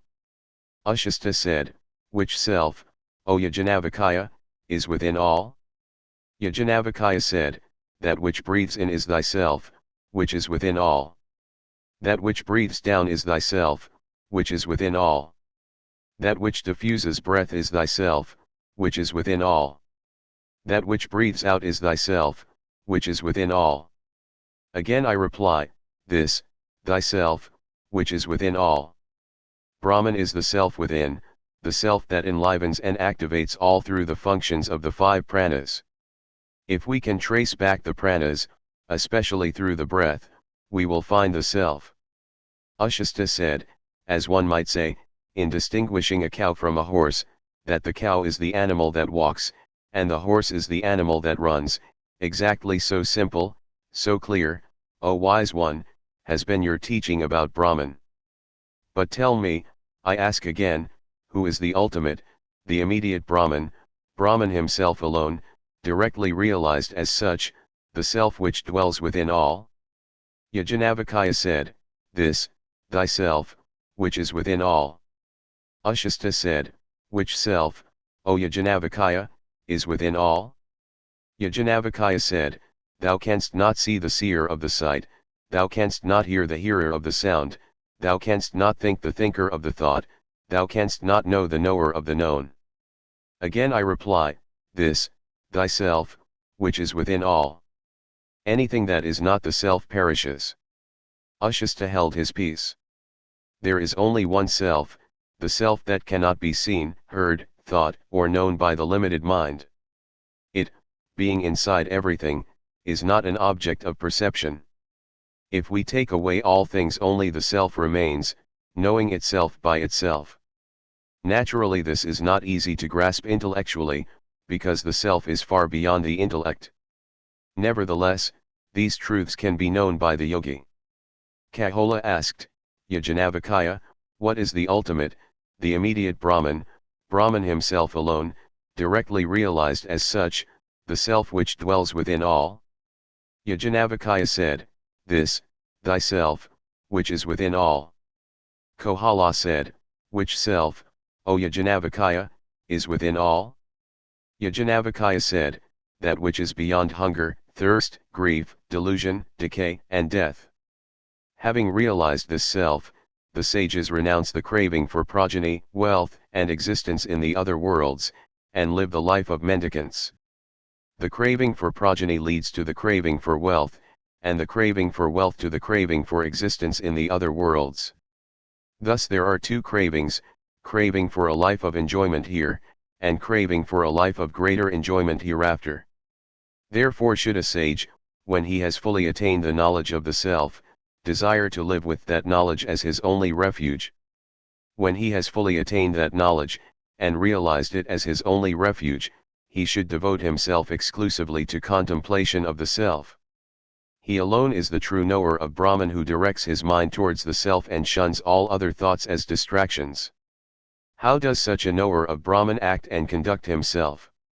Whatever he may do or howsoever he may conduct himself, he is free from craving, and is forever established in the knowledge of Brahman. Anything that is not the self perishes. Kahola held his peace.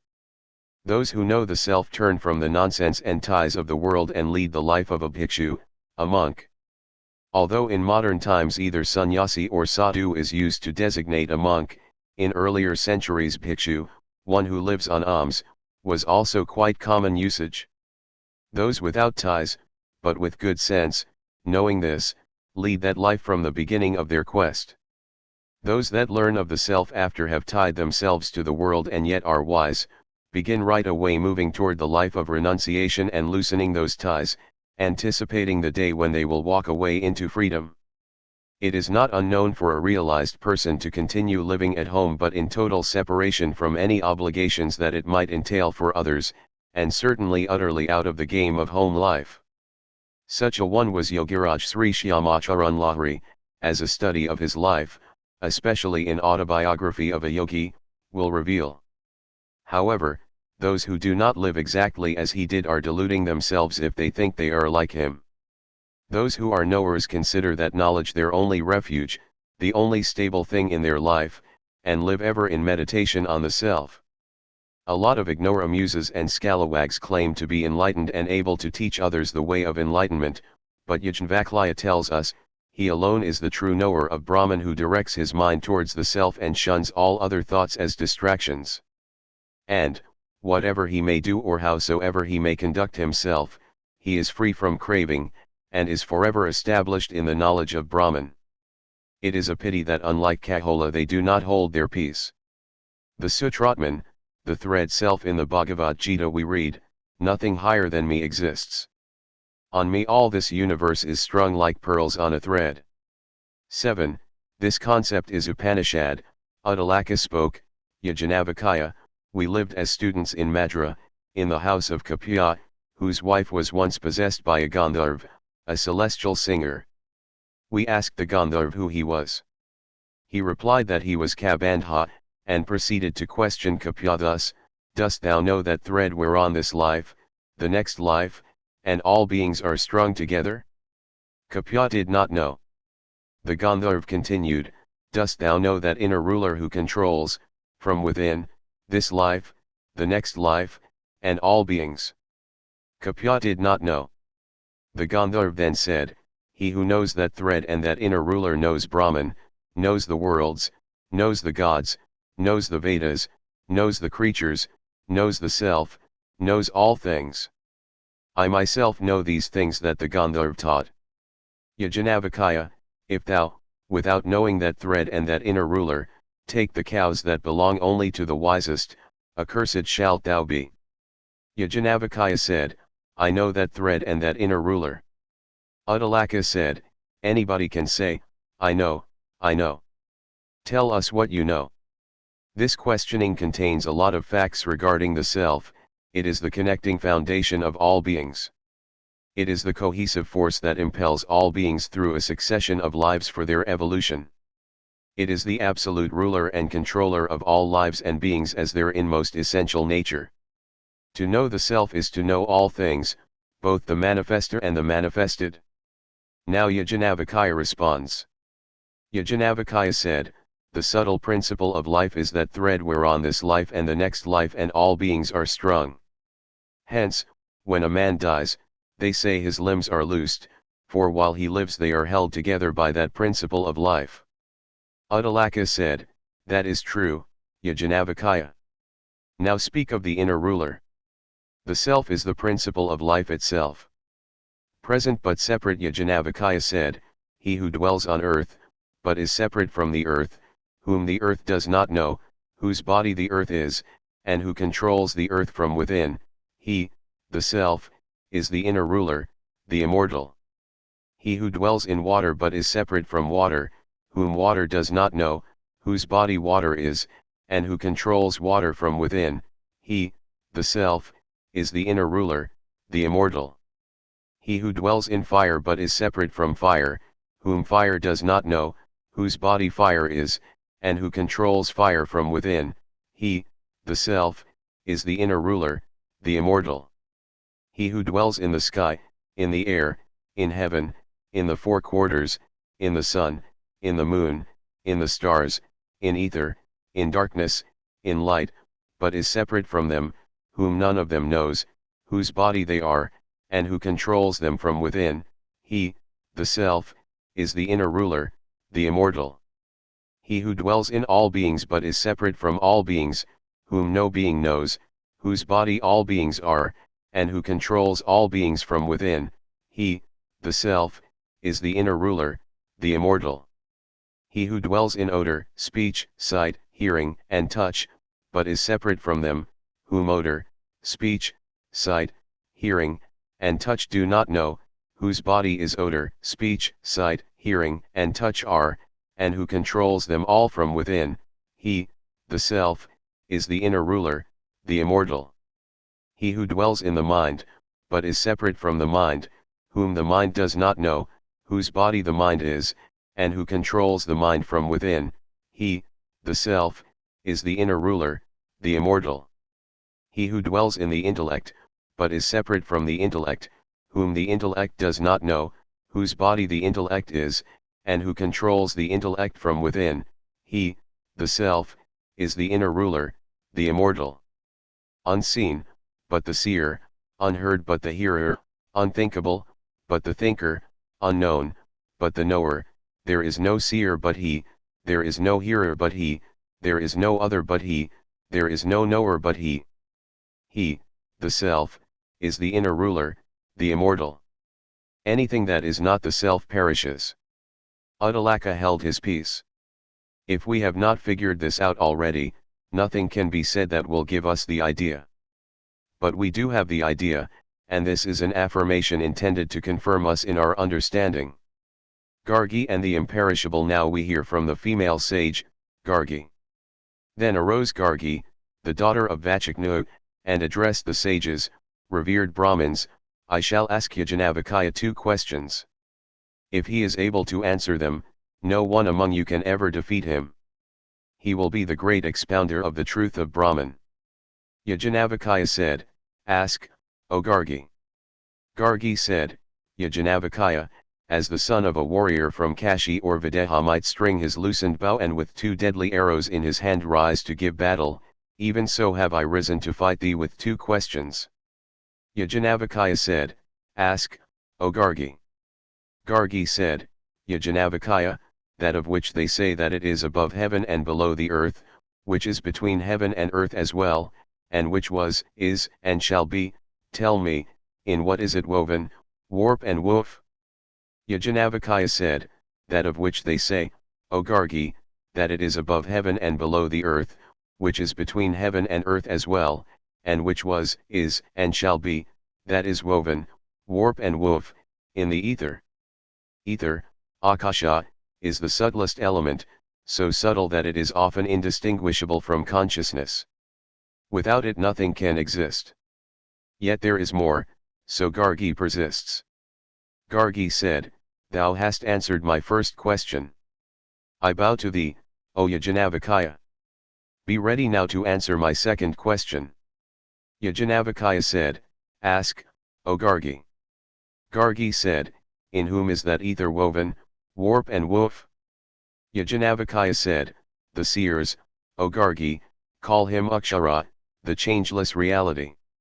He is neither gross nor fine, neither short nor long, neither hot nor cold, neither light nor dark, neither of the nature of air, nor of the nature of ether. He is without relations. He is without taste or smell, without eyes, ears, speech, mind, vigor, breath, mouth, he is without measure, he is without inside or outside. He enjoys nothing, nothing enjoys him. Akshara means imperishable, indestructible, and immutable. It is sometimes a synonym for the Chidakasha, the ether of consciousness in which the element of ether rests. As Yajnavalkya makes clear, the imperishable Brahman and the imperishable self are no thing, having not attributes or form whatsoever, yet it is infinite and omnipresent. He enjoys nothing because there is no second, no separate object for Brahman to be involved with or relate to. And nothing enjoys him because no thing can perceive Brahman. Things do not really exist.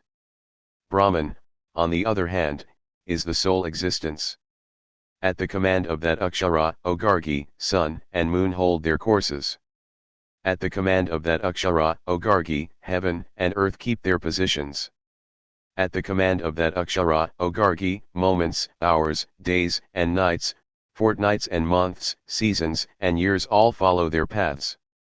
At the command of that Akshara, O Gargi, rivers, issuing from the snowy mountains, flow on, some eastward, some westward, others in other directions. He, O Gargi, who in this world, without knowing this Akshara, offers oblations, performs sacrifices, practices austerities, even though for many thousands of years, gains little, his offerings and practices are perishable. He, O Gargi, who departs this life without knowing the imperishable, is pitiable. But he, O Gargi, who departs this life knowing the Akshara, is wise. This Akshara, O Gargi, is unseen but is the seer, is unheard but is the hearer, is unthinkable but is the thinker, is unknown but is the knower.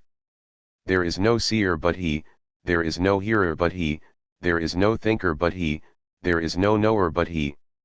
In Akshara, verily, O Gargi, the ether is woven, warp and woof. Gargi said, Revered Brahmins, well may you feel blessed if you get off with bowing before him. No one will defeat Yajnavalkya, expounder of the truth of Brahman. Gargi held her peace. Is it any wonder that men and women throughout the ages have devoted their entire lives to the pursuit of the knowledge of Brahman? What else is there? Yajnavalkya addressed the sages, Revered Brahmins, ask me questions if you will, any one of you in the assembly, or all of you. Or if any one of you so desires, I will question him. Or I will question all of you. But the Brahmins held their peace. Let us hope they returned home and doubled and tripled their efforts to realize Brahman. And so may we, for that is the purpose of this section. Janaka and Yajnavalkya. We come now to the lengthiest dialogue in any of the Upanishads. Swami Prabhavananda ended his translation of the Upanishad at its conclusion, evidently feeling that anything following it would be of vastly inferior value. Wealth or knowledge. On a certain occasion, Janaka, king of Videha, having seated himself to give audience, saw the sage Yajnavalkya among his visitors and accosted him. Janaka said, Yajnavalkya, what brings you here? Do you come for cattle, or for philosophy? Yajnavalkya said, for both, your majesty. The great sages, whether past or present, always have a sense of humor. And they are not interested in how they look to others. I have seen both of these principles more than once in Swami Sivananda and other great yogis in India. Humorous though it be, this verse has a real message. The intelligent yogi is interested in the total picture, both material and spiritual. It is ignorance that postulates an incompatibility between material and spiritual life. It is ignorance that creates the problem, not matter or spirit. After all, matter is a manifestation of spirit. Both Janaka and Yajnavalkya were rich in material possessions and in wisdom. In America we have had two men that were equally successful in finance and spirituality, J.C. Penney, founder of Penney's department store chain, and James J. Lin, whose many-branched multimillion-dollar empire could not keep him from becoming one of this country's greatest yogis and the successor of Paramahansa Yogananda as president of Self-Realization Fellowship. In India I met men of fabulous wealth whose whole mind and heart were centered in spirit consciousness while working tirelessly for the welfare of the people. As Sri Ramakrishna said, if you can weigh salt, you can weigh sugar. Word Brahman. Yajnavalkya said, I wish to hear what your teachers may have taught you. Janaka said, Jitway taught me that the word Vak is Brahman. Yajnavalkya said, as one who in childhood was instructed adequately, first by his mother and then by his father, and after that was initiated into the sacred mysteries by a sage, as such an one should teach, so has Jitway taught you the truth when he said that the word is Brahman. For what could a person achieve without the word? But did he tell you about the abode and support of this word Brahman? Janaka said, no, he did not. Yajnavalkya said, then you have been only partly taught. Janaka said, do you, then, teach me, O Yajnavalkya? Yajnavalkya said, the organ of speech is its abode, and ether, the primal cause of the universe, is its eternal support. Meditate upon the word as identical with knowledge. Janaka said, what is knowledge, Yajnavalkya? Yajnavalkya said, the word is knowledge, your majesty. For through the word a friend is known, and likewise all knowledge, spiritual or otherwise. Through the word is gained knowledge of this world and of the next. Through the word is obtained knowledge of all creatures. The word, your majesty, is the supreme Brahman. Janaka said, I give you 1,000 cows with a bull as big as an elephant for teaching me. Yajnavalkya said, my father was of the opinion that one should not accept any reward from a disciple without fully instructing him. The power of word, both conceptualization and verbal expression of concepts, is the distinctive feature of the human being, although many other species on earth use sound for communication. There is great power in speech for many reasons, some intellectual and some esoteric. Yajnavalkya points out that it is not enough to appreciate the power of word, but we must know that which gives word it power, what is its abode and support. He then tells us that it is the faculty of speech, the innate capacity of the human being for speech, that is the abode of word, for without the faculty of speech there could be no word expressed. Yet that is not the ultimate basis of the word. Ether, the primal cause of the universe, is its eternal support. Here, again, the Chidakasha is meant. Sound arises out of the element of ether, and the consciousness behind intelligent sound is the Chidakasha, the self of the nature of consciousness. So it is this consciousness that is the origin of the word Brahman, the Shabda Brahman, whose primary form is Om. That word is to be meditated upon as prajna, knowledge, the inmost consciousness. My father was of the opinion that one should not accept any reward from a disciple without fully instructing him. This tells us two things. Yajnavalkya possessed a spiritual lineage, a tradition with roots. Also he considered that partial knowledge was of little value. Breath Brahman. Yajnavalkya said, I wish to know what anyone else may have taught you. Janaka said, Yudhishthira taught me that breath prana is Brahman. He did not tell me about its abode and support. Yajnavalkya said, prana is its abode and ether akasha its support. It should be meditated upon as dear. For life is indeed dear. The primal energy is Brahman. When we breathe we live, and when we stop breathing, we die. That is why breath holds such a principal place in the practice of yoga. However, the breath is just the objectified physical manifestation of the inner movement of prana, the primal life energy within the human being. Prana is the force of life itself, but it, like the faculty of speech, has the Chidakesa as its origin and support. The prana is indeed dear, for it is the coin of life. Cite Brahman. Now we have another of the same word passages. Yajnavalkya said, tell me what more you have been taught. Janaka said, Bharku taught me that the Ichakshu is Brahman. But he did not teach me its abode and support. Yajnavalkya said, Sight Chakshu is its abode and ether its support. It should be meditated upon as truth. For it is by sight that objects are known. Sight is Brahman. What more have you learned? The word Chakshu means both the physical eye and the faculty of sight. The eye is meaningless if one lacks the faculty of sight. And that, too, is rooted in the Chidakasha. Thus we see that all our faculties are but rays of the sun, that is the Chidakasha. The next few verses are going to follow this pattern. The teachers of Janaka will have named the material sense organ, and Yajnavalkya will explain that it is the faculty, and ultimately the Chidakasha that is the attribute/power of Brahman. Hearing Brahman, Janaka said, Gardabhivapati taught me that the ear Shritra is Brahman. Yajnavalkya said, hearing Shritra is its abode and ether its support.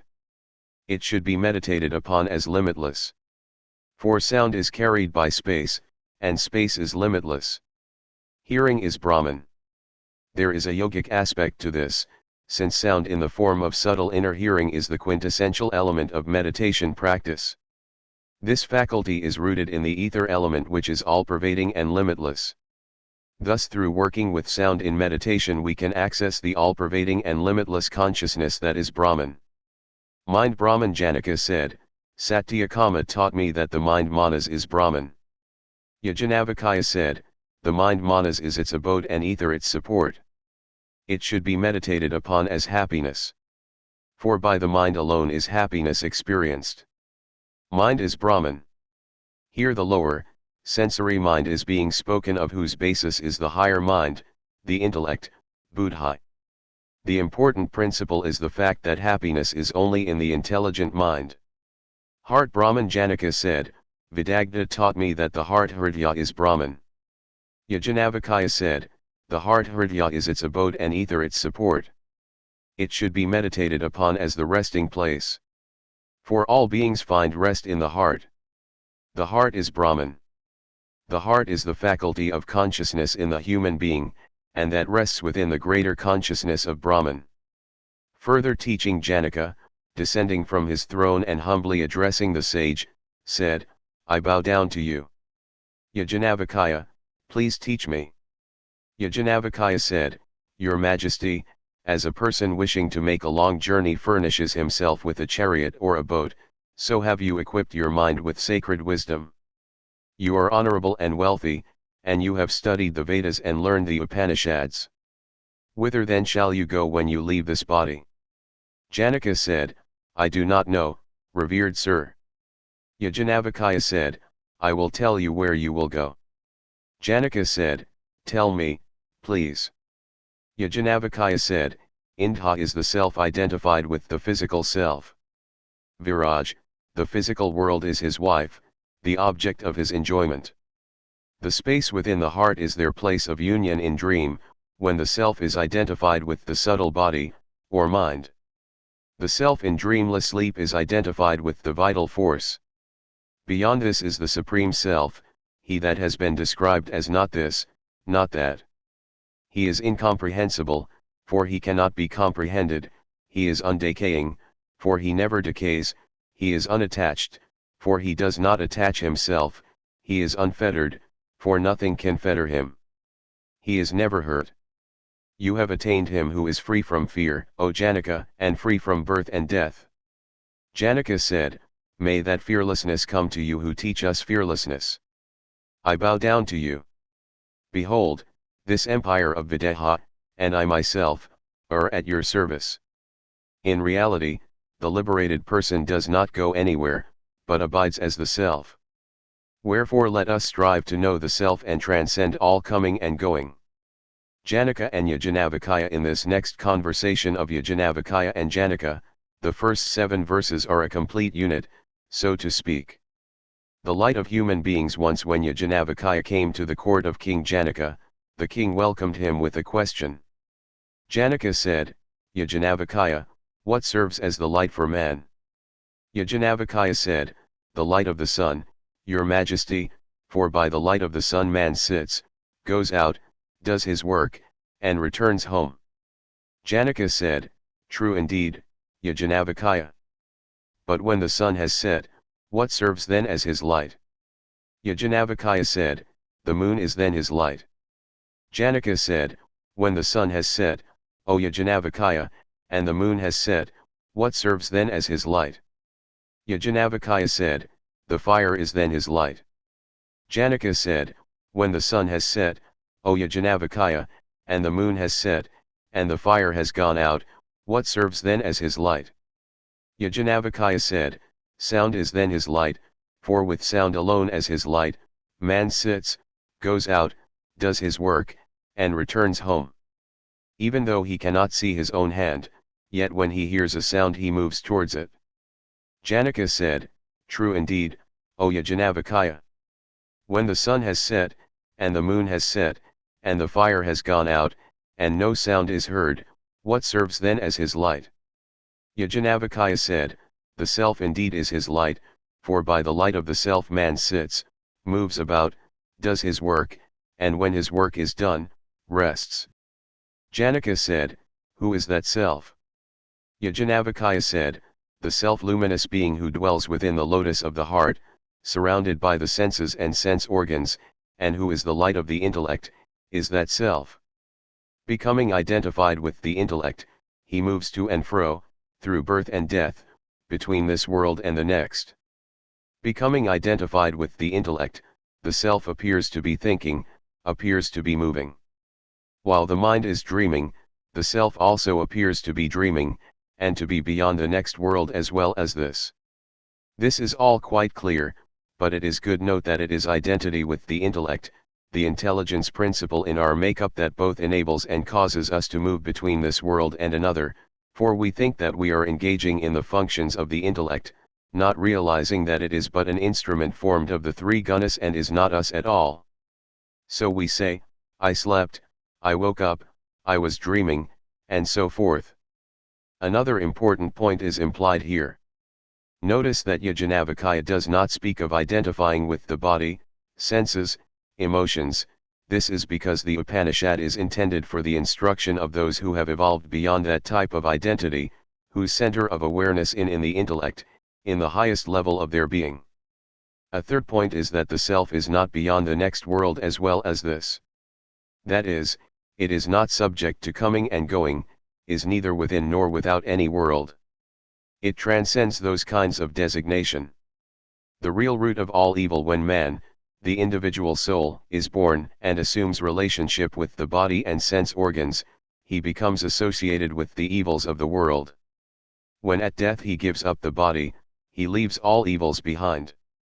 Yajnavalkya does not say that false identity is the problem, rather that mere birth in a body creates unavoidable association with all the troubles and risks that every embodied being endures. We see this in the life of great avatars and masters. Their lives were filled with troubles, and many of them died quite painfully. Why anyone would pray to them to remove troubles and disease is beyond comprehension. Why do the good suffer?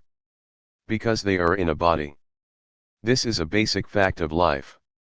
That is why spiritually intelligent people understand that the real sacrifice made by masters of all ages was their incarnation, and everything went on from there.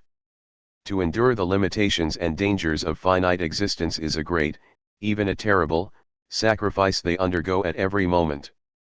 Being masters inwardly as well as outwardly, the sacrifice never overwhelms them, and they realized the implications of birth before they were even conceived.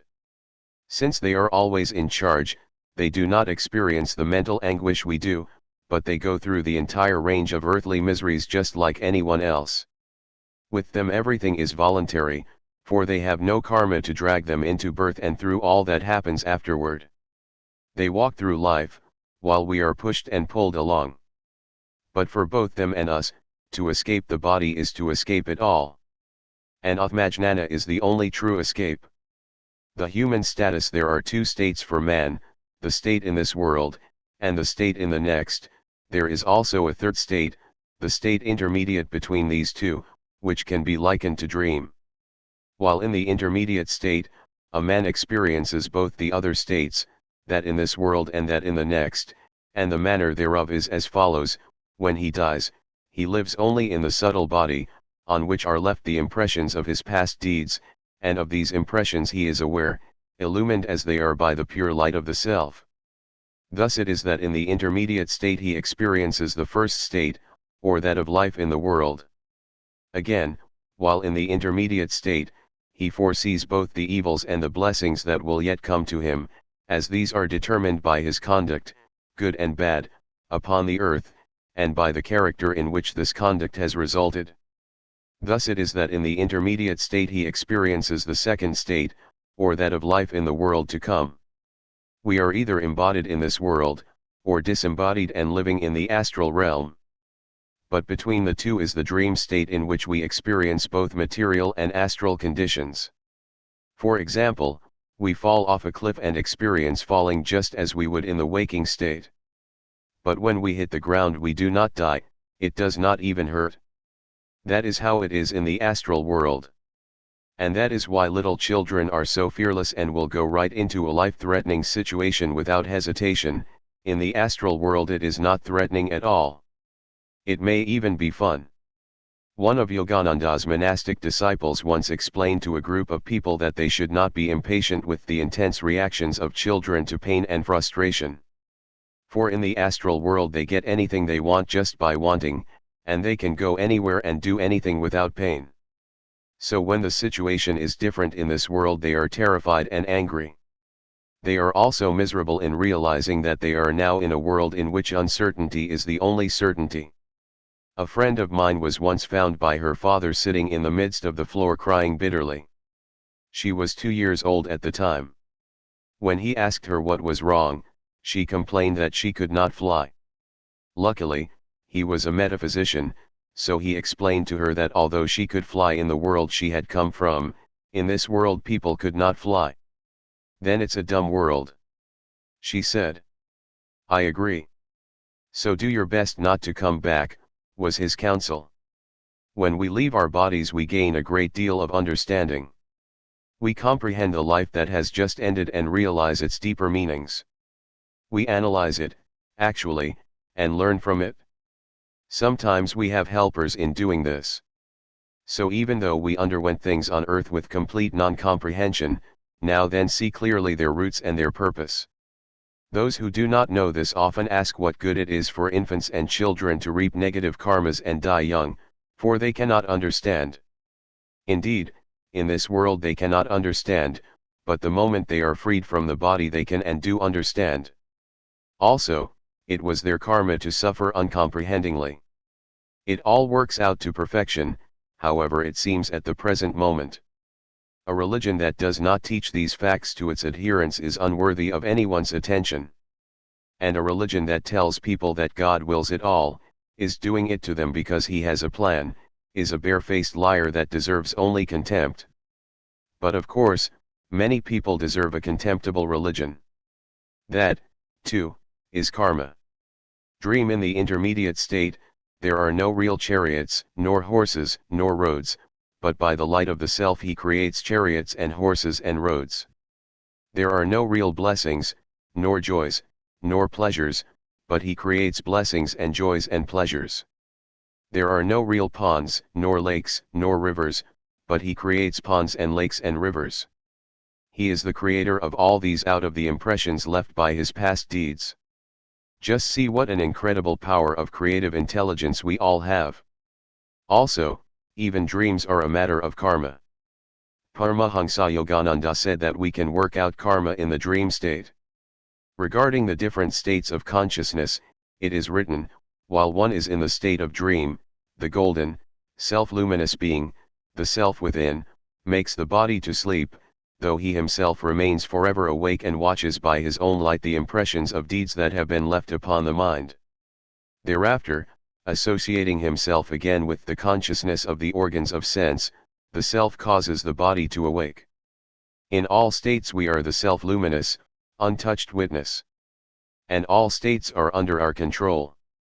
While one is in the state of dream, the golden, self-luminous being, the self within, the immortal one, keeps alive the house of flesh with the help of the vital force, but at the same time walks out of this house.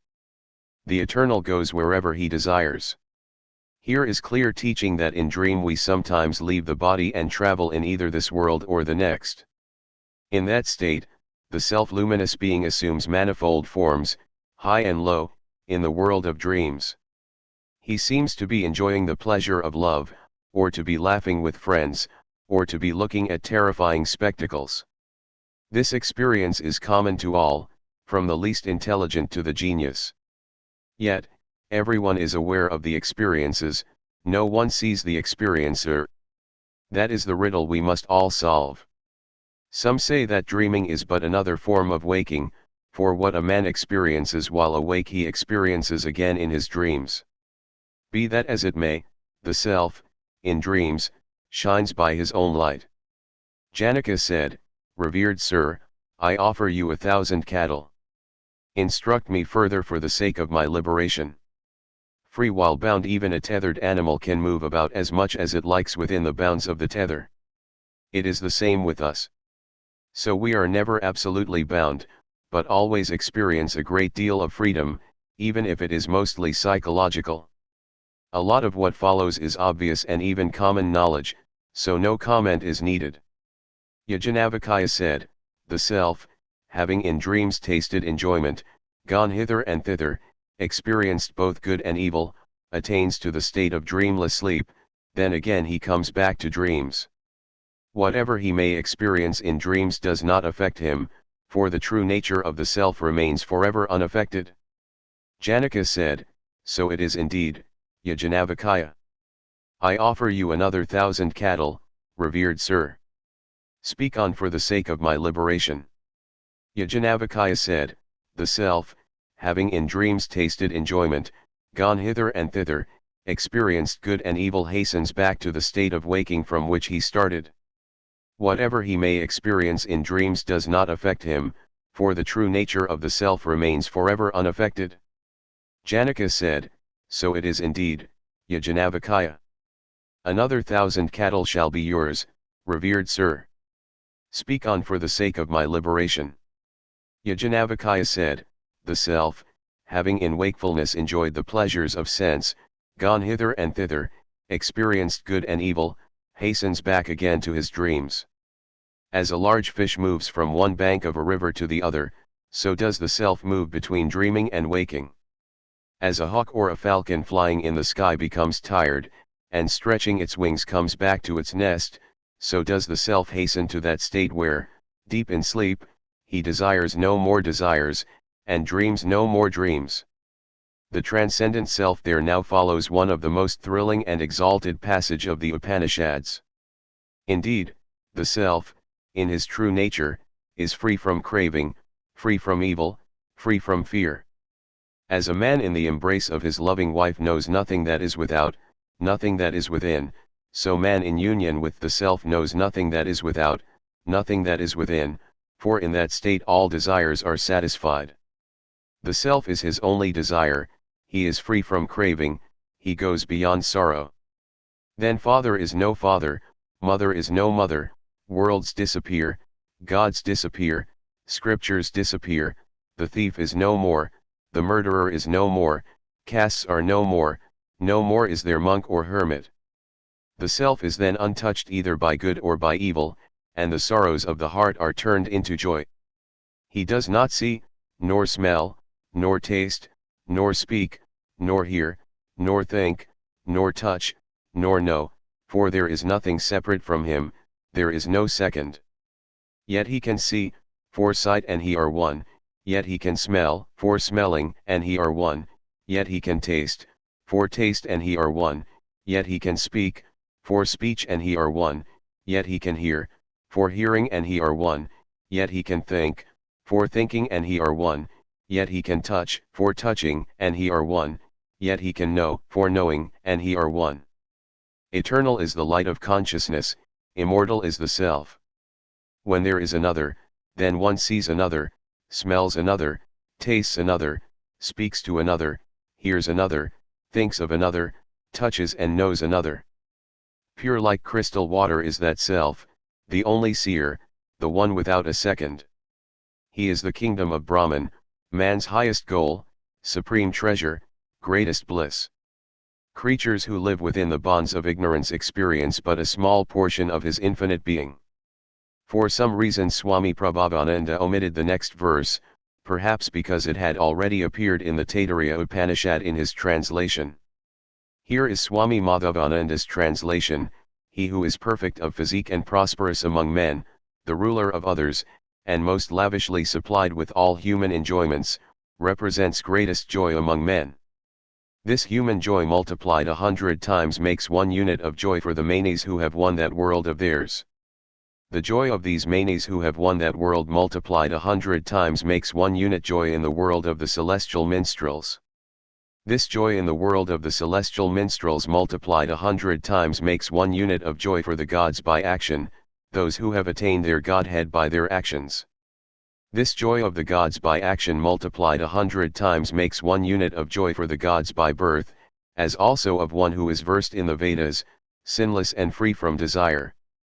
This joy of the gods by birth multiplied 100 times makes 1 unit of joy in the world of Prajapati, Viraj, as well as one who is versed in the Vedas, sinless and free from desire. This joy in the world of Prajapati multiplied 100 times makes 1 unit of joy in the world of Brahman, Hiranyagarbha, as well as of one who is versed in the Vedas, sinless and free from desire. This indeed is the supreme bliss. This is the state of Brahman, O Emperor, said Yajnavalkya. The process of reincarnation. The following verses alone in all the Upanishads describe to some degree the process of reincarnation. Dreaming and waking, Janaka said, "You shall have still another 1,000 cattle." Speak on, revered sir, for the sake of my liberation. Yajnavalkya said, "The self, having in dreams enjoyed the pleasures of sense, gone hither and thither, experienced good and evil, hastens back to the state of waking from which he started. As a man passes from dream to wakefulness, so does he pass at death from this life to the next. When a man is about to die, the subtle body, mounted by the intelligent self, groans, as a heavily laden cart groans under its burden. When his body becomes thin through old age or disease, the dying man separates himself from his limbs, even as a mango or a fig or a banyan fruit separates itself from its stalk, and by the same way that he came he hastens to his new abode, and there assumes another body, in which to begin a new life. Passing from life to life is only a shifting in a dream. When the stored up life force, a form of karma, for a life is running out, just as the charge in a battery is expended and fails, so do the physical and grosser pranic bodies. And, just as the ripe fruit falls from the tree, so the subtle body separates itself from the material body and begins its process toward another earthly birth in a new body. In between births, the individual spends time in the astral regions, sometimes just wandering and frittering his time away, and sometimes in learning and evolving, so his next life will be markedly better, and wiser, than the previous one. This time spent in this intermediate state can be anything from a matter of hours to centuries and even thousands of years. This is precisely determined by karma. By the way, it is nonsense to say that unevolved people reincarnate quickly and evolved people only come back in thousands of years. Both ends of the spectrum are similar. Very unevolved beings reincarnate very fast, and so do those that are highly evolved, for they are getting ready to graduate and are cramming for the final test. Leaving the body when his body grows weak and he becomes apparently unconscious, the dying man gathers his senses about him and completely withdrawing their powers descends into his heart. No more does he see form or color without. He neither sees, nor smells, nor tastes. He does not speak, he does not hear. He does not think, he does not know. For all the organs, detaching themselves from his physical body, unite with his subtle body. Then the point of his heart, where the nerves join, is lighted by the light of the self, and by that light he departs either through the eye, or through the gate of the skull, or through some other aperture of the body. When he thus departs, life departs, and when life departs, all the functions of the vital principle depart. The self remains conscious, and, conscious, the dying man goes to his abode. The deeds of this life, and the impressions they leave behind, follow him. He becomes apparently unconscious. This is important. The person may cease to perceive anything, but that is not being unconscious. We are never unconscious at any time, but we mistakenly call total absence of sensory perception unconsciousness. There is a vital point I want to mention here. The very last sense to fail is the sense of hearing. Sometimes it never fails. A lot of people give up and die because they hear the doctor say there is no hope or that they will soon be dead. So if you are around a dying, unconscious person, please remember this. You can speak to them and help them either revive or go to higher worlds. That is why both Hindus and Buddhists read scriptures to the dying or recite mantras or sing mantras. In Pure Land Buddhism, people sit by the dying and sing the mantra of Amida Buddha, continuing to do so for several hours after the person appears to be dead, knowing that sometimes they may have trouble getting out of the body or may be disoriented when they do. Yogananda spoke of this to his students, one of whom was the famous opera singer Amelita Gali Kursi. So when her brother was dying, she talked to him and called him back to life. When he became conscious, he told her that he had heard doctors saying he would soon be dead, so he accepted it and began drifting away. Then he heard her voice calling to him from far off, and telling him to return. So he did. At one point he even saw Yogananda, about whom he knew virtually nothing, but he recognized Yogananda when his sister showed a picture to him. It is sometimes possible to revive a person by intoning Om in their right ear. Yogananda also recommended this. Then the point of his heart, where the nerves join, is lighted by the light of the self, and by that light he departs either through the eye, or through the gate of the skull, or through some other aperture of the body. This is the light that so many people tell about seeing who have returned from near death. There are many gates by which a person may leave the body, and they are all determined by the level of consciousness, bhava, in which he has habitually lived during his lifetime. This is one of the major teachings of the Bhagavad Gita. To leave through a center in the head is the best, and will determine what highly evolved world he will enter. Those who leave through the center at the top of the head, the Brahmarandra, will not return to rebirth. Those who leave at lower centers in the body or spine will go to lesser worlds, and some of the lowest centers are literally gates to negative worlds we call hells. Some even lead to rebirth in animal forms, though this is rare. The self remains conscious, and, conscious, the dying man goes to his abode. The deeds of this life, and the impressions they leave behind, follow him.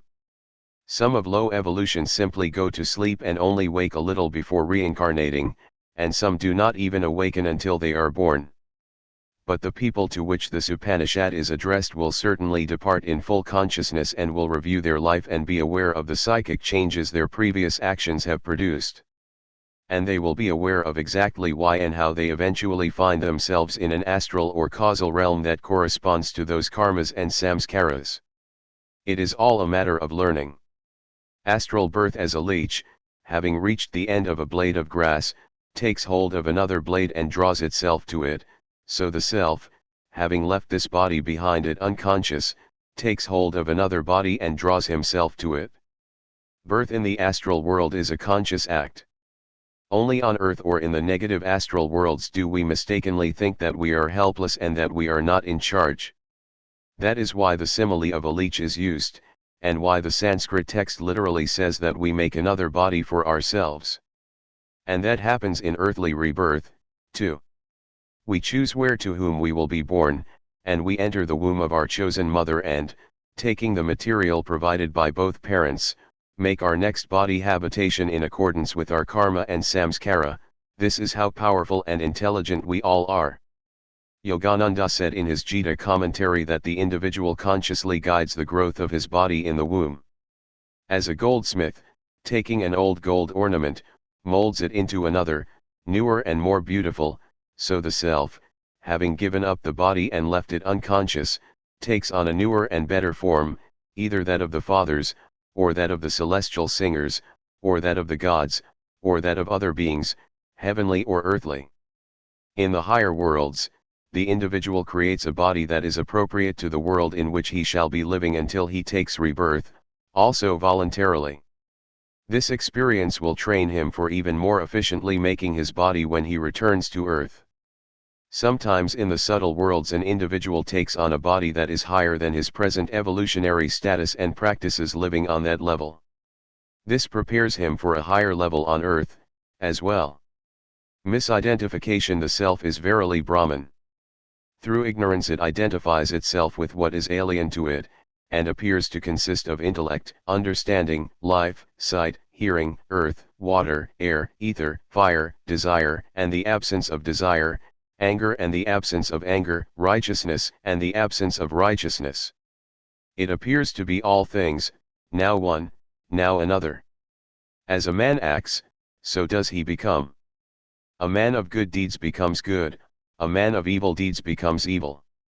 A man becomes pure through pure deeds, impure through impure deeds.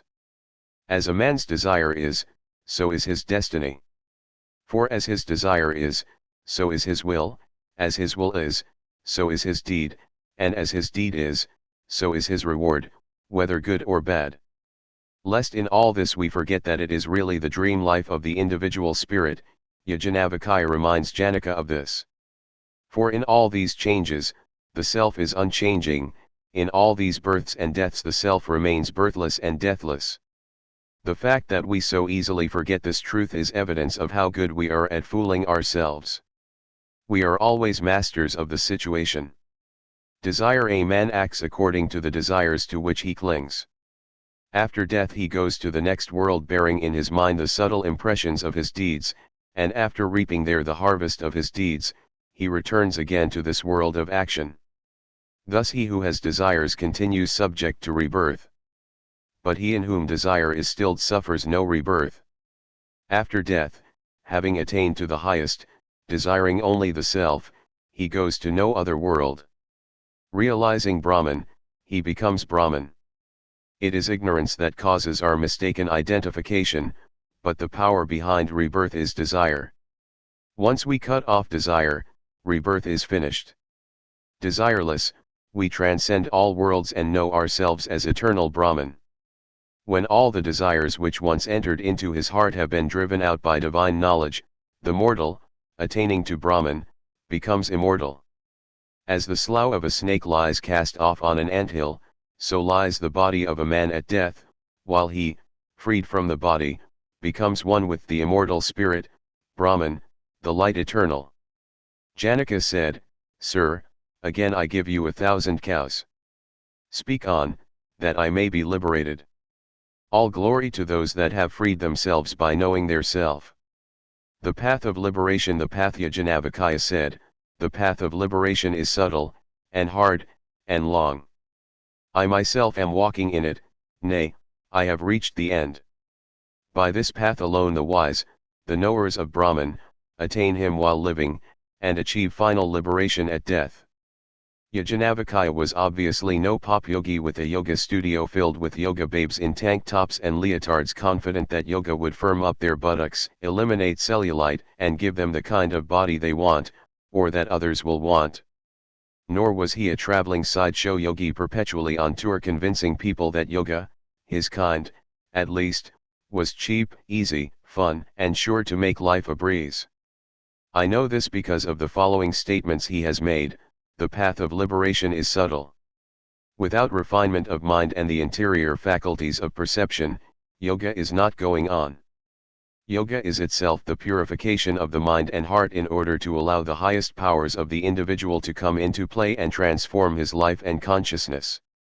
Because this is so, Patanjali puts 10 necessary elements for yoga at the top of his list of the 8 limbs of yoga: ahimsa, non-violence, non-injury, harmlessness, satya, truthfulness, honesty, asteya, non-stealing, honesty, non-misappropriativeness, brahmacharya, sexual continence in thought, word, and deed, as well as control of all the senses, aparigraha, non-possessiveness, non-greed, non-selfishness, non-acquisitiveness, shosha, purity, cleanliness, santosha, contentment, peacefulness, tapas, austerity, practical, result-producing, spiritual discipline, swadhyaya, introspective self-study, spiritual study, Ishwara pranadhana, offering of one's life to God.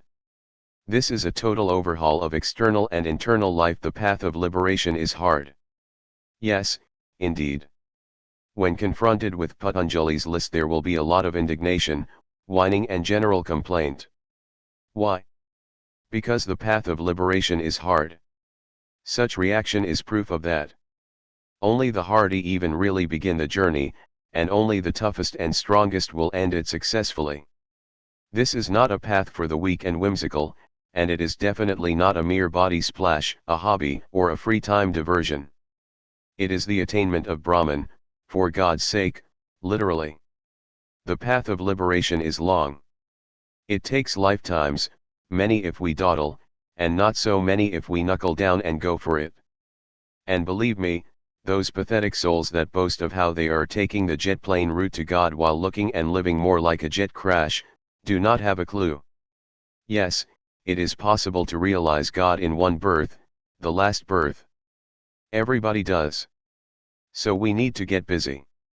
There can be no periods of coasting along, deluding ourselves that our liberation is assured and just around the next corner. Real spiritual life goes in a straight line, there are no bends or curves. Buddha meditated and engaged in intense discipline right up to the moment of his leaving the body, even though he had attained enlightenment decades before. And so did Swami Sivananda. All real yogis do the same. By this path alone, is Brahman attained. And that attainment is not some swell surprise after death. It takes place right here in this world, which is no longer an obstacle to enlightenment. By changing himself, the yogi changes the effect the world has on him. What hindered him before now helps him. The once closed door is now open to him. Death is the final going through that door. For him there will be no return. No more worlds. Other worlds there are, joyless, enveloped in darkness. To these worlds, after death, go those who are unwise, who know not the self. Any relative world is fundamentally joyless and enveloped in darkness, so the truly wise understand. No world is fit to live in, for they are all realms of death and constant change. There is no peace possible for those who live therein. But those who know the self have ended that compulsion, for, when a man has realized the self, the pure, the immortal, the blissful, what craving can be left in him that he should take to himself another body, full of suffering, to satisfy it? Desire being the root of rebirth, when it is eliminated, rebirth vanishes along with it. In the body, he that has once known the glory of the self within the ephemeral body, that stumbling block to enlightenment, knows that the self is one with Brahman, Lord and Creator of all. Brahman may be realized while yet one dwells in the ephemeral body. To fail to realize him is to live in ignorance, and therefore to be subject to birth and death. The knowers of Brahman are immortal, others, knowing him not, continue in the bonds of grief. The suffering may be very subtle, but it will be there, nonetheless. Fearless in knowing, he who with spiritual eye directly perceives the self-effulgent being, the Lord of all that was, is, and shall be, he indeed is without fear, and causes fear in none. Even more, he removes fear from others. This is why we experience such great peace and ease in the presence of enlightened beings. Not only have I experienced this many times, I have seen people walk into the presence of a great master and immediately begin shedding tears of relief. In a moment their anxieties and fears were removed. He who knows Brahman to be the life of life, the eye of the eye, the ear of the ear, the mind of the mind, he indeed comprehends fully the cause of all causes. By the purified mind alone is Brahman perceived. There are no mysteries or puzzles for the knower of Brahman. All is known to him who knows the all. In Brahman there is no diversity. He who sees diversity goes from death to death.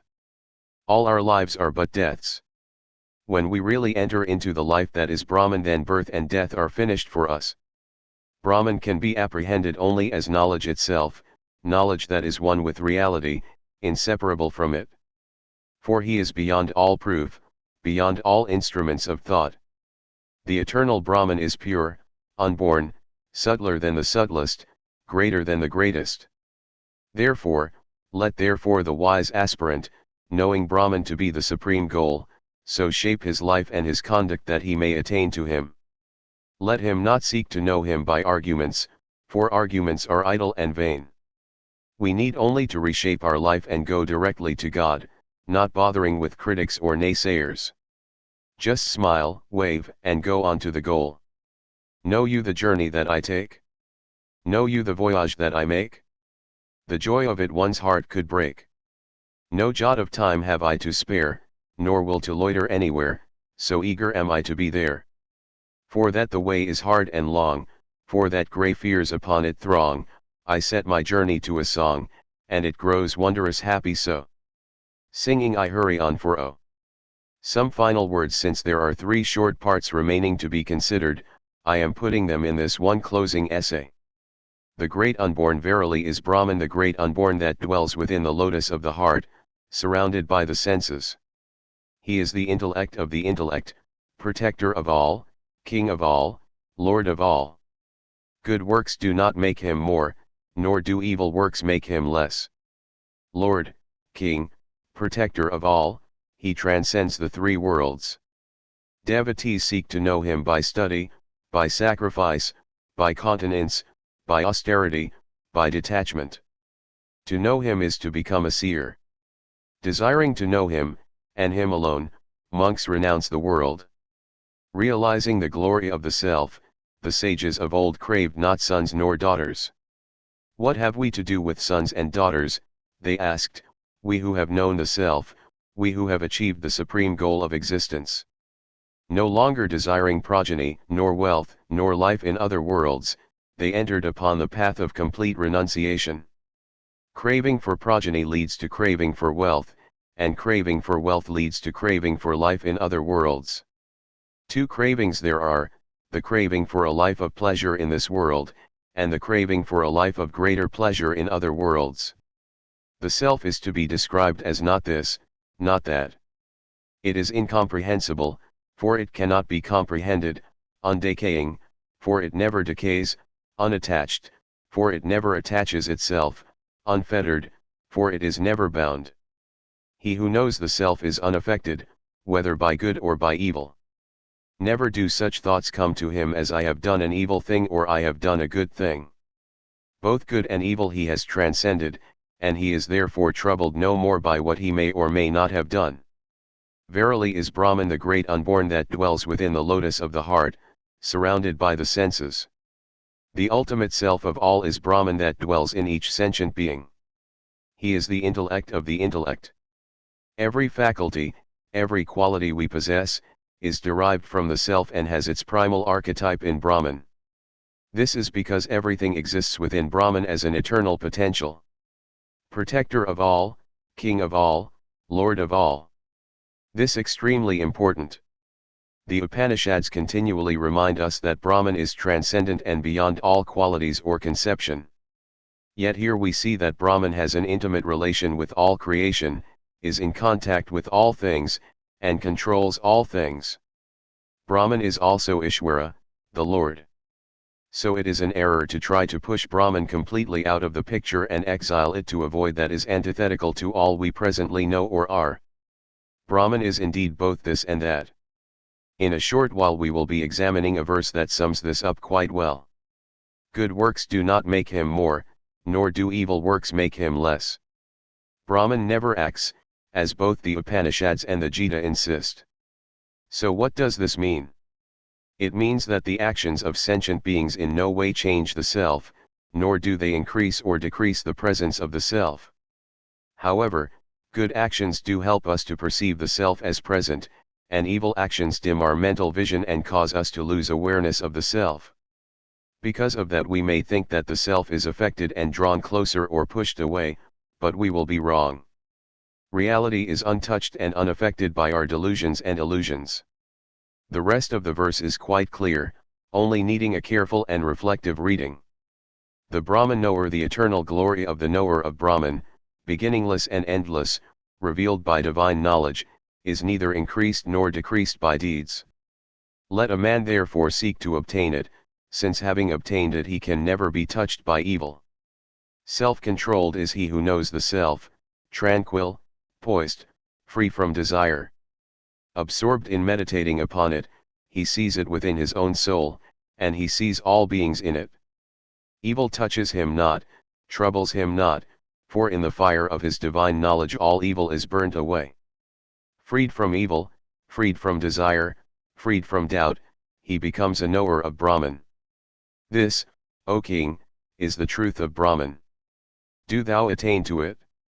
Janaka said, Most revered sir, I offer you the empire of Videha, and myself with it, to be your servant. Our gratitude for this wisdom should be as boundless and all-encompassing as was Janaka's. Who can calculate the lives we have passed, struggling to comprehend the truth of things, before at last these great truths have come into the sphere of our life and become known to us? May we now hasten to the realization of Yajnavalkya's final summation. Yajnavalkya said, the self, the great unborn, the undecaying, the undying, the immortal, the fearless, is, in very truth, Brahman. He who knows Brahman is without fear. He who knows Brahman becomes Brahman. That and this, the simultaneous immanent and transcendent nature of Brahman, and the self, is not easy to grasp. But the first half of the following verse is very helpful. That is the full, this is the full. The full has come out of the full. If we take the full from the full, only the full remains. Om is the ether Brahman, the eternal ether. It is the Vedan known by the knowers of Brahman. For through it one knows what is to be known. The word translated full is Purna, which means both full and complete. In this verse it means the totality of being, Brahman. So it tells us that the transcendent, Nirguna Brahman, is the total reality, but so is the immanent, Saguna Brahman. The unmanifest is all that is, and so is the manifest. The immanent is an emanation from the transcendent. If we confine our awareness to the immanent, we will find it to be the totality of being. If we turn to the transcendent and intellectually negate the immanent, we will perceive that the transcendent is all. How is this? Because they are one and the same. Further, Brahman cannot be labeled or described, so even the words immanent and transcendent cannot be applied to it. The second verse is extremely significant, telling us that Om is Brahman vibrating eternally in the ether. That for those who know Brahman, Om is the real Veda, for it reveals all that is to be known, Brahman itself. Gods, men, and Asuras, all three descendants of Prajapati, lived with him for a time as students. Then the gods said, Teach us, sir. In reply Prajapati uttered one syllable, Da. Then he said, Have you understood? They answered, Yes, we have understood. You said to us, Dhammayata, be self-controlled. Yes, agreed Prajapati, you have understood. Then the men said, Teach us, sir. Prajapati uttered the same syllable, Da.